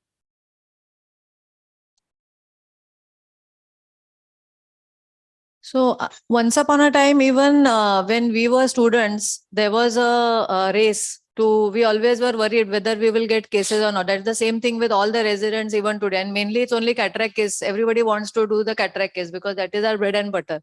And initially we were starting with ECC. Now nobody is starting with ECC. So it is gone on to the students are learning more SICS than ever before. And the same thing is going to happen with phaco. And see, that because now phaco emulsification machines and microscopes are being made available to institutions, but not at the pace in which the medical college has started. PG seats are started, UG seats are started. So what is happening is, what Sir said is that the teacher ratio is kept minimum. NMC is saying that you need 2 teachers for 200 students, UG. So the 2 teachers will only be enough for those 200 students who will teach the PGs, who will do the other things, So it's only minimum, but workload based teacher ratio and student ratio has to increase. And also infrastructure for that many number of people, including the hospital staffs in government and public hospitals, especially, is difficult. The new lecturers coming themselves have not learned FECO. So the new lecturers are being taught FECO. Then the resident, senior resident will be taught. Then, so there are a multitude of things why it is not being taught. But I can see that since now almost every medical college has good faculty who are procuring FECO emulsification machines and microscopes, that day will come. But it just has to catch up with number of faculty and infrastructure. At the same time, students should be encouraged to learn other surgeries also and be interested in them, because that will only make a holistic ophthalmology. As initially we talked about, that nowadays somebody was also mentioning that in the 3 years, like once upon a time, our seniors could do all surgeries and they were quite comprehensive. And now to even become a comprehensive ophthalmologist, you have to go and do another 2 years course. So if in those 2 years, 3 years, they can have a little more. Even sending, that was a very good idea that somebody said that we can send it to the hospital, next hospital who has a cornea specialist or a pediatric specialist within the city, and we can collaborate. So those are some of the things which will increase their entire surgical experience, not only one specific thing. So Srinivas, I think one important point is, like they said that he said that 80% of the product that is going into the market is not ready, employable, or industry ready. But the fact here is, I want to just pose a question to all the teachers. Have we really, lost the idea that this 3 years of training, probably is it inadequate to make a person industry ready? Like probably there's so much explosion of information, so much of skills required now with the recent developments in ophthalmology. Is this 3 years MS course, we are stuck to the old style, is this 3 years insufficient duration to make somebody employable soon after our PG? Is having a fellowship, we are talking it as a bane because we think our training is inadequate. So there is a substitute or a supplemental fellowship required. But probably is it the necessity by virtue of the information being so vast that cannot be probably covered in 3 years? Anyone to comment on this? Krishna Prasad, I just had a question. That we are training all the ophthalmologists in our country in the medical colleges and also in the various government organizations. And we are training them not only for government organizations, but also for all the other private organizations, because ultimately, whichever way, whether they do fellowship or whatever, they are making their own institutes, they are joining other corporates, etc., etc. But having said this, the post-graduation is not only about phacoemulsification. I think it is more than that. It is not only about cutting, but more than that, gaining and learning and acquiring skills. And having said that, I think fellowship or senior residency, whatever you want to call it, is required now. Not for everybody, but required for most people, because otherwise, how will you specialize? You cannot specialize. Phacoemulsification or cataract surgery, at the end of the day, everybody is doing. If you go to every city, there would be, in one street, you will find 5 people who can do phaco. So to the tertiary care centers like ours, we don't get too many phacos, but we get too many complex cases to do. It is good. If they can do phaco and you don't have to deal with it, it is perfectly all right. But I think specialization, fellowship, senior residency is something that you cannot. 3 years is not enough. 3 years is not enough. 3 years is clearly not enough. Clearly not. So that answers it. And also, as she said, we are only, if I ask a PG about how was the training, they will say I did only 10 cases. So the criteria to say how good the training was is number of cataract surgeries. I think which is probably something which has to be dealt with, because they do not know clinical analysis, they don't know clinical judgment, they don't know the pan-ophthalmology. Thank you, Dr. Krishna Prasad. Now we move on to the next topic, is about the opportunities and the threat. So I'll just give one simple thing before we start the debate. We did something called as quota in Karnataka. It's called as Karnataka Ophthalmic Teachers Academy. And we ran through the College Connect programs, did it in various zones and everything. Once I got a call from the Rajiv Gandhi University of Health Sciences Vice Chancellor that, Dr. Srinivas, do you want to advise from Karnataka Ophthalmic Society if you want any change in the curriculum, the postgraduate curriculum? Do you want any change? So I think that I took it as an opportunity and we did it. And it happened so because the vice chancellor was an ophthalmologist. But it might not be the same each and every time and each and every state and each and every societies.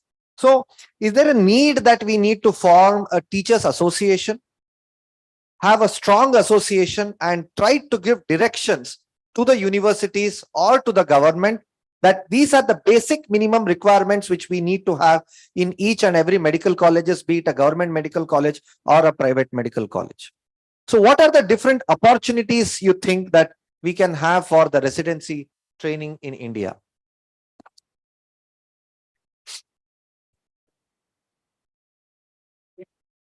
No. Association.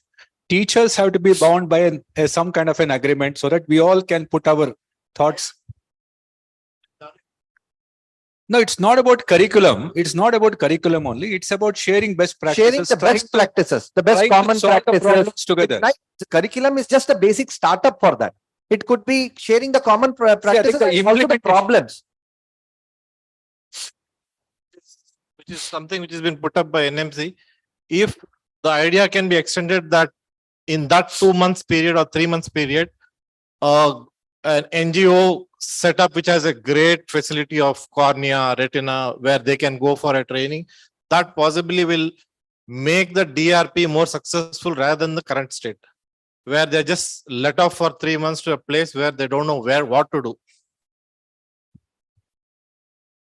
No, I think what possibly you are saying is in sharing of resources, Srinivas, that is what you mean.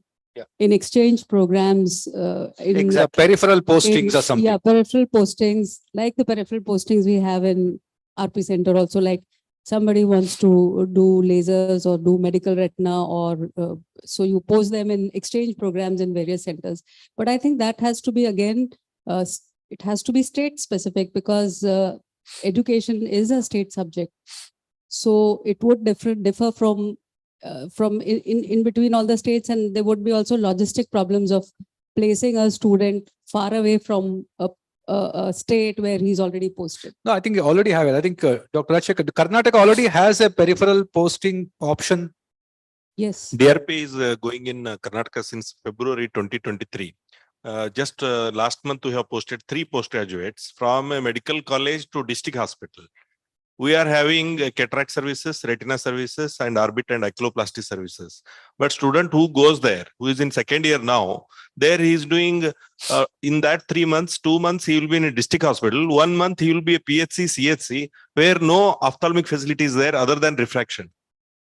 Okay, so the idea is that the student benefits, or the idea is that the peripheral center benefits? No, it is not becoming student-centric. It is not a student. So it is for peripheral eye care services. It is peripheral, but for students, it's a waste of 3 months. That's what I'm saying. It's for It's waste of 3 months. to support your peripheral healthcare centers. That is probably a government trying to substitute these students into their personnel. Actually, it is the duty of the government to actually post ophthalmologists there. So I agree. I mean, the No, but students is don't- there a peripheral posting to another hospital where the facilities that are not available in the medical college can be taken care?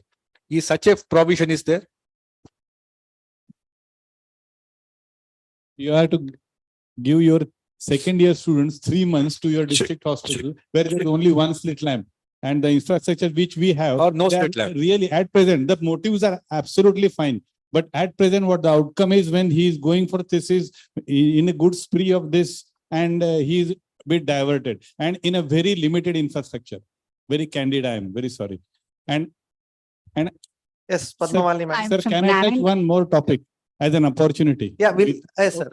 After Padmamali. In Karnataka, Narayana Italaya, we have Tertiary Eye Care Center where the postgraduates from various medical colleges, they get posted and they observe different super specialty postings. So they get the exposure, and we have various students, they come by turn. So we are doing it in Karnataka. Very good. Yeah, even Hubli, we get people from medical colleges for 2 or 3 months. Most of the institutions are now, I think the teachers are now being liberal in the government setup or where in the medical colleges where there are no exposure to other subspecialties, what Dr. Rajshekar was telling. And now the teachers are more liberal to go and asking their students to learn. Earlier, it was not the scene. Earlier, it was like, हमारे इसमें क्या कमी है? तुम लोग बाहर जाके क्यों पढ़ना चाहते हो? That was the scene before. But now I am seeing that more and more teachers are now liberal. They want to send their students, which they don't have the specialties because of the various reasons of the government or the federal policies or whatever it might be. But I agree that this thing. So- Yes, sir. One more. If you're Sir. talking about only government organizations, then in RP Center also, all the students or observers who want to come from government hospitals are welcome. Welcome in the sense they are given permission to have a period of observership, but not from private organizations. So from You government mean to say the institutes- private organizations are not allowed, or No, the private organizations, they don't take, but the government organizations, say, for instance, if they are medical colleges or they are government aided organizations, then they can allow. come for Yeah, observership but at not RP Center. corporates and not private organizations. Okay. So regarding this DRP program that is called as District Residency Program, the NMC made it compulsory from the last year. It is not the state can decide whether you can send it or not. So as per the NMC norms, all the postgraduates from the last 2 years, we have to rotate them for 3 years, irrespective of whether you have facilities or not. Oh, So it great. is not that the state can decide whether you can send it or not. Yeah. Since we are from Pondicherry, like we previously used to send nearby exclusive eye institute. Now, because of 3 months they are spending outside, the management decide not to send it to the other hospitals, even if their students are willing to undergo. Okay, sir. So Quickly, one point on opportunity, and last point, we'll go for the threat before we go for the problems faced by ophthalmology teachers in India. Quickly, sir. Yes. Yeah. Another opportunity I can say as a resource person is alumina of your institute.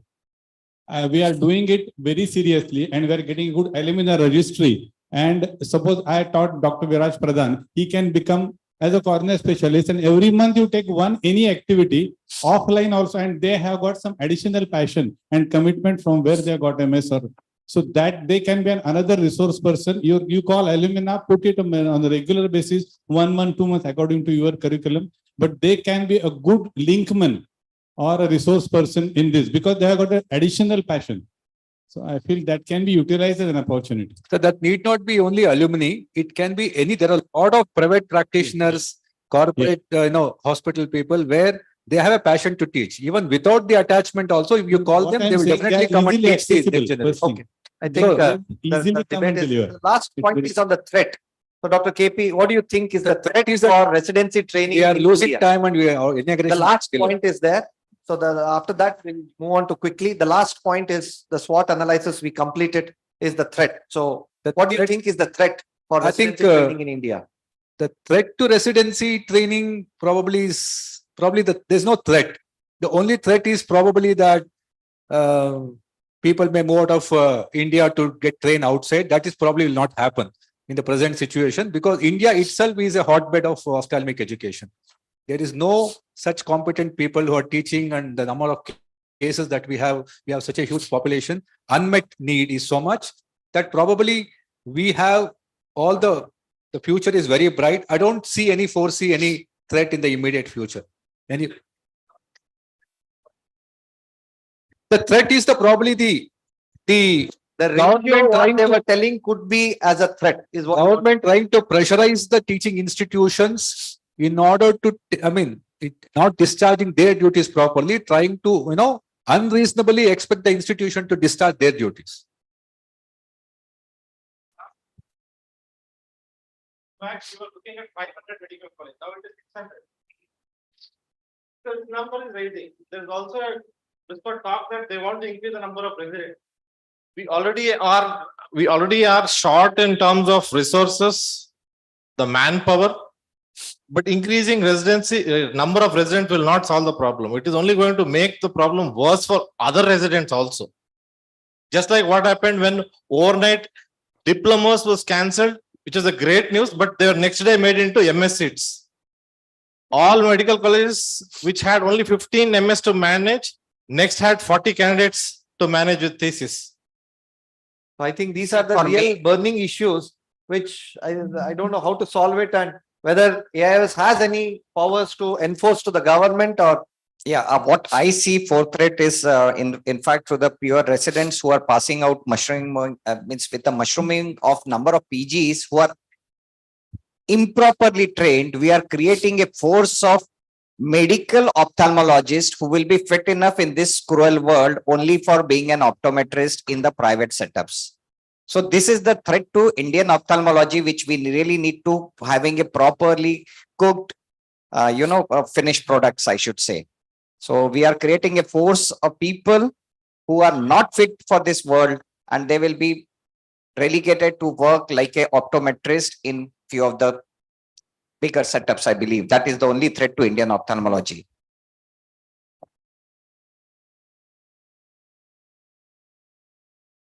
Pardon? Indian residencies. DRP. District residency program. Okay.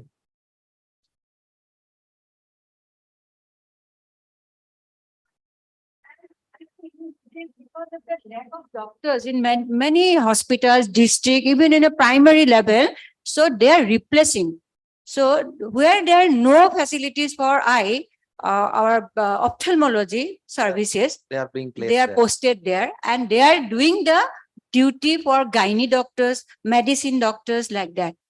So I think this is really wastage of Very time. valid point. Even serving the bond also, after doing lot of teaching, doing a phacoemulsification, oculoplasty, all those things, and then again serving the bond for 1 year after post graduation, I think they will lose the touch. This is one of the smartest important move of the threat. government of India, which is nice but not no nice, is introduction of EWS quota without even looking at facility. Now, just to say 10% has to come in, every college again just added up seats. MS convert, the diploma to MS was one burden. Next is one more introduction of 10% of additional seats in every college which has ophthalmology. Dr. Srinivas. Thank you. The last point, sir. Then we'll move on to the next. Yes, sir, please. As majority of us are working in government medical colleges, Dr. Srinivas, what I observed, we are talking about short of faculties in medical colleges. In my opinion, to improve basic training in medical college, we need good paramedical staff also. मैं जब वहां पर आज से 30 years back doctor ओनावत वहां पर थे जब LBPI में, जब मैं वहां गया तो मैंने देखा एक जो पैरामेडिकल स्टाफ था, he was knowing more than me at that time. उसने फटाफट मुझे बता दिया कि अरे सर इसमें तो एपिथेलियल एडिमा है। मैंने उसको बोला कि पूछा कि सर क्या है, मैंने कहा कॉर्नियल एडिमा है। मेरे लिए कॉर्नियल एडिमा था, उसने तुरंत मुझे बताया कि नहीं सर इसमें एपिथेलियल एडिमा है। तो मेरा ये कहने का मतलब है कि अगर हमारे इतने अच्छे पैरामेडिकल स्टाफ साथ में फैकल्टी के साथ में हर मेडिकल कॉलेज में अगर मिलते हैं, चूंकि मेडिकल स्टूडेंट भी पीजी स्टूडेंट भी थोड़ा हेजिटेट करते हैं कंसल्टेंट के साथ में, पैरामेडिकल के साथ में वो हेजिटेट नहीं करेंगे. So we need good paramedical staff also to improve basic training in post graduation in ophthalmology. Fantastic, very valid point, sir. We'll have a quick session on problems faced by ophthalmology teachers in India, and then we'll have a quick inaugural lighting the lamp ceremony. Our AOS president and secretary both are here, and then we move on to the keynote. 4 keynotes are there, and we promise that we will end at 8 o'clock. We'll have a good banquet and a dinner. Because it's in Goa, we need to have that part also in mind. So I request Dr. Santosh Annawar sir to please strike the next panel discussion. And we call the panelist Dr. Subhasini. Yeah. So I think 10 minutes is not sufficient to discuss 15 minutes problem faced by ophthalmology teachers in India. Nevertheless, we'll try. We have our panelists, Dr. Subhashini Kaliparamal, Varsha Nitin Kulkarni, Pooja Hingorani, B.V. Satyanarayana, Dr. Vijayamma, Nasreen, Neminath Khot, Preeti Naveen, Prasad Valimbe, and Priyanka.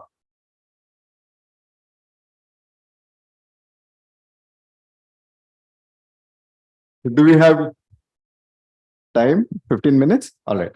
So what is the problem faced by ophthalmology teachers in India is the topic. I think all of you will have some problem or the other. But before we begin, let the panelists answer this question one by one. what do you think, in your opinion, are the major problems faced by Yeah. ophthalmology teachers in India? I think you have made some notes as well. Yes. Actually, I'm from a central government institute, JIPMA. So it's just apart from teaching, there are so many things. As a faculty, we need to wear so many hats. We have to sustain the department, getting equipments for the department, doing the consumable work. Everything is done by the faculty. There is no specific, even the storekeeper, we need to assist them. And besides this, that's what the number of residents have increased, but the infrastructure is just remaining the same. And compared to 10 years before, the workload of the faculty is tremendously increased. And even the postgraduates, their thesis, we have the protocol that has to be prepared by the resident, where nowadays, when I was a PG, the faculty's role was very less. But now the faculty has a majority of the work. 90% of the protocol is done by the faculty. So you meant to say that administrative work has increased tremendously. Besides this, yeah, the administrative work, then we are members of other committees where we have to do justice. Then besides this, so the teaching, even if you want to teach, it takes the back seat. And sometimes we are besides the patient care, then the OT, and so it's all. But however, we try to integrate it within the clinic. As we run the OPD, we teach the residents. Then we have the bedside rounds. Somehow we try to cope up and give the best to our PGs. But these are the main issues. So she makes a major point that time is a constraint and a lot of Yes. administrative responsibilities are part of a postgraduate teacher. And even the logbook, we are not able to check. And there's accountability by the residents is very less. We are trying to overcome that by giving each faculty, distribute the work among the faculty, and a few residents are mentored by one faculty. So they check the logbook every month. And the other big problem is, the mental problems that they get. We face residents, even after a year, they leave the, they leave the course. Adjustment issues. Yeah. Are they counseled? Issues for, yes, then we need to identify as faculty. We need to identify people who have such issues. Sometimes for no reason, they go into depression. They want to resign from after 1 year. So we do face as issues, those issues. And as faculty, we have to see these aspects about the residents, identify, and then get the counseling by our psychiatric colleagues. So How often do you face it? in a year, at least there is one resident. One out of? 1 out of 10. Okay. That's a big So number, sometimes 10%. 2 out of 10 also. So during our period, we were all thick-skinned. We were able to tolerate so many things. So if a senior resident simply shouts, they get so upset. They don't want to work. They get so. So these kind of issues are other things that ophthalmology teachers of today have to face. Let's ask one of the other institutional heads. Dr. Pandav, do you face similar issues? JIPMER is a big institute, and if that has these issues, would PGI also have similar issues, and how do you deal with this? I think I agree to some extent, because we do face these issues. Like I think the students these days, perhaps because they have not gone through, a very kind of academic oriented programs that they have to pass an exam, one after the other. So I think their capacity to deal with the other situation is not as good as it used to be, or we expect them to be. So I think they do face, and there are many examples when students from our institute also have left in between the course, and which is really sad, because they work so hard to get there, and once they are there, not able to cope with the situation. So we do have mechanisms. I think as a teacher, we have to kind of have some mechanisms for them, so that they don't feel left alone. There's someone in the in their peer group, or in the seniors, or in the faculty or staff, anyone can be there actually who they can approach, and they can talk to them, and also have some counseling. Or, like a faculty friend. like a faculty feels. Yes. But do you also have administrative pressure? You think your administration work has increased tremendously over the last few years? It has You don't increased. find time for teaching? No, I think it has increased, but I think at the same time, the teaching, the methods of teaching have also improved. I think you can actually prepare very quickly. You can, you can do your job faster. So that technology has also helped in many ways, because now you don't have to go to a library and sit there, many hours. A lot of things can be done in your office also. Online. So it's both ways, I think. So work has definitely increased, but I think the access to information has also become very easy and So it making balances out, you think? that balances out. Yes. Any other thoughts? Yeah. Yes. See, this we increasingly find as you grow senior, you are loaded with administrative jobs. You are loaded with administrative job, and you have hardly any time, quality time for teaching, for training, or for doing surgeries also yourself, because you are accountable to administrative staff, IAS, and all these people who will be sitting, or minister or whatever. But what I think is, Santosh, there's an answer for everything. There is a inbuilt mechanism. Since you are head, what I would do in such scenarios, divide between colleagues, form committees, that he or she is in charge of administration, he or she in charge of store, or he or she in charge of operation theater, or whatever. Delegation of work. Delegation of work. Okay. Because most of the time, the head keeps the work with himself by and large. So if you delegate, say there is staff of 6 faculty, so give to each. That will offload a lot of your work. And second is have fixed time for everything. Like 2 o'clock is time for teaching, so everybody is there. 4 o'clock is time for store meeting, is there. So that is one way. That is what I do. In fact, you have to have that, foot ruler in your hand to adhere to that schedule. Strict time control. Strict time. Namrata, do you have any tips? You're from an Apex Institute, and I'm sure you have a lot of pressure on time.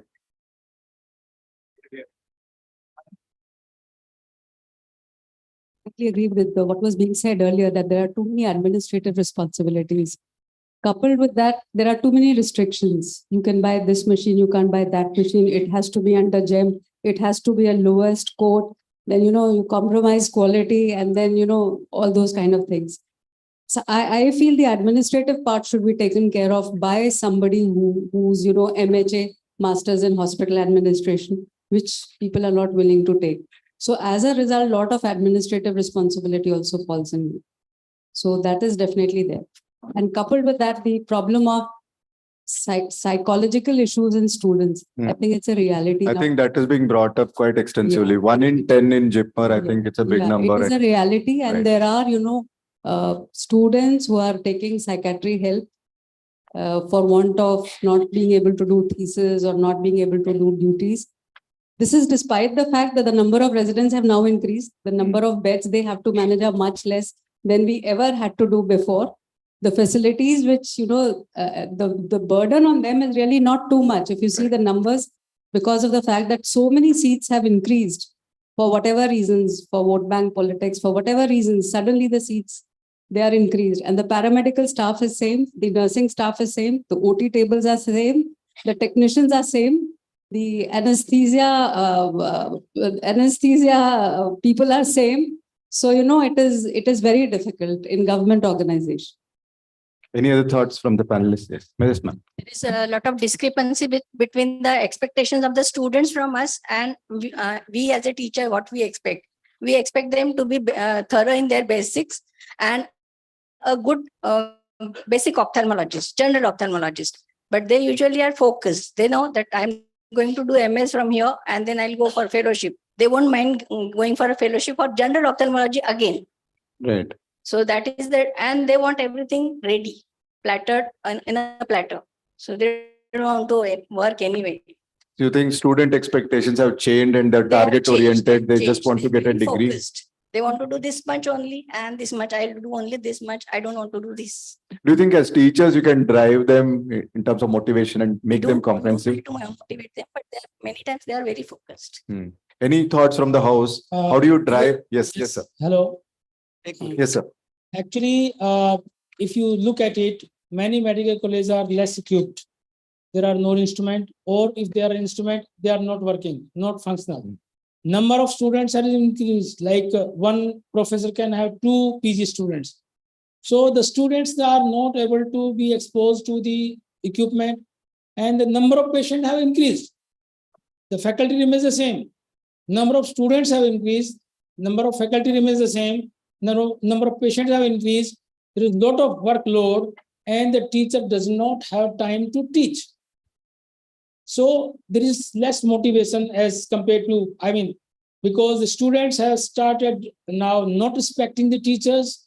They are not giving any, due weightage to the teacher. They give more weightage to the Google. They don't read books. They read. They have all the medias. So I think Now there is chat GPT as well. despite the fact that if I want to teach them, we do not have time because we have to finish the workload first. Right. So I think the number of teacher, there should, in every medical college, there should be teachers segment and non-teaching segment also, who can finish the work of the government of India or government of the state for the medical that patient care Service. And the teacher should be specifically meant for teaching for a particular period, like from 12 to 2 o'clock, that period. I think that is very important. Yes, sir. You. Hello, I'm Dr. Rajesh from Bharati Medical College, Sangli. Okay. We are discussing here a postgraduate program. Right. But the institute, they are running UG as well as the PG program. That's right. The thing is that after the CBME, just everybody is knowing, I will tell you, there is a micro teaching they have advised. So it is a group of 18 to 19 students, 150 admissions. Generally, there is a senior batch, there is a junior batch.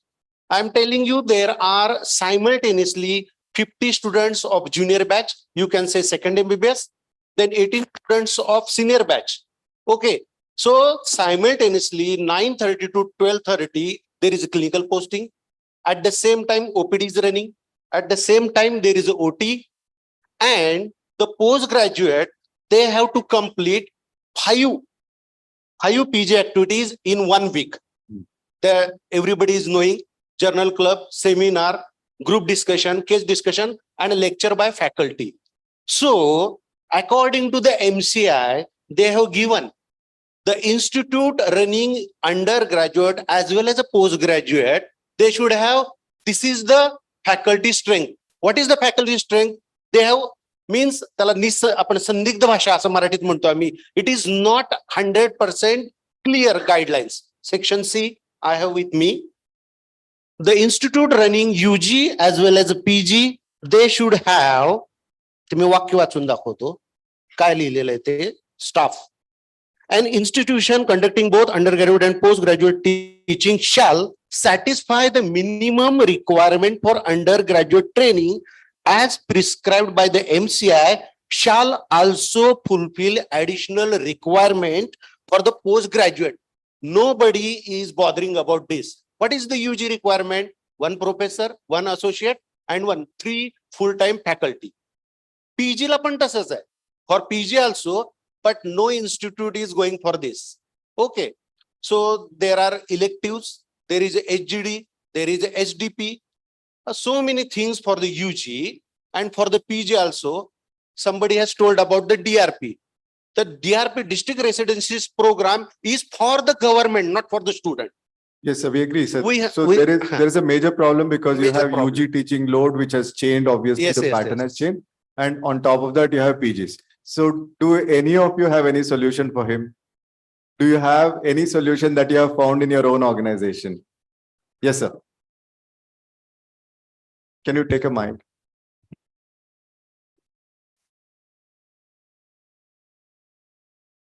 Now, maybe if you can give a thought of having, like you're having 2 separate curriculums. You have undergraduate curriculum where basic requirement of ophthalmology needs to be met with. You have postgraduate curriculum where you're training him to be a complete ophthalmologist. So just 2 different cadres. You should have two separate cadres of staff. Okay. 1 cadre of staff is looking only at undergraduate, and 1 cadre of staff looks at postgraduate. You increase the number of staff, your workload is divided, distributed. Your administrative work also will not be such a hassle for you. But within the parameters, has any one of you found a solution for this problem? Yes, sir. As he was saying, PG professor and UG professor. That is one thing. Plus, to have a solution is to increase the non-teaching staff and infrastructure. If you have 5-6 cabins and everywhere if the PGs are sitting and the PGs are examining and the professor is moving from one teacher, one student to the other teacher, he can manage the 5 cabins and 5 PGs also. That is the only way that we can right now, with increased students, we can increase the clinical teaching as well as rest of the teaching in the theaters. Thank you. Logu, last comment. Yes, madam. Madam, go. No. Sir, I am from Yes, go Government ahead. Medical College, Kottayam, Kerala. I am HOD and Professor of Ophthalmology. We have many administrative works to do, just Madam said and Sir said. But and we have 2 units. So 3 days OPs and 2 days operation for each unit. So nowadays I don't go to on Friday to OPD. That day I will do all my administrative works, all administrative for So you instrument. divided your work schedule in such a way that you meet the requirements. And for 1 month, we will make a schedule for PG teaching. And usually our time is 8 to 3. And 2 to 3 is the working time, no, PG class time. So I usually take after 3 o'clock, either at 6 o'clock or 7 o'clock PG class. And the other thing is, I will take grand rounds for 1 day. So that day I will discuss all the cases at bedside. Okay. Each case every 5 minutes or 10 minutes. So the grand round started at 8 o'clock and it will be at 11 or 11:30. Thank you, ma'am. You seem to have found some solution. Last comment, Logu, you wanted to say something? So before he has the mic, one of those issues, one of the solution can be to entrust and empower senior residents to act at a level which is not currently expected. That is, they become acting like an assistant professor who will monitor. Right, I think they already do that. Now, senior residents are empowered to teach and they do indulge in teaching and training. So that's already there in many institutes where senior residency is. So so regarding teaching in both undergraduate and postgraduates, like we use the final year postgraduate to tackle the second year when they come for clinical postings. So once in a while, like weekly, once the faculty will take for the junior batch, senior batch will, that is the exam appearing batches, we'll use the faculty for the teaching. All right. So you're dividing teaching to different levels and So part of the curriculum in the postgraduates also training them to become the future teachers also. So that's what we practice. thank you so much. So we end with that note, Srinivas, and then we'll go for the elaboration.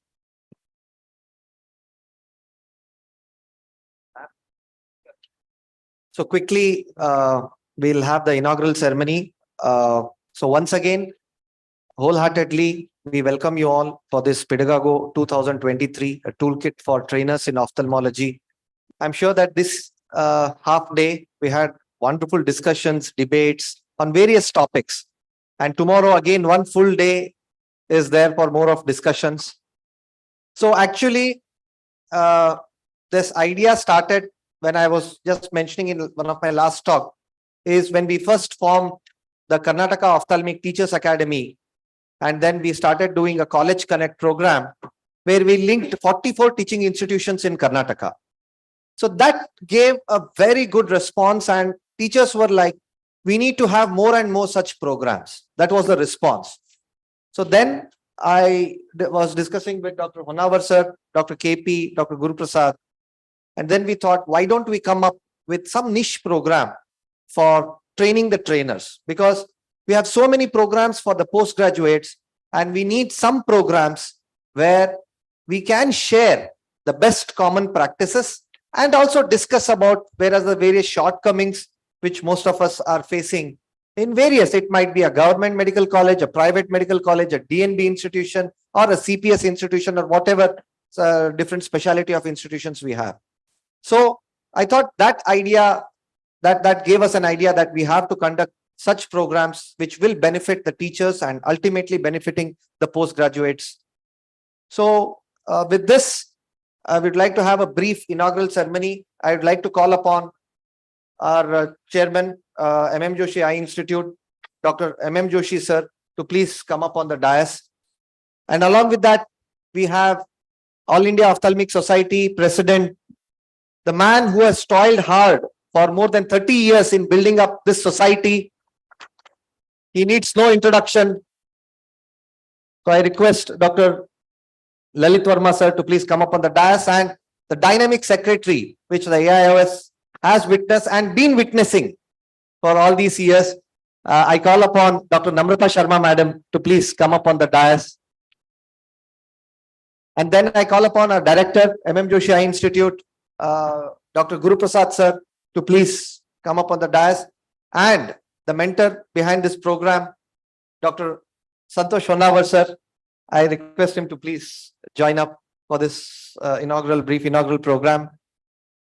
And our director, Dr. Krishna Prasad, sir, I request him to please join for this program as well. At 7:45, we have Carol Shields who will be addressing us. So we have to quickly move on, and we need to finish the program before 8:15 so that we can have some good time for the dinner. So with this brief, I once again, there are 120 teaching institutions which have participated in this program. More than 15 RIOs have come here and they have participated. All the central universities, including AIMS, PGI, JIPMER, and various other AIMS directors are also here with us, joining us today and tomorrow. I think this is definitely going to be a wonderful program where a lot of take-home messages will be there for all of us, because all the stalwarts are here and we would love to learn and share with each other what best we can do to uphold the postgraduate education in India. So with this, I wholeheartedly once again welcome you all for Pedagogo 2023 at Goa. One last point I would like to make is some of the ophthalmologists here whose wives were gynecologists, they came and said, it seems this happens only in ophthalmology. They said that no other specialty are conducting such program, especially for the trainers. And they witnessed that this is one of the first of its kind for ophthalmology trainers. Ophthalmology is doing a lot. This is not just one program. I'm sure that many programs have been held before. So they expressed that I think ophthalmology is one of the definitely an upcoming branch where you have so many programs, and other than that, even training the trainers program also. And that was a very welcome statement. I got it from a few of the delegates. So welcome once again. Thank you.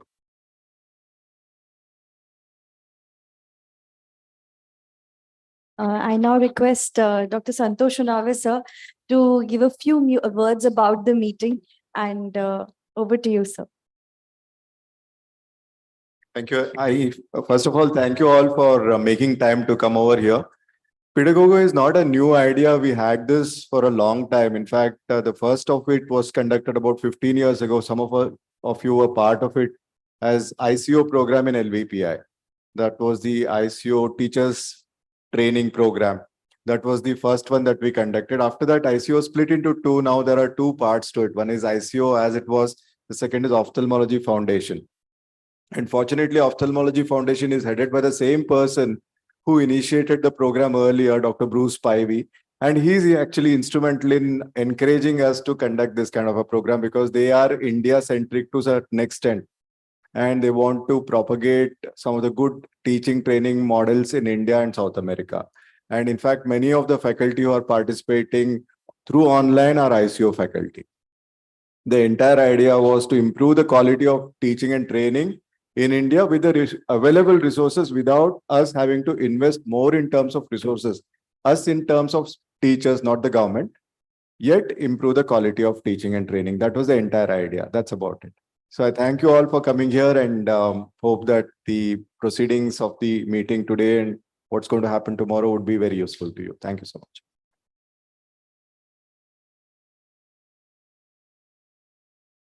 Thank you so much, sir. I would request all the dignitaries on the stage to please initiate the evening. Already it has been there for the entire day, though. Initiate the evening by lighting the lamp.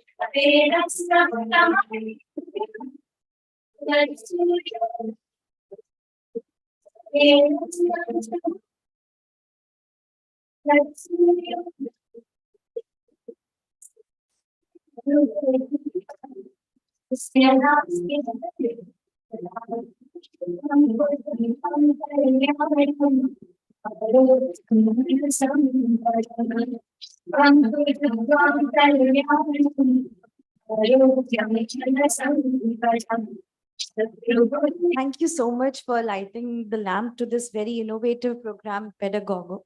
And I request Dr. Lalit Verma, sir, to please say a few words about the program.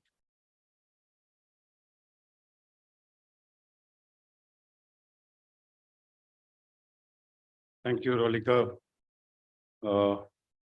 Very delighted to see 120 teachers, including from top institutions, AIMS, PGI, Arvind, JIPMER, and also participation by respected teachers of 15 RIOs. That speaks volumes about this program. You see, I'll begin by one shlok, which I just copied from the net just now only. It's in partly Hindi also. ज्ञान का दीप जलाया, अनजान को राह दिखाया, अपने गुरु मंत्र से शिक्षक ने हमें सफलता का पाठ पढ़ाया. So that is the importance of this meeting. Good evening, everyone, and respected teachers and respected teachers of teachers. There are so many senior people who I can label them teachers of teachers.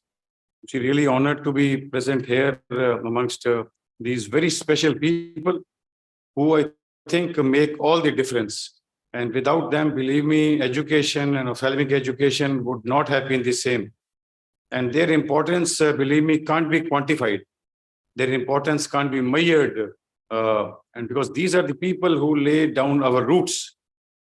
And as you know, without roots, all this greenery and trees don't grow.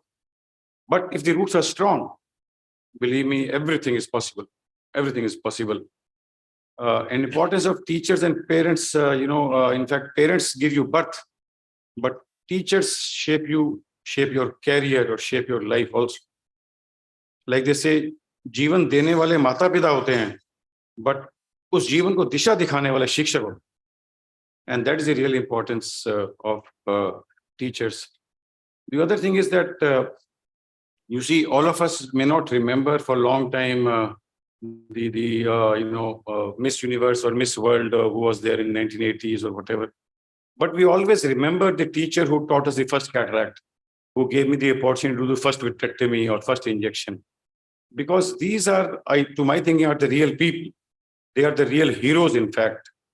And so I actually bow down my head in front of so many legends, so many luminaries. A lot of people have joined on net also. And thanks, M.M. Joshi, Institute Hubli, who in collaboration with the Ophthalmic Foundation of US has prepared this excellent program, Pedagogo 2013, a toolkit for trainers in ophthalmology. You see, today so many conferences, so many CMEs, so many workshops are being held, and they have really mushroomed, especially in this election fever of the US. But believe me, all of these, I travel quite a lot. Nearly all, they are all repetitive exercises. Same talks, virtually same speakers, and even the same slides also. So such is the boring. But here is Srinivas, here is KP, here is Santosh for you, who have dared to think differently, who have dared to think out of box and created this program for teachers called Pedagogy. So I just searched the net. Pedagogy, this comes from Greek word pedidos, which means a child or a boy, and agogos means a leader. So pedagogy is another word for education. In fact, the profession and science of teaching, or the method of practice of teaching. So this is what is being discussed, and very delighted to be here. You see, teachers are the backbone of any country, in fact, or to talk of institution or ophthalmology, like Pashini also saying, teachers are like pillars of all the aspirations, where all the aspirations can get converted into reality. And I think great teachers know how to bring out the best in a student also. They will know. So I'll just like to congratulate all concerned, especially M. Joshi team. And we'll just like to conclude by one or two suggestions, if you may take. One is we should do such programs more often. This toolkit for trainers, believe me, we can at best, or AIS can at best has an advisory role.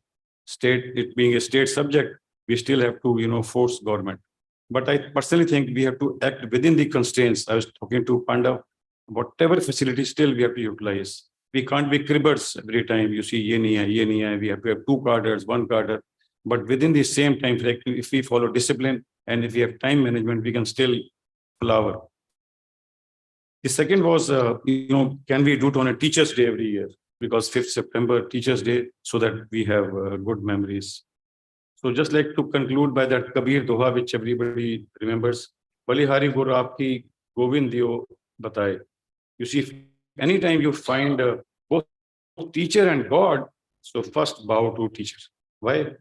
Because it is the teacher who told you about it. Thank you very much for having me.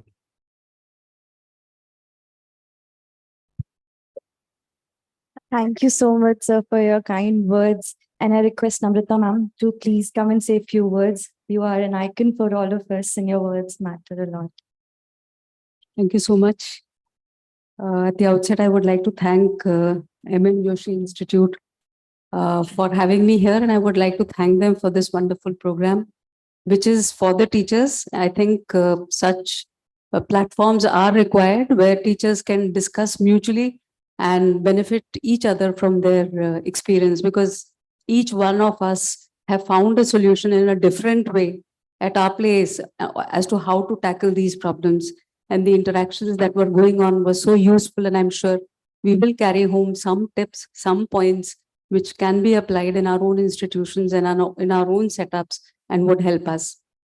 I remember way back when, in fact, Dr. Krishna Prasad came to Hubli after doing his post-graduation from RP Center. He was one of the first to start the programs for the postgraduates. And that was a pleasant surprise. It was a program which was started before DOS, before AIS, before any organization. And I still remember that, and kudos to the Hubli team, both Srinivas and KP, for continuing the PG programs and also for starting the teachers program. And likewise, Santosh, who started both for teachers and students his iFocus program. There is a need to have a structured teaching, to have a more organized teaching, to have a more uniform teaching, which should be similar in the entire country. And AI was there, I think, has a role to play in terms of advocacy. I remember way back when Dr. Maipal Sachdev was the president, we went to Dr. Paul to ask for accreditation of fellowships. But that was something, he's the chairman of the NMC. He said, I can't do it, because if I do it for ophthalmology, I will have to do it for all other specialties. And that will be like opening a new Pandora's box and a new chapter. Of course, as teachers, all of us medical colleges, whether it's government or it is private, we are nurturing and we are churning out ophthalmologists for the entire country, whether they join corporates or they join private organizations, or they go into practice or they teach further. I do remember a program which was started by Ministry of Health and Family Welfare. It was called Training the Trainers program, which was headed by Professor V.K. Dada. And at that time, the subspecialty was just evolving.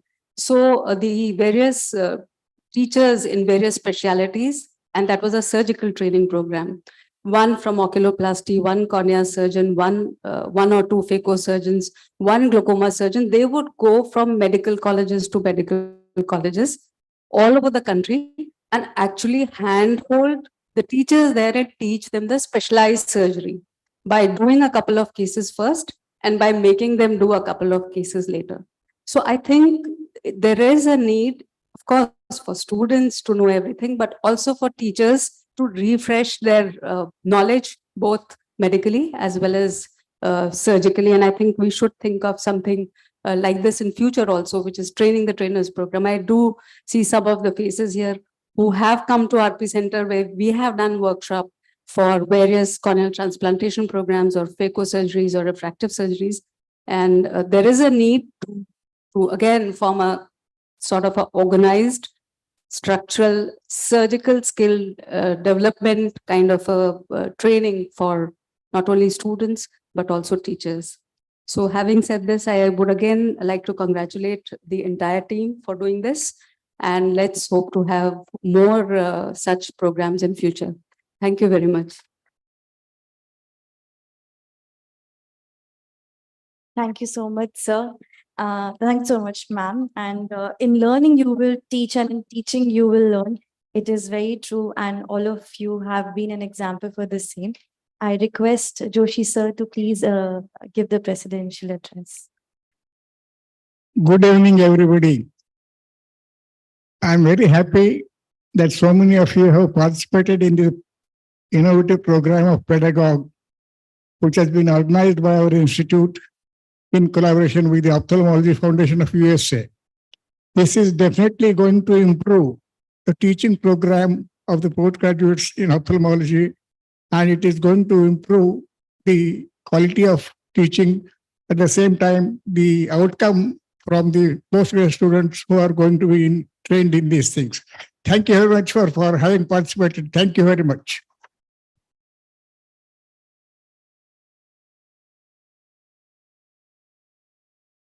First of all, I would like to thank the main people who we are here today and being at the wonderful location. We should thank the trade. So I think I would like to call Nikhil Masurkar from Entod. He wants to say a few words. So please thank all the trade participants who have been so cordial and who have been very nice in organizing this program. One is the Entod from Nikhil, and we have Sharma ji from Ajanta, and then we have Ben Franklin, and then we have Intas, we have IOC and the Microvision. So these are the various organizers who are the various trade people who have helped us in making this program so beautiful. So I request Nikhil to please say a few words. So firstly, I would like to wish everyone a very good evening. I think I would like to warmly welcome all of you for this out of the box and uniquely crafted academic program for ophthalmic trainers in India. I would like to thank Dr. Srinivas Joshi, Dr. Santosh Honawar sir, Dr. R. Krishna Prasad for putting on such a fantastic program together for the first time in India. The Entod Pharmaceuticals has always been at the forefront of ophthalmic education in India, supporting over 600 academic events per year across the length and breadth of the country. It's my endeavor that India becomes the new global hub for ophthalmic education in the world. And it's all of you great ophthalmic teachers here that are going to make this happen. The new world order of ophthalmic medical practice is shifting east, with India taking on the leadership. And I can assure you that Entod, as a proud Indian ophthalmic MNC, will go full out to support this. I hope you all thoroughly enjoyed this academic program. Thank you once again. Thank you, everyone, sir.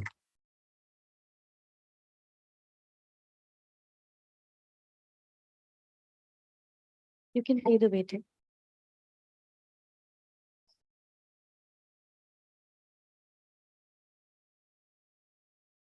Okay, that's okay.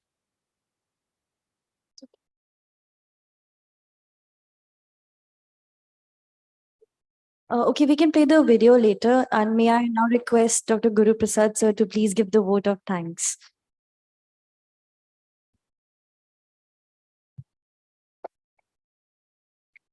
I've been asked to propose a vote of thanks, but I can't thank you enough.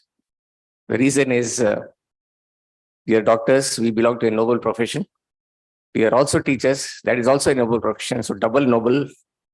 And we are come here to teach the teachers, or exchange knowledge is supposed to happen between teachers. So this is something that is super noble. So I think there's the hall is going to be vibrant with positive energy like a temple when we all leave tomorrow, because of the kind of people who are gathered here. And to inaugurate such a program, we have none other than our own mentor, Padma Shri Dr. M. Joshi, here, with whose blessings we have come forward and done this program. Thank you very much, sir. And we have the President of All India Ophthalmic Society, the largest body with the largest number of life members, 25,000 life members in this All India Ophthalmic Society, the president of which, Dr. Lalit Verma, is here. And Namrata Sharma, the General Secretary of this big association, is here. And we're very thankful to you, ma'am. Of course, to put up a program like this, Pedagogo 2023, a very unique one, probably the first of its kind. I have not come across such a program before. Srinivas, Santosh, and KP have done a wonderful job to bring all the luminaries, the best teachers in the country together under one roof to deliberate on how to have an optimum program for the residents. I think this is the noblest of all deeds that we can do for the betterment of the society, for the country in general. So thank you once again. Thank you one and all.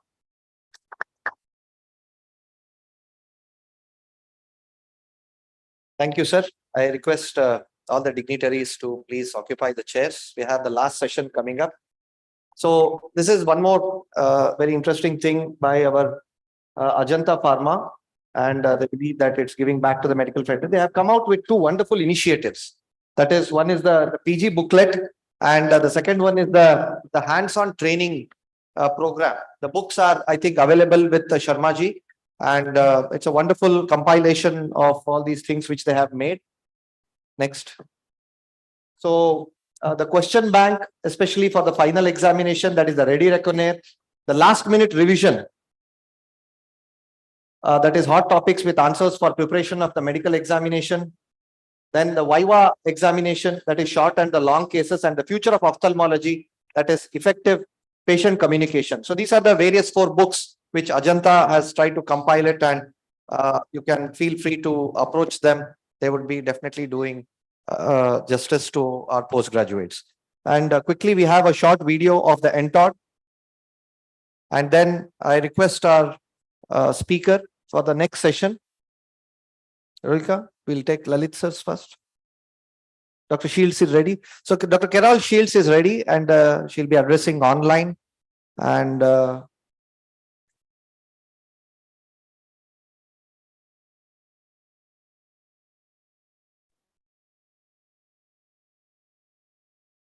Shields is first, no? After this, Shields is first, no? The video after, yeah.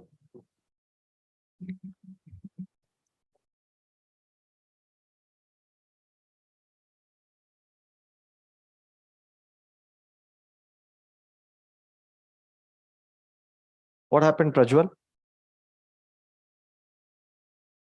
So until then, we can have one, actually in the inaugural, we thought of having one teacher who can also speak. I request Asim Ghosh sir to please say a few words about this program. Can anybody give the mic, or you can come here, sir, no problem.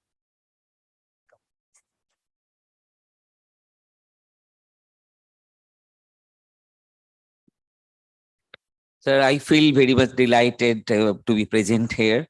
Many dignitaries are here, and all have allowed myself to be here with some talk to listen for you. I hope that this program will again occur, and we will come again and again. Thank you very much. Very. Okay, please play the entire video.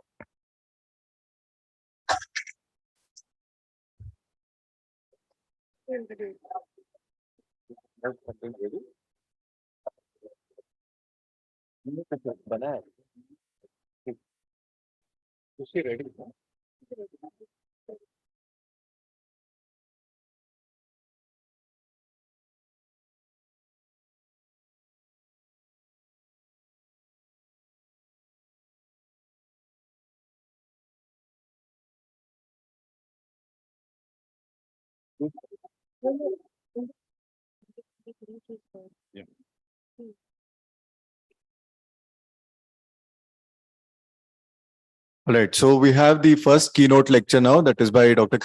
Carol Shields.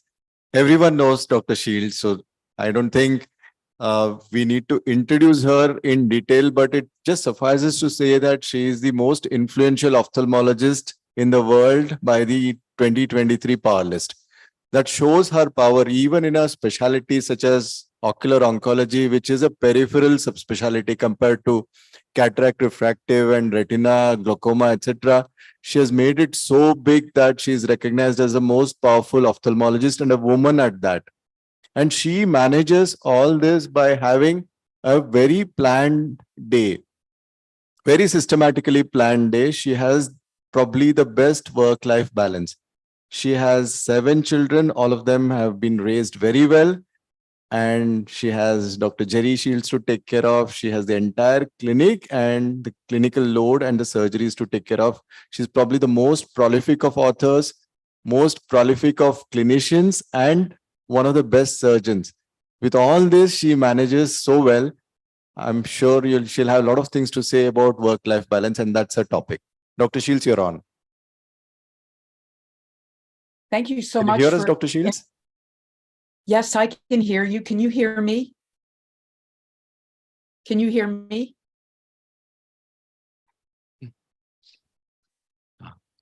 No, Can you you can hear me? unmute yourself. All right. Okay, can you see my slides and hear me? Dr. Shields, we can't hear you yet.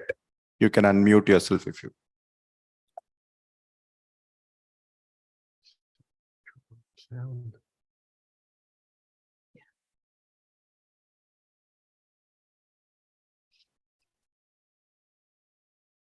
Can you hear me? All right.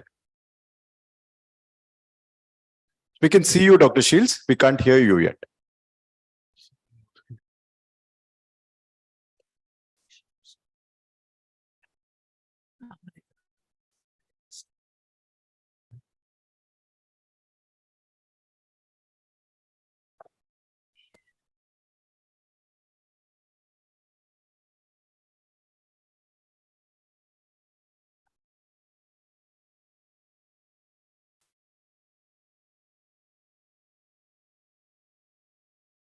Can you hear me now? No?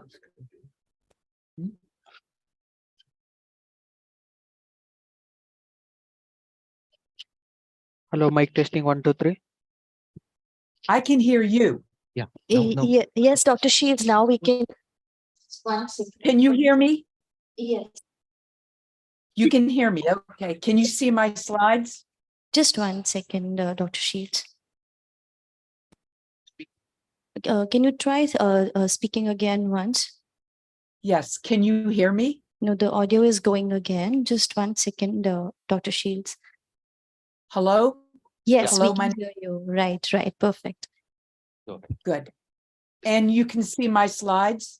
Not yet. Yes, Yes. Dr. Shields, we see everything now. Yes, it's very clear. Excellent.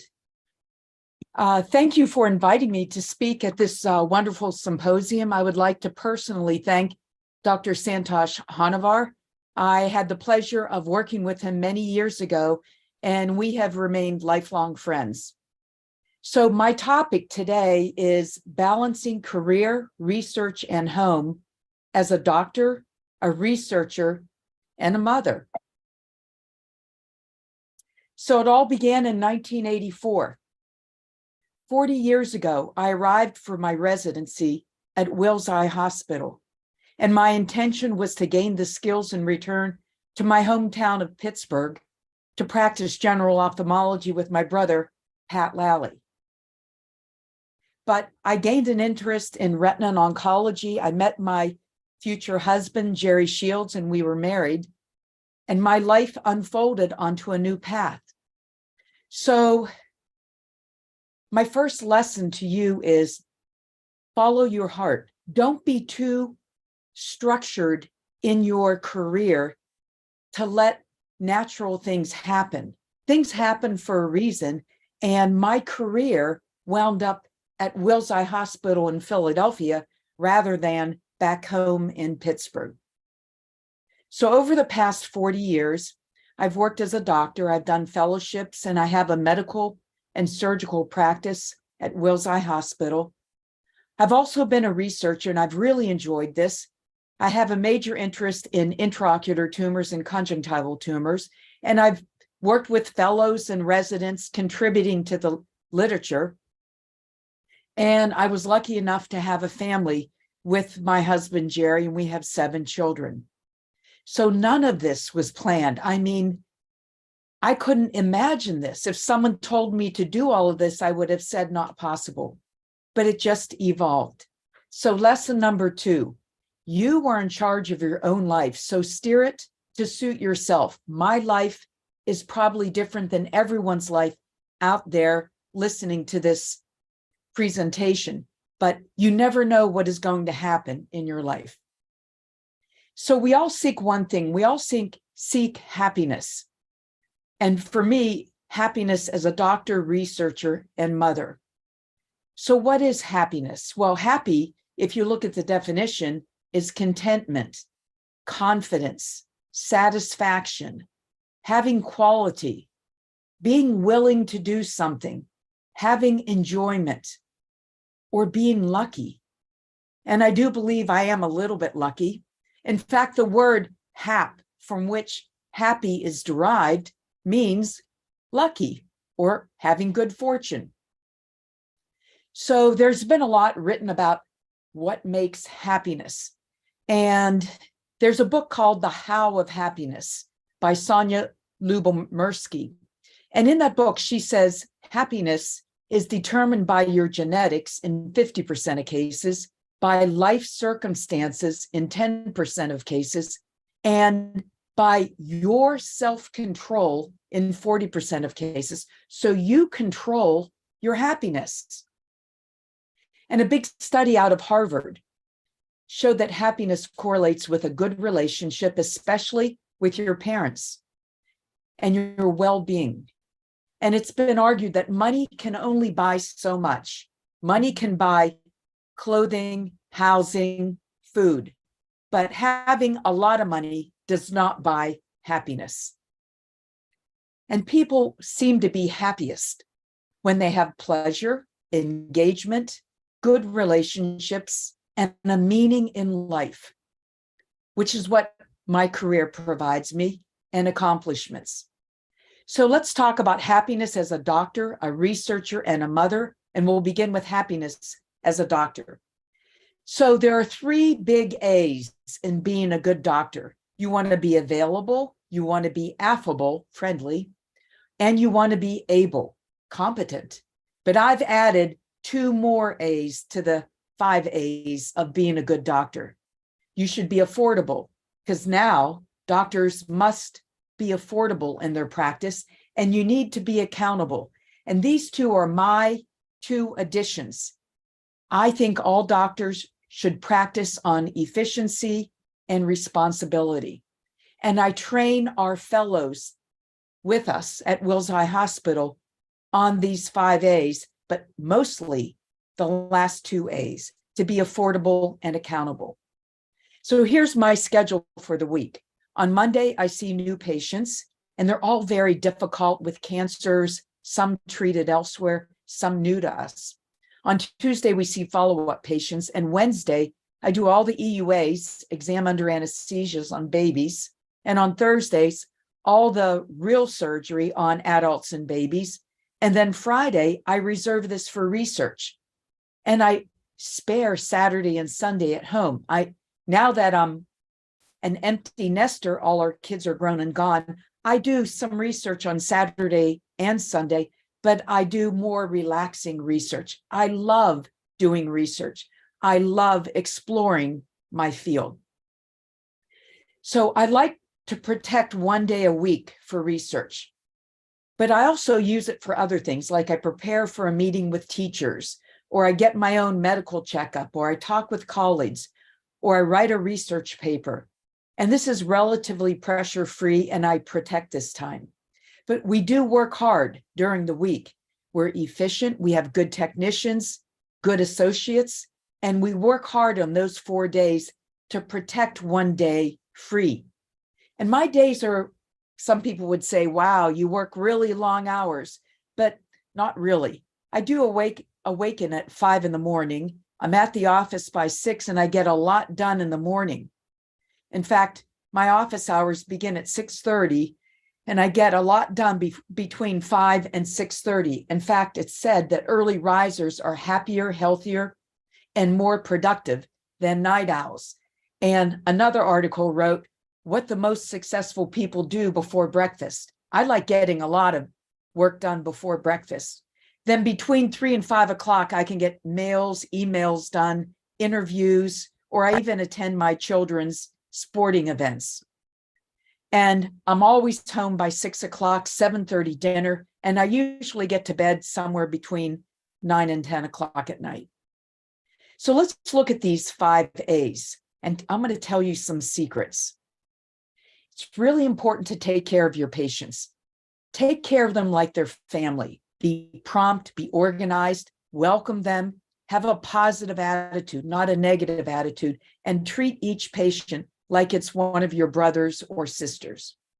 But it's also important to take care of your staff. Respect your staff, give them downtime. Our staff gets Friday to do their own stuff, so we don't bug them with patients on Friday.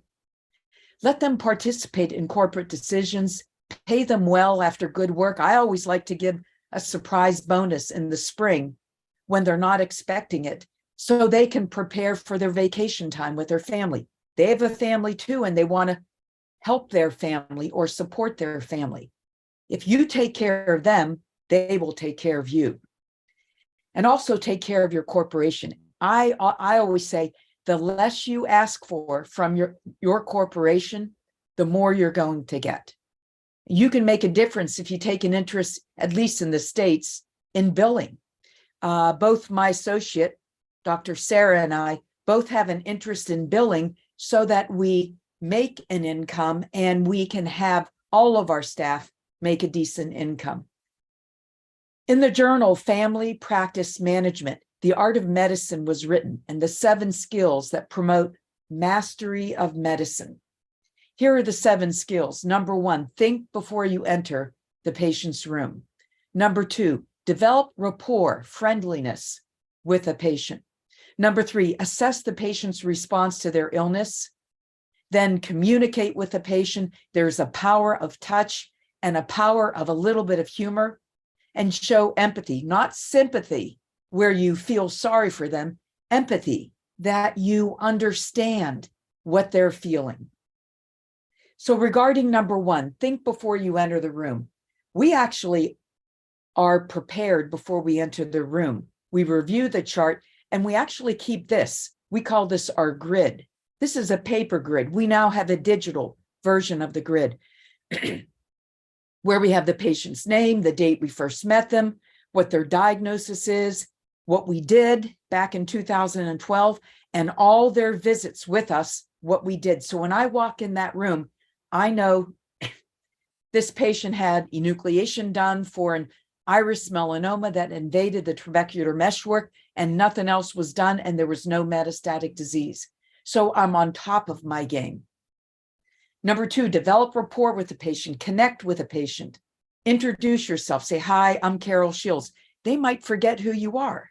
Look at the patient and establish comfort.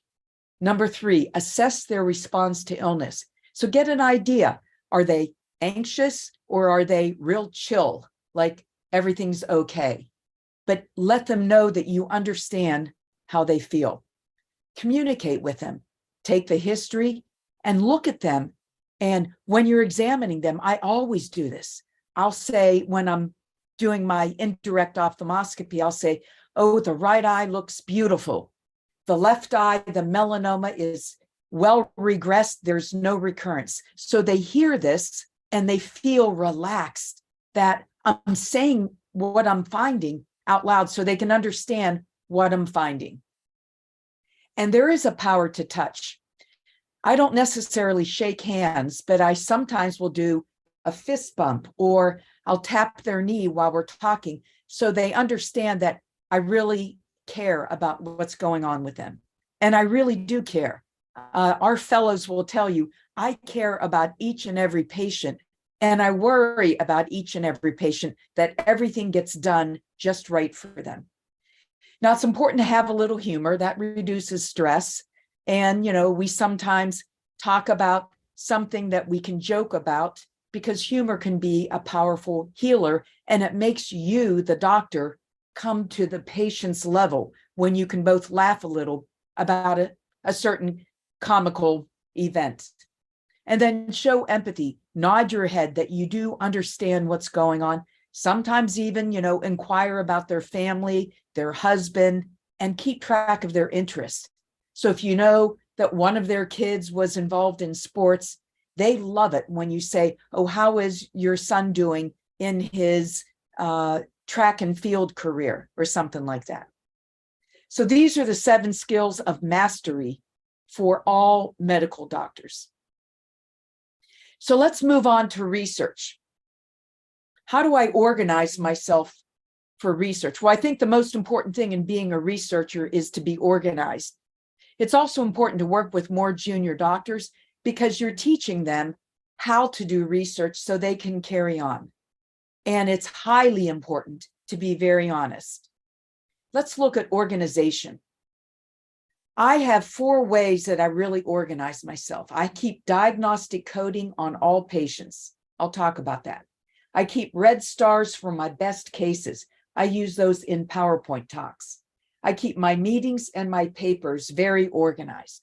So regarding diagnostic coding, every patient that we see gets coded after they leave. It goes through our most reliable technician who codes them by tissue diagnosis, like choroid melanoma. That's it. I don't code anything else. But this way I can find all patients with choroid melanoma real quick in our FileMaker Pro diagnostic coding system. And we don't let them type in choroid melanoma. We have drop-down menus, so nothing is spelled wrong. Red stars. Red stars are our best cases that we see every day in the clinic. For example, if we have a conjunctival squamous cell carcinoma that has an amazing response to topical 5-fluorouracil, I'll red star that. These are our best cases. And I actually dictate it onto our computer, and the list builds each day, and then I code it later. I do my own red star coding because I know exactly where I want to put it. So for example, I keep all my red stars very organized by tissue. I have eyelid, lacrimal drainage system, conj, caruncle, retina, macula, RPE, down to optic nerve, orbit, neuro-ophthalmology. And let's look at, say, retina. If you open that, I have all the conditions that we have seen with retina. And say we want to look at Coates disease, and I want to look at laser, and it opens up to laser, and I can find all my best cases where we've done laser. Here, what I do is I alias them. Any of you who use a Mac computer know that alias is an empty link to find the real folder. And I like aliases because I can put 10 empty links, all that go back to the one single folder, so it doesn't make my hard drive run out of space. These are just empty links that go to the main folder. Now, for meetings, I always organize myself by year, month, day. So for example, here we are in 2023. So 23, January, the 10th to the 12th, I had to go receive an award. And then I have all my events laid out. I have to take my cat to the vet on April 7th, 2023. And here is April 21st, 2023, Friday, AM 10:30. I'm at this meeting in India, and I have what I have to present and the emails relative to this meeting. So I keep everything organized. So I look at my day. Today I have this, another, and another, and another meeting or person in town. So this is how I organize myself as a researcher. And then for papers, I do the same for papers. I keep everything by the exact title and the doctor. So here's a list of papers that I'm working on. And if we want to look at this one, plaque radiotherapy for extensive angle invasion. And these are all the different versions of that paper that I've worked on, and then the final PDF of that paper. So I can go back and see everything we did. I keep myself very organized as a researcher. And last, I'm going to talk about happiness as a mother. Well, this is maybe the most serious topic. It is my first priority. It is my greatest happiness. You can influence your children with your every action, and it adds richness and meaning to your life. You know, as a parent, child development is very important. You have to be careful how you raise your children. So there are some parents who are very responsive. They're very warm and accepting towards their children, and others who are a little more aloof or critical of their children. And they say they're too demanding. But they say it's important to be a little bit demanding on your children because their psychological development is facilitated when parents are responsive, loving, and guide them with a little bit of guidelines. I don't like to use this word demanding. I just say guidelines so they know what is right and what is wrong.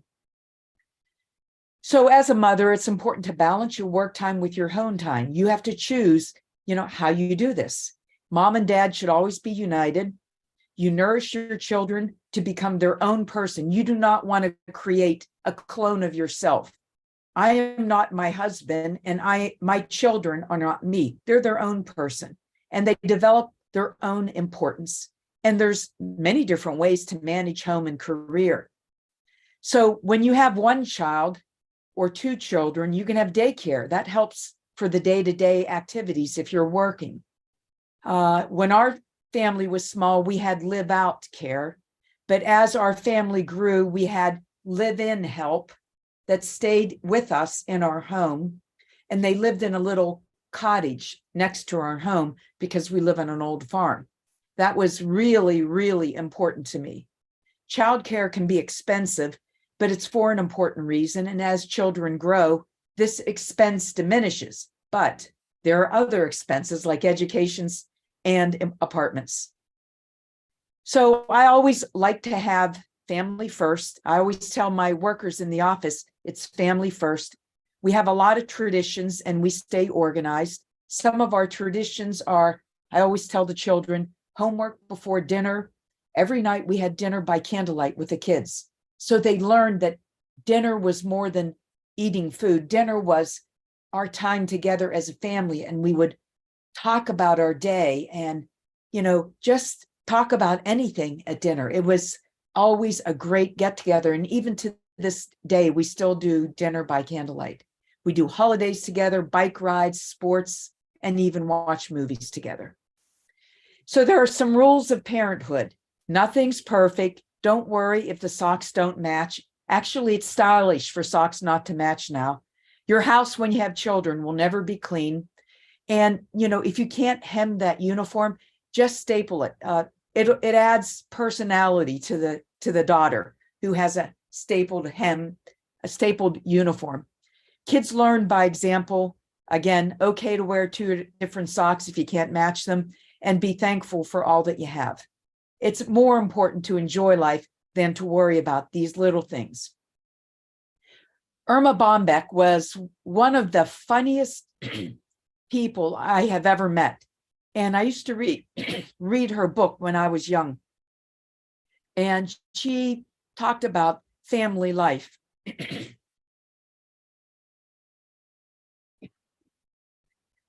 She had some tips for parenting.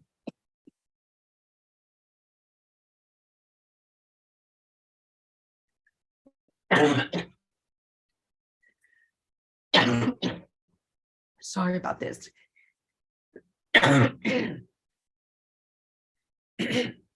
You can read them here by my voice.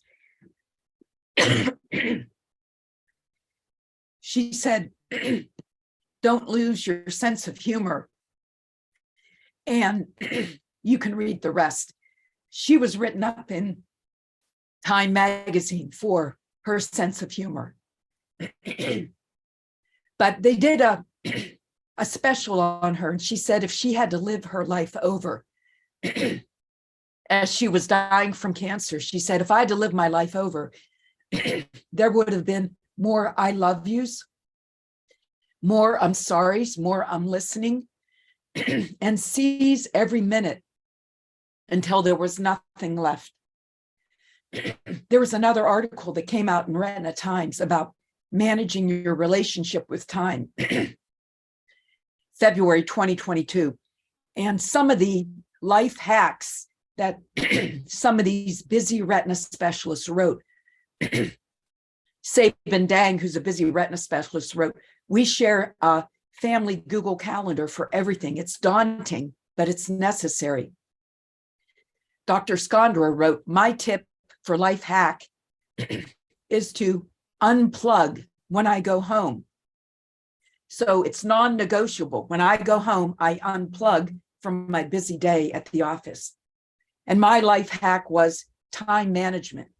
Stay organized, work efficiently, get patient care started early and finish by 3. Keep lunch short, or me, I just skip lunch. I just do breakfast and dinner. My goal was always to be home by 5 p.m. and I always dictate letters and notes promptly. This is definitely worth reading because it was just written last year. I'm just going to skip, well, I'll go through this. Laura Santos from Yale wrote 5 things that keep you happy. Be comfortable around others and be social. Say thank you and consider the good things in life. Focus on the here and now. And she said meditation helped her.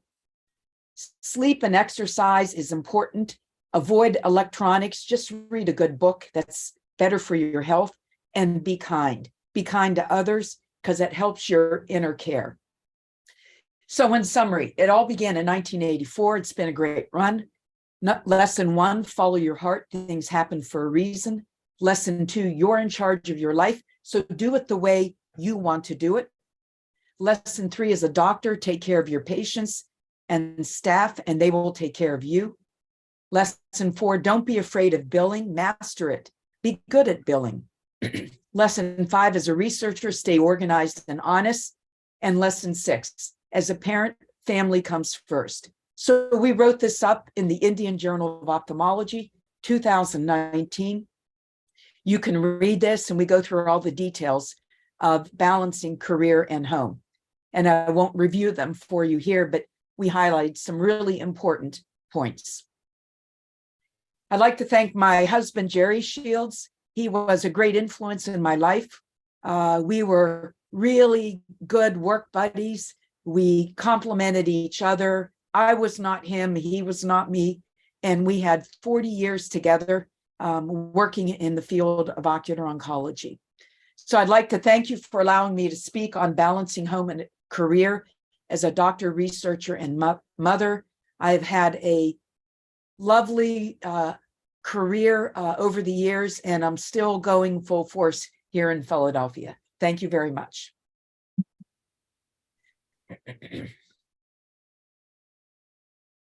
Thank you very much, Dr. Shields. Wonderful lecture as usual.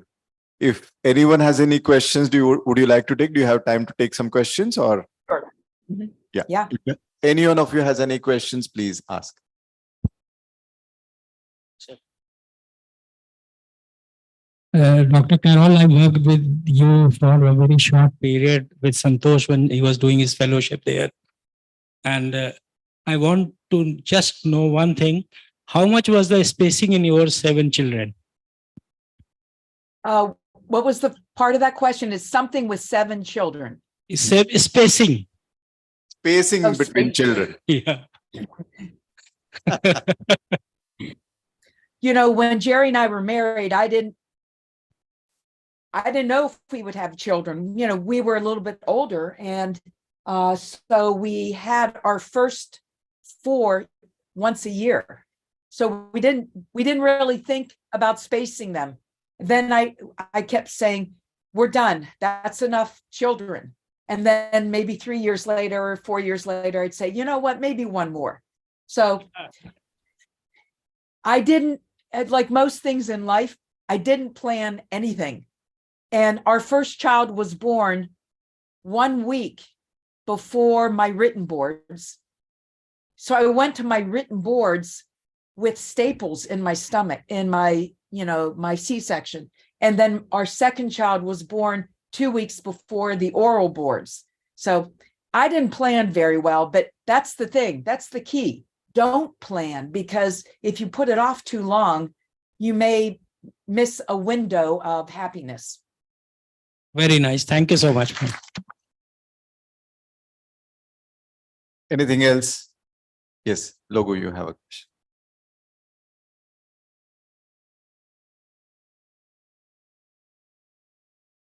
Samra, thank you, madam. For the second time, I am hearing this one in person in Hyderabad, and Dr. Santosh organized the same thing when you are in person for talking the same topic. So we learned a lot from those years, and we little bit improvement in time management also after seeing your personal lecture there. And just I want to any specific tips to avoid sympathy over the patients, especially when you deal with when you know that the eye is going to be lost or something untreated conditions. So how to avoid those kind of sympathy when dealing with those kind of patients? So your questions regarding sympathy for patients who have very serious conditions? Yes, madam. Yeah. Yes, madam. Yeah, I always train our fellows when they're with me, especially when we deal with retinoblastoma and we have to remove an eye. I always tell them there's always some positive outcome that you can find. So I always start with the positive outcome when I talk to the families. I'll say, we're here to help your child, and we're here to save your child's life. Really, in this situation, the only way to save your child's life would be to remove that eye, because that eye doesn't see, is the risk for metastasis. If metastasis happens, they could lose their life. So at least we have an alternative to save their life. And you know what? I just did that yesterday in a young child who I had to remove the eye. And the family will listen to you. They have to gain your trust. They will listen to you, but you have to seek that one bit of happiness or that one bit of positivity that they can hang on to. If everything you tell them is negative, like, oh my gosh, she has such a bad cancer, she's going to lose her eye, everything is bad, you're going to lose the patient. You want to keep the patient with hope. So always find that one positive thing they can have for hope. Thank you very much, Dr. Shields. I think, one more last question. Last question. That was an awesome story. And I just want to ask, as a mother and a doctor and a lady, what is the mantra which keeps you going? What recharges you? Very often when during juggling everything into balance, things go out of control and you just feel, you're not doing your best for your profession or best for your children. You have to balance the two things. What recharges you at that time?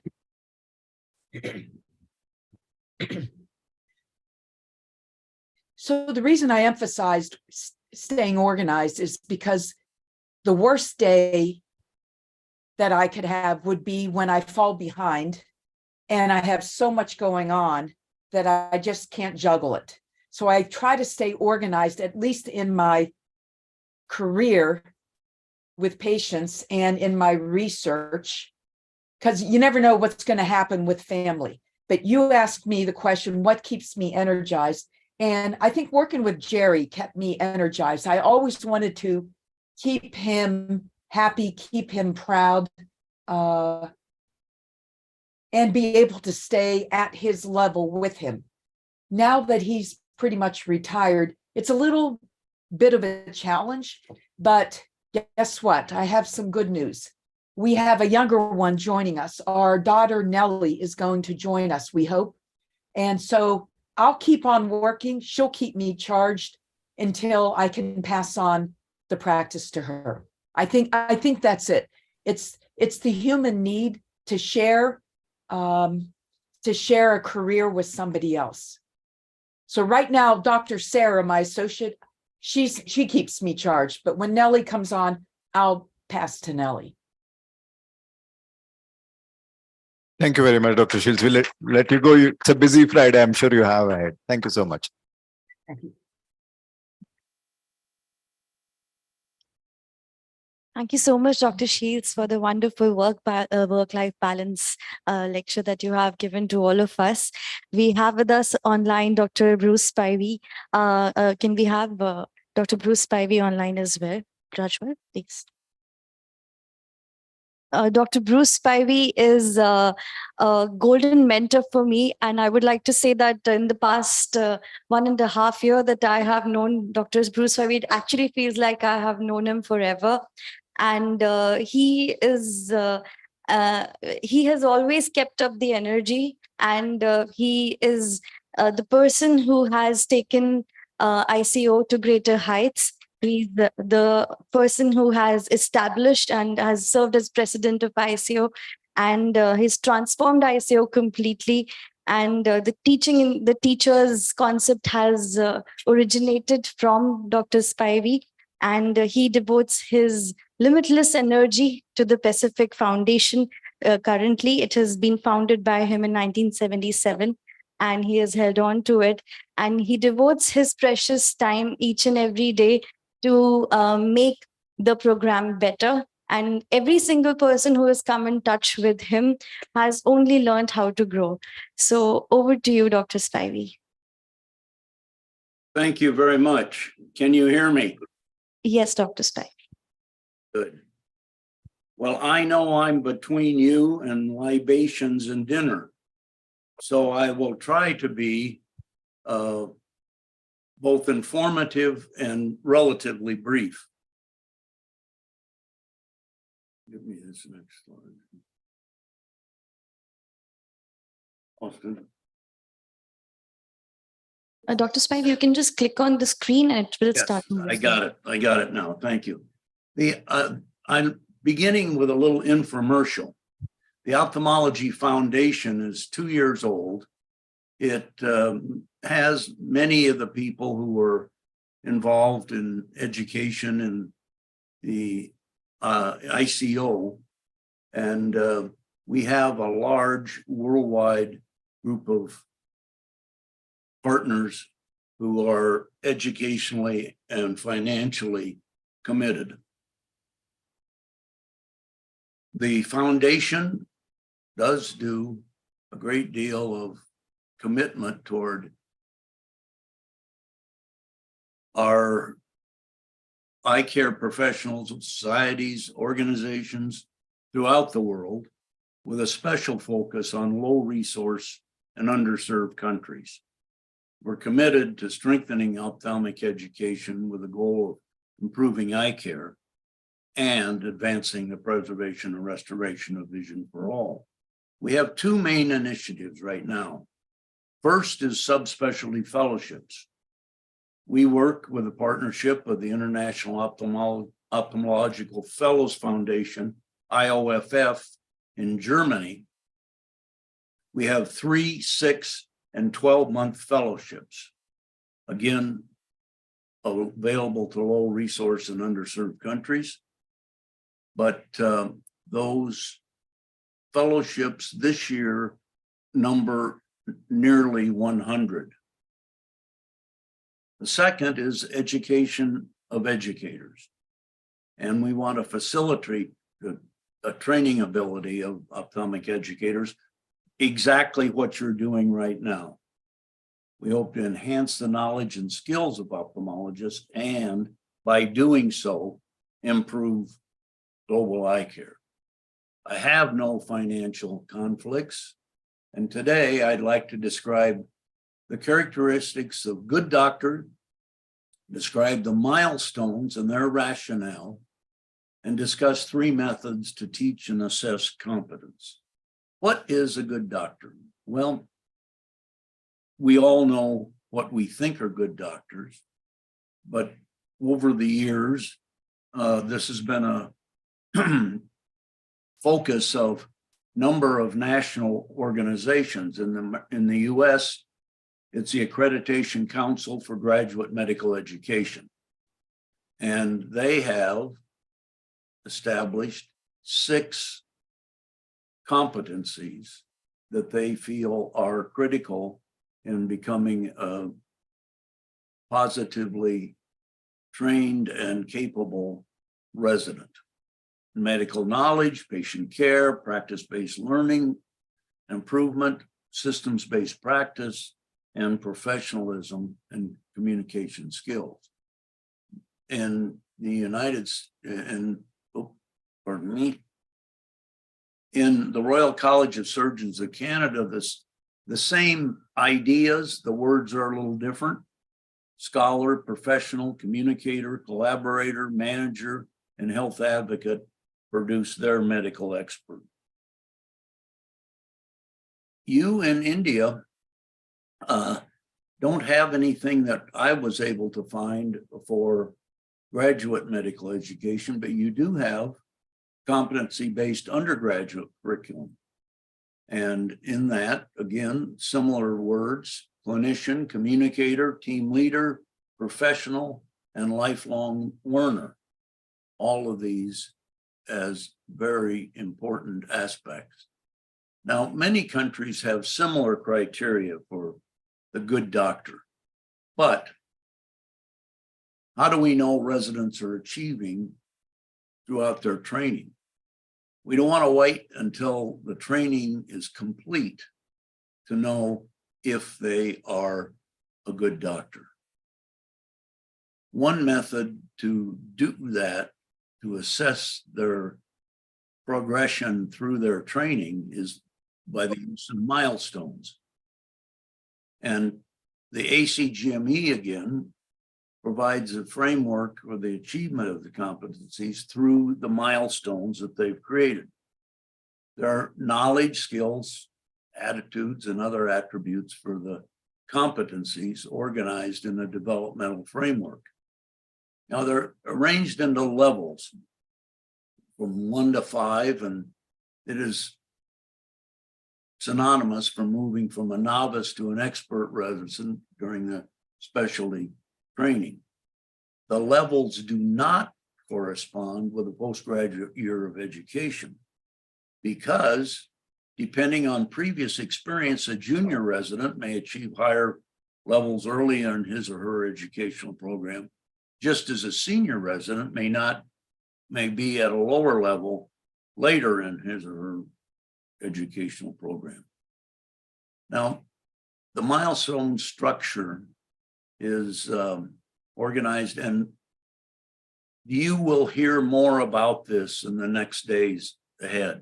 So I'm just providing a beginning presentation about it. Don't worry, you'll get this in a better way probably coming up. But we have in each level a descriptor of what is expected as you are evaluating the behavior and progress of a resident. And you'll see below selecting a response box, because that's where you score. In the middle level implies that the milestone, that level, and lower levels have been substantially demonstrated. Whereas selecting a response box on the line between the levels indicates that milestones in the lower levels have been substantially demonstrated, as well as some milestones in the higher levels. Example, professionalism, which is accountability and conscientiousness. And here you see some of the descriptors that evaluators look at and score as the milestones are accomplished. There are in ophthalmology 20 milestones. Internal medicine has 120. I don't think they're that brighter than we are, by the way, but they like to have more things, I guess, to count on. Patient care, we have 6 milestones: medical knowledge, 3, systems-based practice, 3, as there are in professionalism and interpersonal skills, and 2 in practice-based learning. The purpose of the milestones allows residents clearer and better feedback. There are roadmaps for training, the transparency of performance requirements. If you know what is expected, you will perform better and earlier, and the informed self-directed learning. The purpose of milestones for residency programs allows an explicit expectation of residents. They know what they are expected to do, and you'll see how they are graded. It's a guided improvement in the curriculum and the use of assessment tools, and it's better systems of assessment at all sites. Residents move around.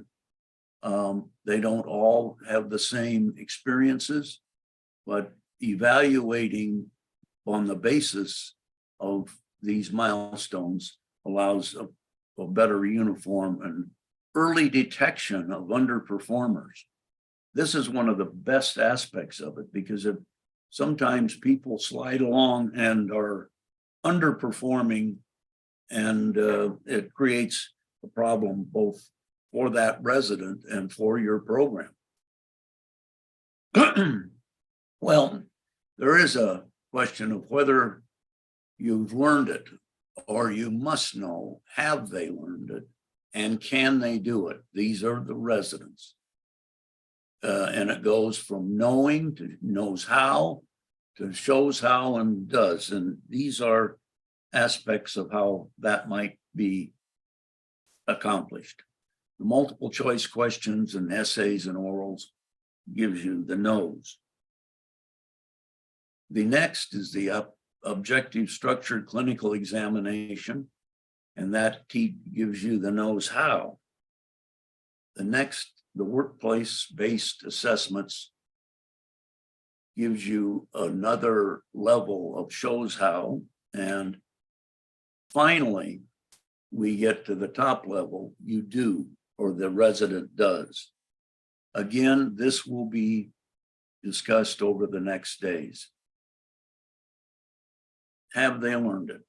The essential tools are, I've already mentioned: multiple choice, workplace-based assessments, observed surgical procedural skill, observed patient care, and a 360-degree multi-source feedback. This is one that maybe you haven't experienced or heard about, but there is a surgical procedure work-based. Here we have an anesthesia, and it's a very specific set of behaviors that you can be observed and codified in this evaluation form. Can we do better than that? Let's see. There's a Many of you may have heard about the ophthalmology surgical competency assessment rubric and whether or not that goes from novice to competent. And for example, if you're doing and cataract surgery, draping, incision, paracentesis, etc. And these are the evaluation criteria that would score from novice to beginner to advanced beginner to competent. So these are helpful and allows people to evaluate on a more than, well, I think they're good or I think they're bad basis. That is not helpful and adequate in evaluating. Now, then the next issue of the examination, and you will see here, this was published, interestingly, by Gabby Palice and Carl Golnick, whom you'll be hearing from 2 years ago. And this will be explained in much better going forward next. Now, the 360-degree evaluation. Usually we evaluate faculty. We don't, the faculty does the evaluation of the resident. But there are at least many others that could be included in an evaluation. Certainly patients, peers, as well as other students, nurses, and staff. And they have a great deal of other evaluations or observations that are most helpful. Why use it? Well, the faculty doesn't see everything and doesn't evaluate maybe some of the things that some person, when they're in front of the faculty, acts like an angel. But when they're not in front of the faculty, they act quite differently.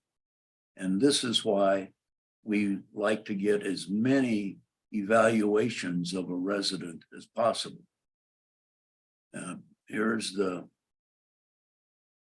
on professionalism, we have peers doing this. And the idea would be responsiveness to needs of patients and society that supersedes self-indulgence. Does the resident put patient's interests before his or her own, demonstrating sensitivity to patient's needs? For example, staying up late, the patient, behaving graciously,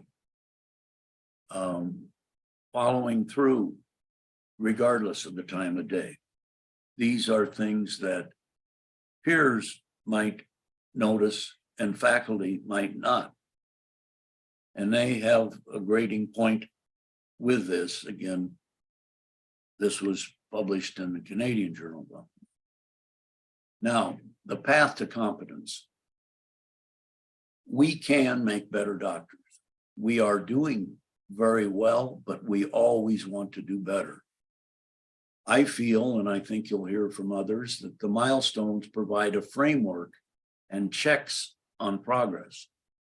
The workplace-based assessments provide evidence that they've learned it and they can do it, which is what we want as our residents graduate from our programs and go out into the world. I hope that this gives you some idea of what's going to be coming in the next day or two. Thank you for your attention. I hope you'll have a lovely evening. I wish I were there. I remember my one and only trip to Goa very fondly, and maybe someday I'll get back. Hope you have a wonderful evening and a great rest of your time together. Thank you. Thank you, Dr. Spivey. Thank you for sparing out your precious time on this lovely morning. And thank you for the tips and thank you for everything that you have done for the teachers and for the students in your journey. Thank you so much. Thank So you. Enjoy yourselves. Thank you, Dr. Spivey. Thank you so much. Next, I invite our President, Dr. Lalit Verma sir, for his keynote lecture on how to achieve excellence. So the snacks will be served inside and also the drinks so that we can enjoy Lalit sir talk little more with more and more energy. Over drinks. Over drinks. So we have requested all the people to serve the snacks inside. No snacks and food will be outside until the two talks are over. And after that, we all will join for the dinner. So until then, please sit, relax and enjoy the learning experience of how to pursue excellence is what is by Dr. Lalit sir. And I request everybody to please be here and the snacks will be served inside. Just asking. Thank you, Santosh and Srinivas. Can we have the first slide? Here? You see, after is it coming?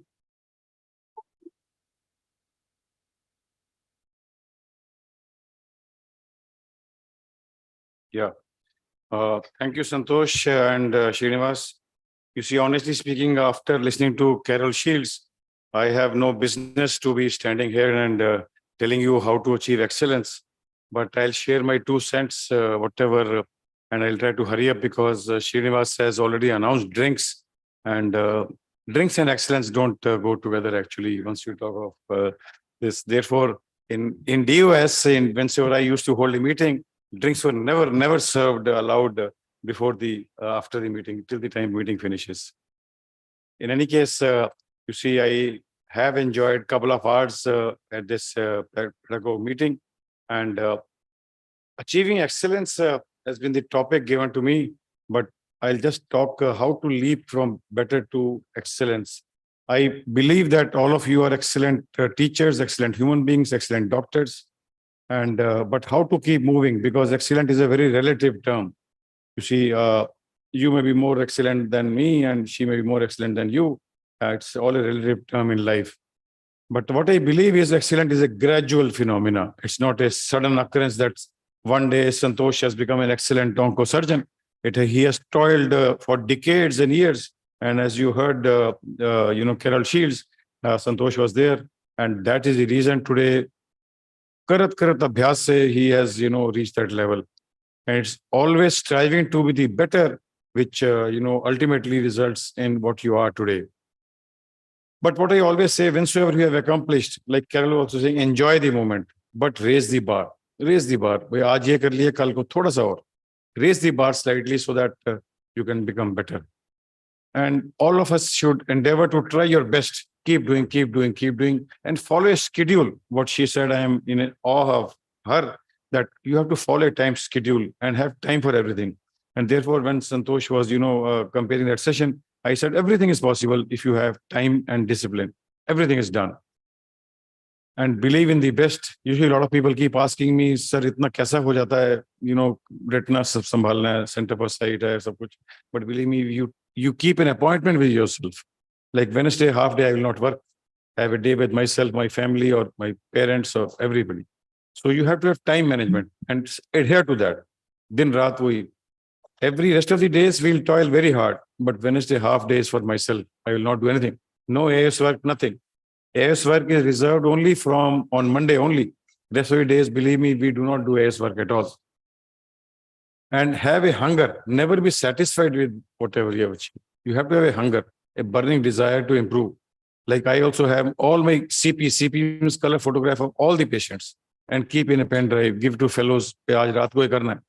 And next day I will ask her, dikhao. And I also believe that it's not an inherent talent that I was, anybody is born with that, very excellent ban gaya. But it is a deliberate practice which we do. It is, every day hard work which we do that ultimately it is not a must. Today we are shrouded by this story of should and must, but it's not a must that you will become. Believe me, you have to keep working hard, and sometimes you may, have good result. But deliberate practice has to be there. There are a couple of things which I had jotted down. Passion is an incredible motivator. Whatever you do, like I frequently tell my, fellows, in-depth thermoscopy should be, mastery itni karo ki even if Modi ki karni pade na, you should be able to master. But, if PM Modi comes, that you are doing indirect, you should be the best in your distance. So you have to have a focus because passion will fuel focus and make you persevere it. And second thing is, as Carol also was saying, do the hardest thing first only, because that will motivate you to achieve further goals in life. And then practice intensely, whatever. You see, I didn't know how to do indirect, but on every Sunday, believe me, I will go to RP Center, Ward 3A, dilate all 45 patients and keep doing. Nazar to aata nahi tha pehle, but it does help. It does help. And also have feedback. You see, whensoever in doubt, in intermittent doses, you can have feedback from your seniors. Immediate senior is the best teacher, actually. You see, when I was JR, senior resident is the best teacher. When you're a senior resident, assistant professor is the best teacher for you. So expert feedback will help you to, move ahead. But too much feedback also will, put too much of pressure. And a regular break is very important. You see, like KJ Singh was just showing me how he was enjoying his family just 2 hours back on a beach. That relaxes so much. So regular renewal, because renewal breaks energizes you too much. And as I said, ritualize or habitualize your practice, because this has to become your habit ultimately. Because if you do that, you will not have to spend enough energy to, in your pursuit for excellence. Like I quoted this from, karat karat abhyas, meaning thereby by repeated practice, repeated up and down motion of even a soft rope can wear down a stone. What to talk of human hard work? See, by repeated hard work, everybody, believe me, can achieve whatever anybody else can achieve. Whatever Carol can achieve, so can you. By repeated hard work, repeated disciplined life, that you can become an excellent surgeon, excellent mom, excellent researcher, what she said. Believe me, there are no silver bullets that uski slide hum copy karte rahe, and we don't do that. A lot of people click photographs, but do not follow that. It's very important to have disciplined life as she is having. Believe me, she works only for 3 days a week. 3 days she relaxing, but she still has a much higher, stature or a bigger name, publication and researches than any one of us in this hall. So it doesn't require high tech things, but it just requires karat abhyas. And at the heart, you should have that culture to think and act. Think also, act also in a disciplined way. And excellence is willing to be wrong, not always being right. You see, always we may not. Sare detachment to hamare bhi succeed nahi hote. So you have to be willingness to be wrong, but that should motivate you to work harder. And excellence is what can I give, not what does this require. Excellence is love, is passion, is not fear. Excellence is empowerment and not anger, frustration. Believe me, one moment of anger, frustration will bring down you 10 levels down. This is very, very important, that you have to be, empowered enough, but never lose temper on anybody, in fact. And excellence is accepting, not judgmental. And excellence and happiness is in giving, not taking. And excellence, believe me, is a journey, is not a destination that, you have achieved today or full stop ho gaya uske baad. It is a continuous karat abhyas. And that's the pursuit, what everybody of us are trying our best. You see, these are some kind of timeless tips. Always have a goal and have a strategy to achieve that, goal. And if you are not able to do the study, this is successful. But why say A is more successful than me? Utna hi main kaam kar raha hu, utna hi wo, but he is successful. Then study him. Spend time with that successful person. Maybe you will have the lead.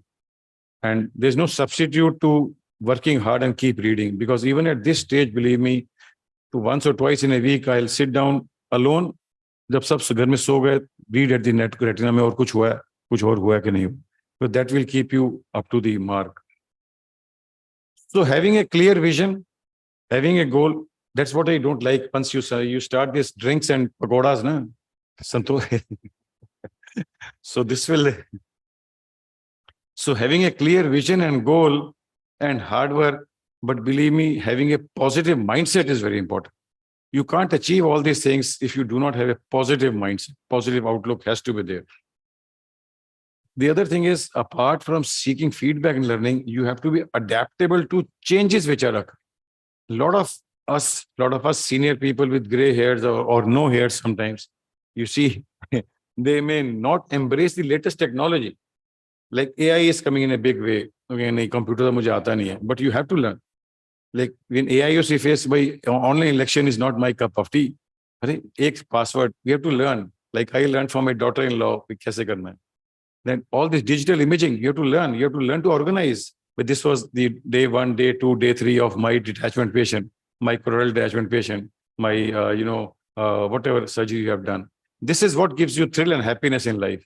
Because I keep on my, flights also, so if I have organized photograph always with me, I'll keep making PPT. PPT ki zarurat nahi hoti hai, but still, that gives you thrill and happiness and how to move forward. All these things will fail, believe me, vision, goal, hard work, mindset, feedback. If you do not have patience, patience is the virtue.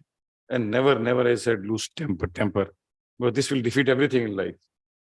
And never be afraid of failures. And I'll just conclude by saying this same doha from Ramcharitmanas, karat karat abhyas se jadmati hot sujan, rasri avat jaat se sil par parij. Even the softest rope can do it, so you can do. So all of you can become excellent teachers, excellent human beings. Thank you very much for having. Thank you, sir, for a wonderful lecture. Do you want to take any questions if they have? No. Any questions? Anything. जड़मत उसका जो वो है ना क्या कहते हैं without despite being that जिस करता रहे आदमी yeah कम बुद्धि वाला है वो भी कम बुद्धि वाला जैसे हम लोग हैं वो भी सीख जाते हैं not it's a buddhi is a relative concept. People who say kam buddhi nahi hai, it's a question not using your buddhi wali word. yes it's not using your buddhi. करत करत अभ्यास के जड़मत होत सुजान yes अकलमंद हो जाता है but it's a deliberate ritual you have to follow. Ritual you have to follow. Practice makes a man perfect. What I have realized is it's the inertia you have to overcome. First step is the good beginning. You start, it will start happening. That is the key. The first day of cataract, I don't forget. You see, making incision, tumbling that technique. Yeah. But my senior residents were not there. As soon as I had a vitreous loss in my first patient, karke sab chalega. But believe me, I made it a point that when I will, become of that level, I have to be there.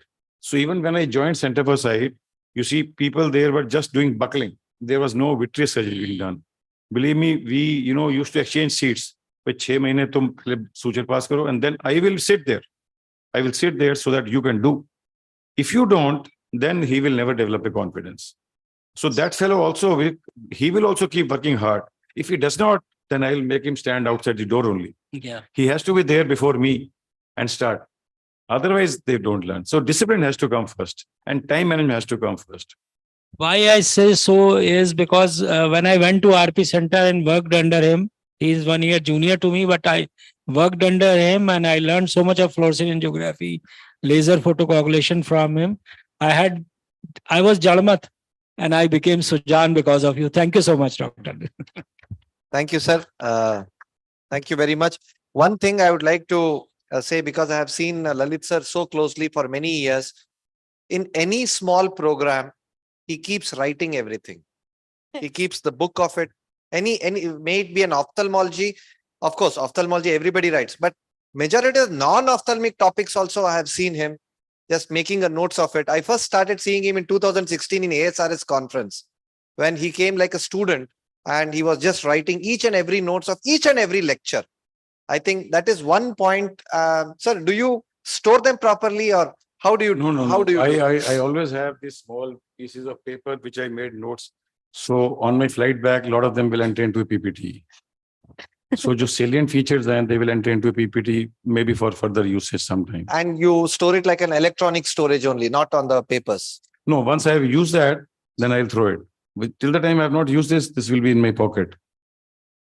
Great. Yes. Fantastic, sir. Thank you. Thank you so much, sir. We have Really seen- wonderful. We have seen that part in iFocus also when Sir very kindly attended the retina sessions and you had moderated all the retina sessions.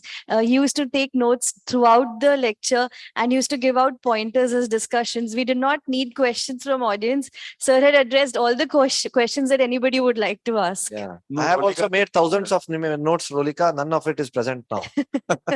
So I think retaining it is this thing. That's what I was No, but asking. hats Lalit off to sir. Santosh. Actually, he designed the program in such a way that forced me to read also. 1 or 2 sessions I missed, but before I could, attend, I will go to the YouTube and listen to that previous lecture so that I'm better prepared. Oh.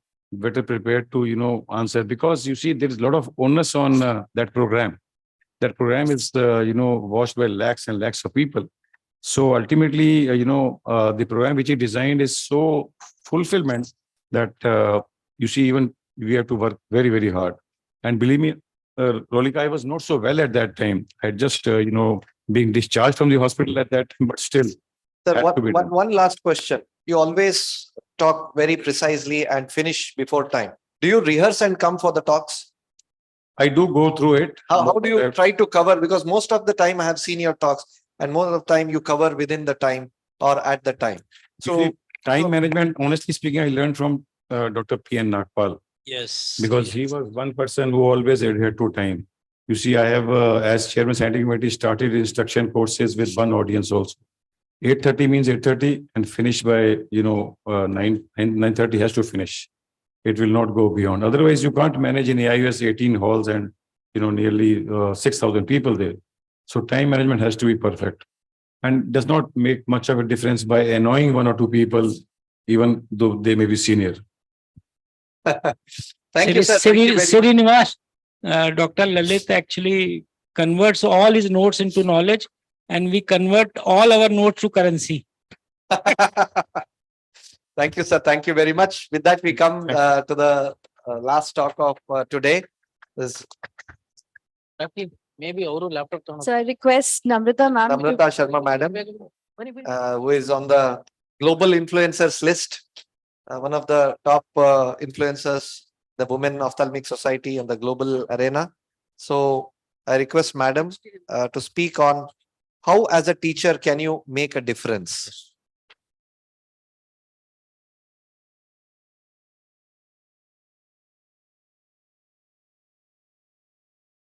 Thank you, Srinivas, for having me. It is very difficult to follow Dr. Bruce Spivey, Dr. Carol Shields, Dr. Lalit Verma, sir. And that too amidst wine and dine. And that too a topic how as a teacher you can make a difference. This is a topic which is, these kind of topics are a little difficult to do. If you have to do cornea topic or ocular surface, it is very easy. You can put up all the slides together and, put all the videos together. But when you have to make something like that, then it kind of gets difficult. So I thought that I would present it a little differently on how my teachers have influenced me as teachers and how in some small ways I have helped my students. So this comes all out of experience. You can't find these in books, and I'm sure all of you would agree that all of us as teachers, when we teach, it is out of experience. So the area of influence for any teacher would be patient care and surgical skill for the student, teaching, research, and leadership. And like us, all students, they look for role models in this. They may find a role model in one person, they may find a role model in many people, and they would try to emulate the best.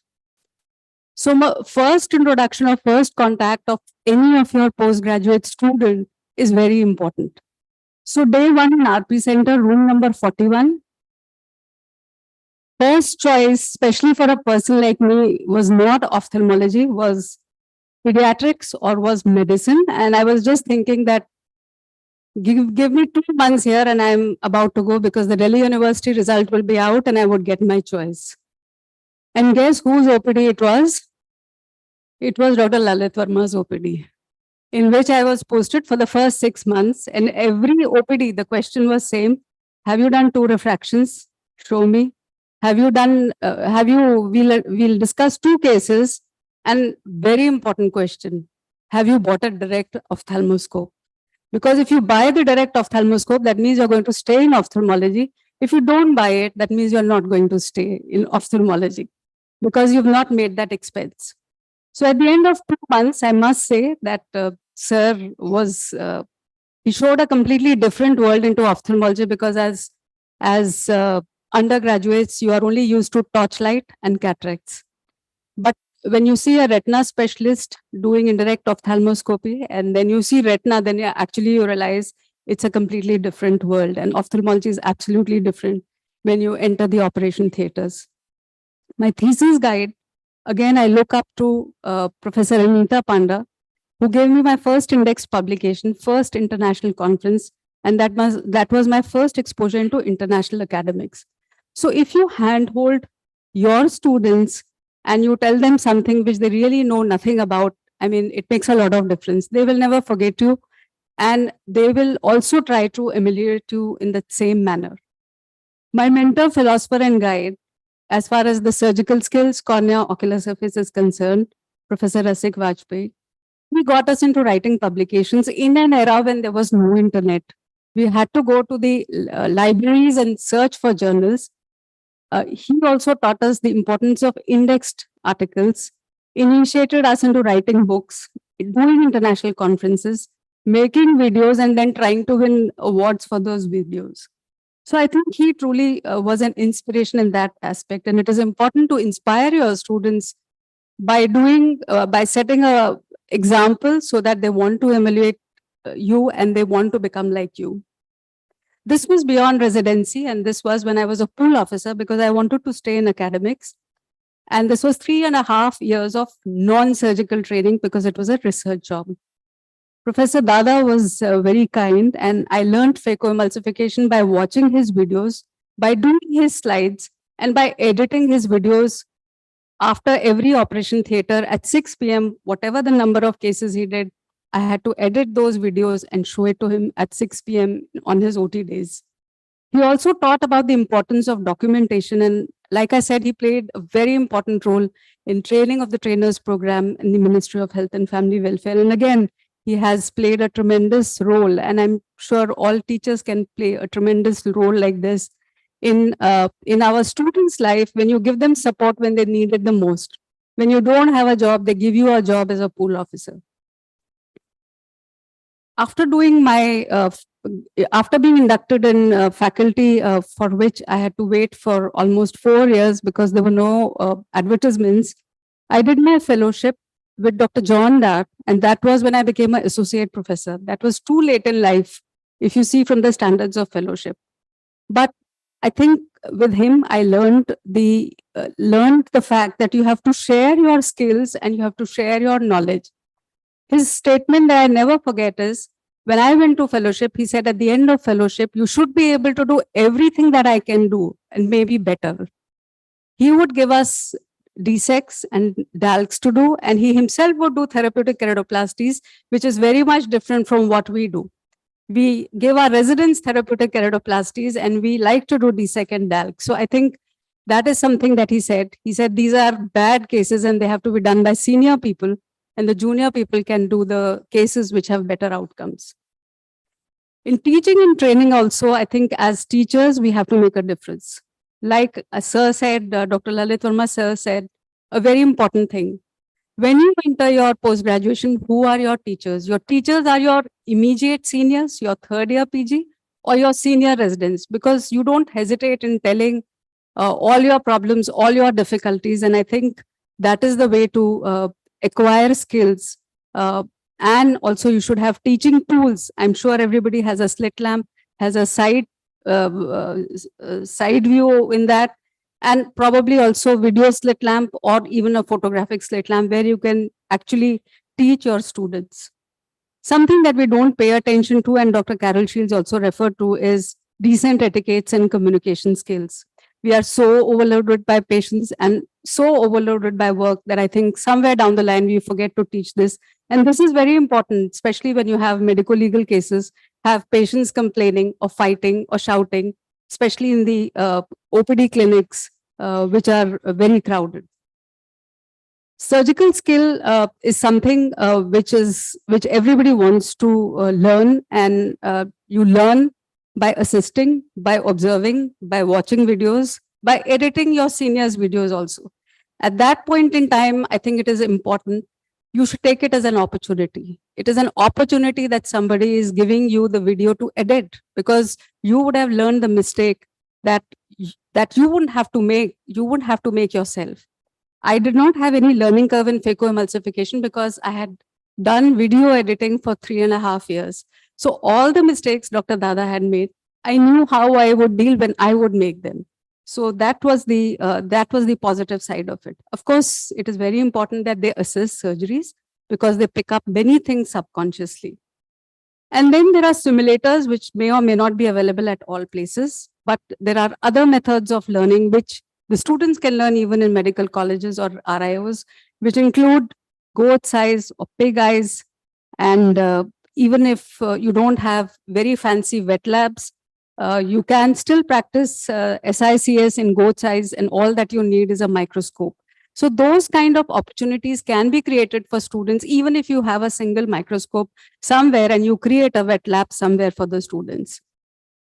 There are immense possibilities. So make a corneal perforation, students can repair it. If you get an enucleated globe, then you can even do muscle surgery.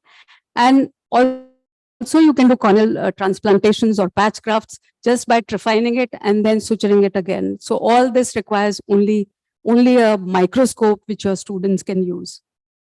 I think it is very important to handle the machines and to adapt to technology. Technology is running the show, unfortunately, and we have to be up with it. So it is important to not, like a traffic policeman, especially in institutes and colleges, refer for auto ref or refer for USG B scan, but it is important for the students to do it themselves at least more than once to know how it feels to do it. Interpretation is there, which I think everybody learns, but handling the machines is also important to know how the patient feels when the patient is on it and what are the errors and the falsies that can happen. Research and publications. This is an area which is very close to my heart, and I began with this and then went into a leadership role. Now, when you are allotting thesis to your student, you should know the capability of your student. It is important to timely evaluate the progress of the thesis and do an analysis of periodic documentation. Also, to see whether if you're doing a prospective thesis, you're not getting enough cases, change it into a retrospective one or an ambispective one well within time so that the student doesn't suffer. Or if you feel the student is not up to it, don't give him an exotic topic like, a biosynthetic cornea or like something, out of the world, but give him a topic which he or she is able to deal with. We've had to change topics many times for our students because as they go by, you realize the capability of the student, and then you make it an easier topic because thesis is something which has to get over.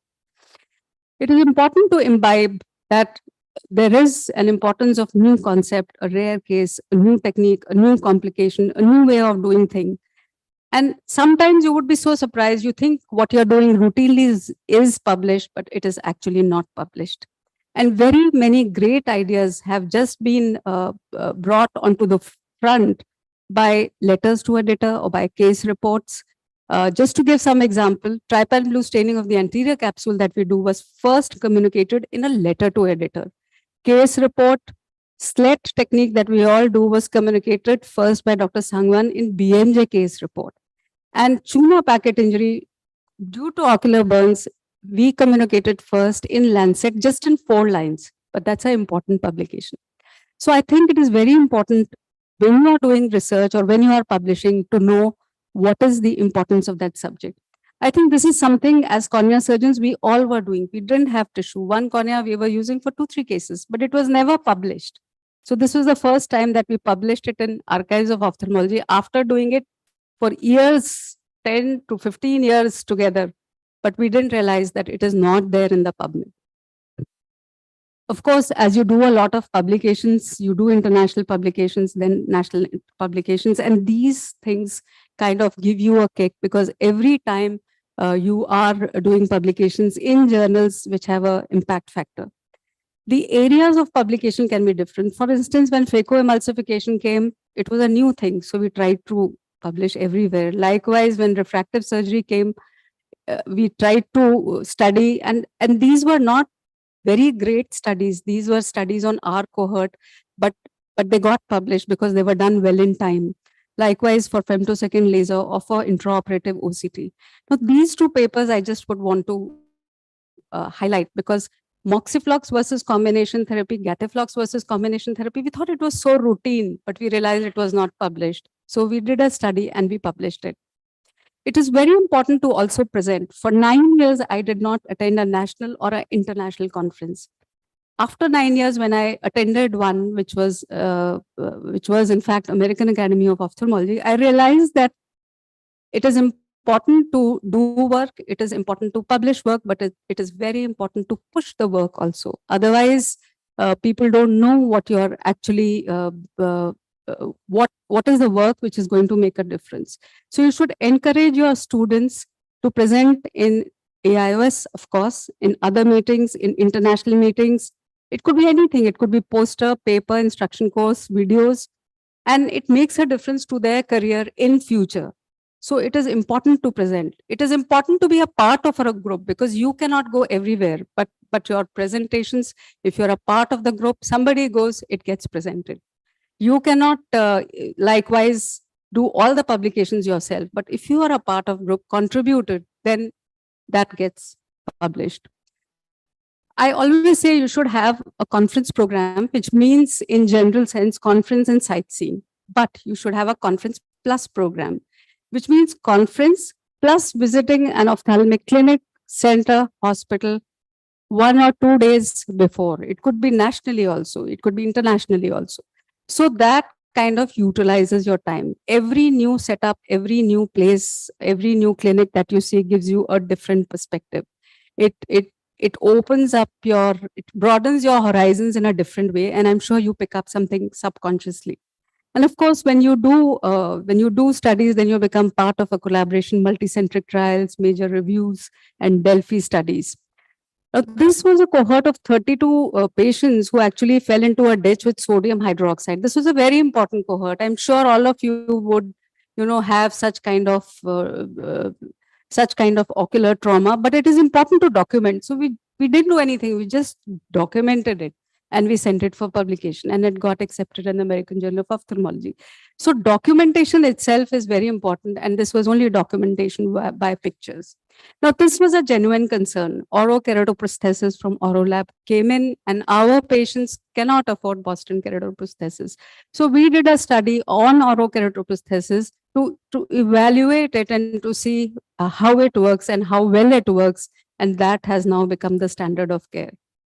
Always publish after you present. So you go to present at AO, then you publish in ophthalmology. If you go to ASCRS and ESCRS, you publish in JCRS. But then publish fast. As soon as you present, you immediately come and make a paper out of it and send it for publication. Everything should be on the net. It should not be in your computer, because if it is in your computer, it doesn't serve any purpose.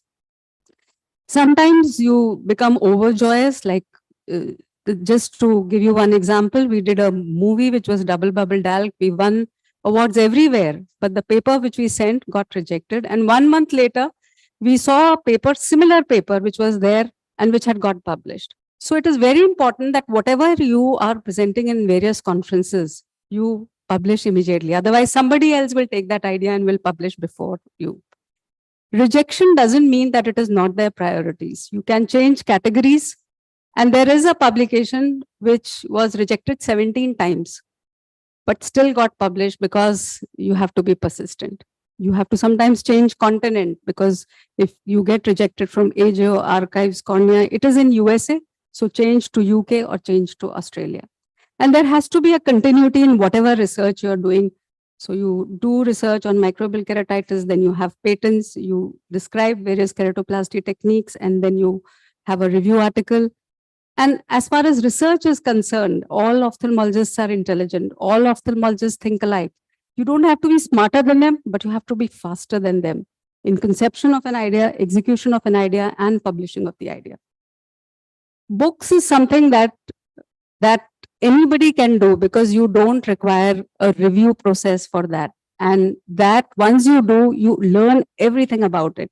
And this is how a mentor helps you. When the first edition was done, my mentor, Dr. Vajpayee, was the first author, and he was then very condescending enough that he said that since now the last edition which has come, he changed the authorship. Coming to the last bit, and that is the leadership roles. Leadership role, not everybody may want to take. It is entirely up to you. It is entirely optional, and you have to give time to it. And this, I think Santosh would remember this picture, and this was in a program in Narayan Netralaya, Law of Picture. And this is when I thought that after doing whatever you have done, one should give back to the society in some way. And then came the idea of leadership. And I think it is important to also be able to contribute in the professional societies. Of course, you have to devote time to it. It does take some extra time. Unfortunately or fortunately, ours is a democratic society, so we have to go through elections, and all the election candidates are here, and they know how harrowing it is. And all of us know how harrowing it is. In international societies, it is by nominations, and they can't find people. So they have to, literally tell everybody that you take this up, you take this, you take that activity up. But of course, even when you are here, you have to plan path-breaking new activities. So just a word about leadership.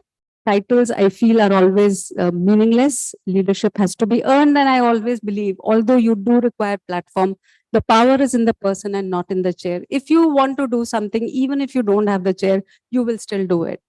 And that applies for everything. It is important to identify role models, and I think we have the biggest role model who's sitting here, Dr. Lalit Verma, who's served the AIOS for the maximum number of years, and also helped me personally, in fact, whether it was Delhi Ophthalmological Society or All India Ophthalmological Society. You need to have mentors, you need to have networking groups. Important thing is that you have to communicate. Communication is the key to success. Whatever you do, leadership or with your students or research, you have to communicate. And I think it is very important that a leader should know when to give up and go up, because you should not overstay your time, and only secure leaders give power to others. It is important to make others win after a particular time and also empower others so that they bring about a change better than you, because the newer generation is always going to be smarter than you, faster than you, and more intelligent than you. A leader's lasting value is always measured by succession, and so it is important to choose the person you want to pass the legacy and pass the baton. And I think we miss something. We miss some life skills which need attention in this whole journey. Learning about basic of medical ethics, being taught about medical legal matters, financial skills, law and statutory regulations related to medical practice, communication skills, and more importantly, stress management. And that itself can be yet another lecture. The biggest joy was when my own mentor was being honored for a lifetime achievement award at the Foundation Day of RP Center in New Delhi. And also the biggest joy is when your own thesis candidate does a beautiful thesis in one shot, and the publication comes in one shot, not even with minor corrections in American Journal of Ophthalmology. And another of my junior colleague, Dr. Praful Maharana, who's written a book for postgraduates in ophthalmology clinics all by himself. I would like to acknowledge all my teachers and all my students who are now my teachers. And thank you very much for your kind attention.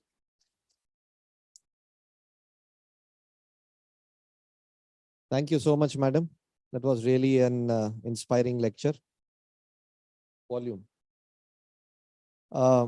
Any questions to madam? I had one question. If you look into the Quora, there's a very famous this thing, like, as a teacher, you have to be a friend, philosopher, and a guide. And the real learning can happen only when a teacher can be a friend, philosopher, or a guide. Is this really happening? Because there are various questions to it. Because if the student has to learn, just fall behind whatever is that he will learn. Whatever, whether teacher is motivated or not motivated, he will learn. So how do we try to balance trying to be a friend, philosopher, and a guide? And secondly, what should be your limits to the approaching a postgraduate students?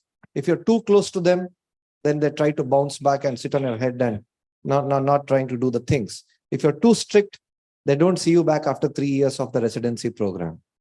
They will just turn the face and go off. So how to strike a balance between the two? You have to be a good teacher also, and you have to be a good friend guide also, and a friend also. I think that comes inherently, and I think that depends from person to person. When you are a good philosopher and you are a good guide, then I think you will become a good friend also, because you are thinking from that student's point of view, whether the student is able to perform or whether the student listens to you or doesn't listen to you. So I think the friendship part comes automatically when you become a philosopher and guide, and that comes out of respect that the student has for you, which has to be commanded and cannot be demanded. So it's a very delicate balance, but I think that is very much doable. And your second question was, how strict should you be? How do you draw the line? If So you're too strict, then they will definitely, the things are more in a repulsive mode. no, I think if you're too strict, eventually teachers who've been too strict with us, eventually we do realize, maybe not now, but later, that it was for your own good and with good memories. So I think the immediate reaction is something which we should not look at, but the long-term benefit of the student is something that we should look at. Congratulations, Namrata, for an excellent talk. But I will have one line answer to what he is saying, apart from whatever I agree what you said. But what that line between friend, philosopher, and guide, I personally think 9 to 5, my relationship is totally different. Then after 5 p.m., my relationship is totally different. So that is important. See, 9 to 5, I'm a very strict man. I will, make the fellow stand there also. And they always say, sir, ye kya ho gaya? Sham ko to aap theek the, abhi kya ho gaya? So, but So that you have- happens. That happened. That has So- happened with me since 83. That I'm a very tough taskmaster. That because this, you have to wear a mukhota in life. 9 to 5, believe me, you have to get the work done. You have to, train him, mean business.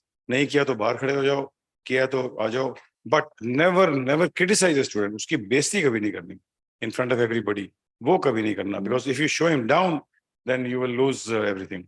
But after 5, believe me, everybody, all fellows will come to my room, have tea and samosa. But that also be, kal tune kya kiya dikhao. What have you done?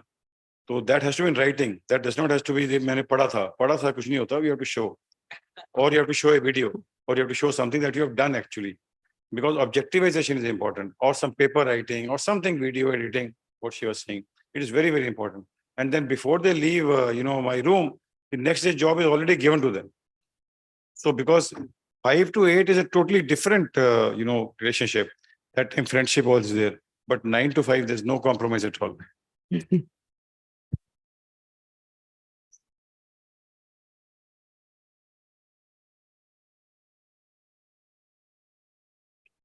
Okay. I hope there is nothing else. Yes, KP? No, I think I've seen Dr. Amrita. I mean, she was my senior at RP Center. I think she has continued to be a teacher. I think she will be teachers are always like that. As a senior resident, I have seen her. So I think this is actually, it's a trait. Teachers are born, and with time, with a proper ecosystem, I think they only get better. I think that's Dr. Namrata Sharma. Thanks, Thank Dr. you. Namrata, for Thank you, teaching KP. all the things during our rounds. Thank you. Thank you. I think the day has been pretty long. I think it's time that we should not stand anymore between you and the dinner that he has actually promised. Thank you, Namrata madam. Thank you, Lalit sir. So we'll call it a day, actually the night. So we have a light fellowship and the dinner. And tomorrow evening, we'll have the gala dinner, light music and everything will be there in the lawn side. So I request everybody to please join for dinner with us. And tomorrow we start the program at 9 o'clock. And then we try to finish early by 5:30, so that I've seen many of them are showing interest to go to the beach, either in the morning or the evening hours. So we try to finish the program within 6 o'clock, so that between 6 to 7:30, you can have a good this thing. And another thing, what I have heard about this beach is this beach has some bioluminescence, is what I was told. I'm yet to find it. So the entry through this gate to the beach is closed, but however, through the road, you can still go to the beach. And if anybody finds any bioluminescence, please let us know, so that tomorrow night I can go and visit it. So thank you very much, everybody. Let's join for dinner. Good night.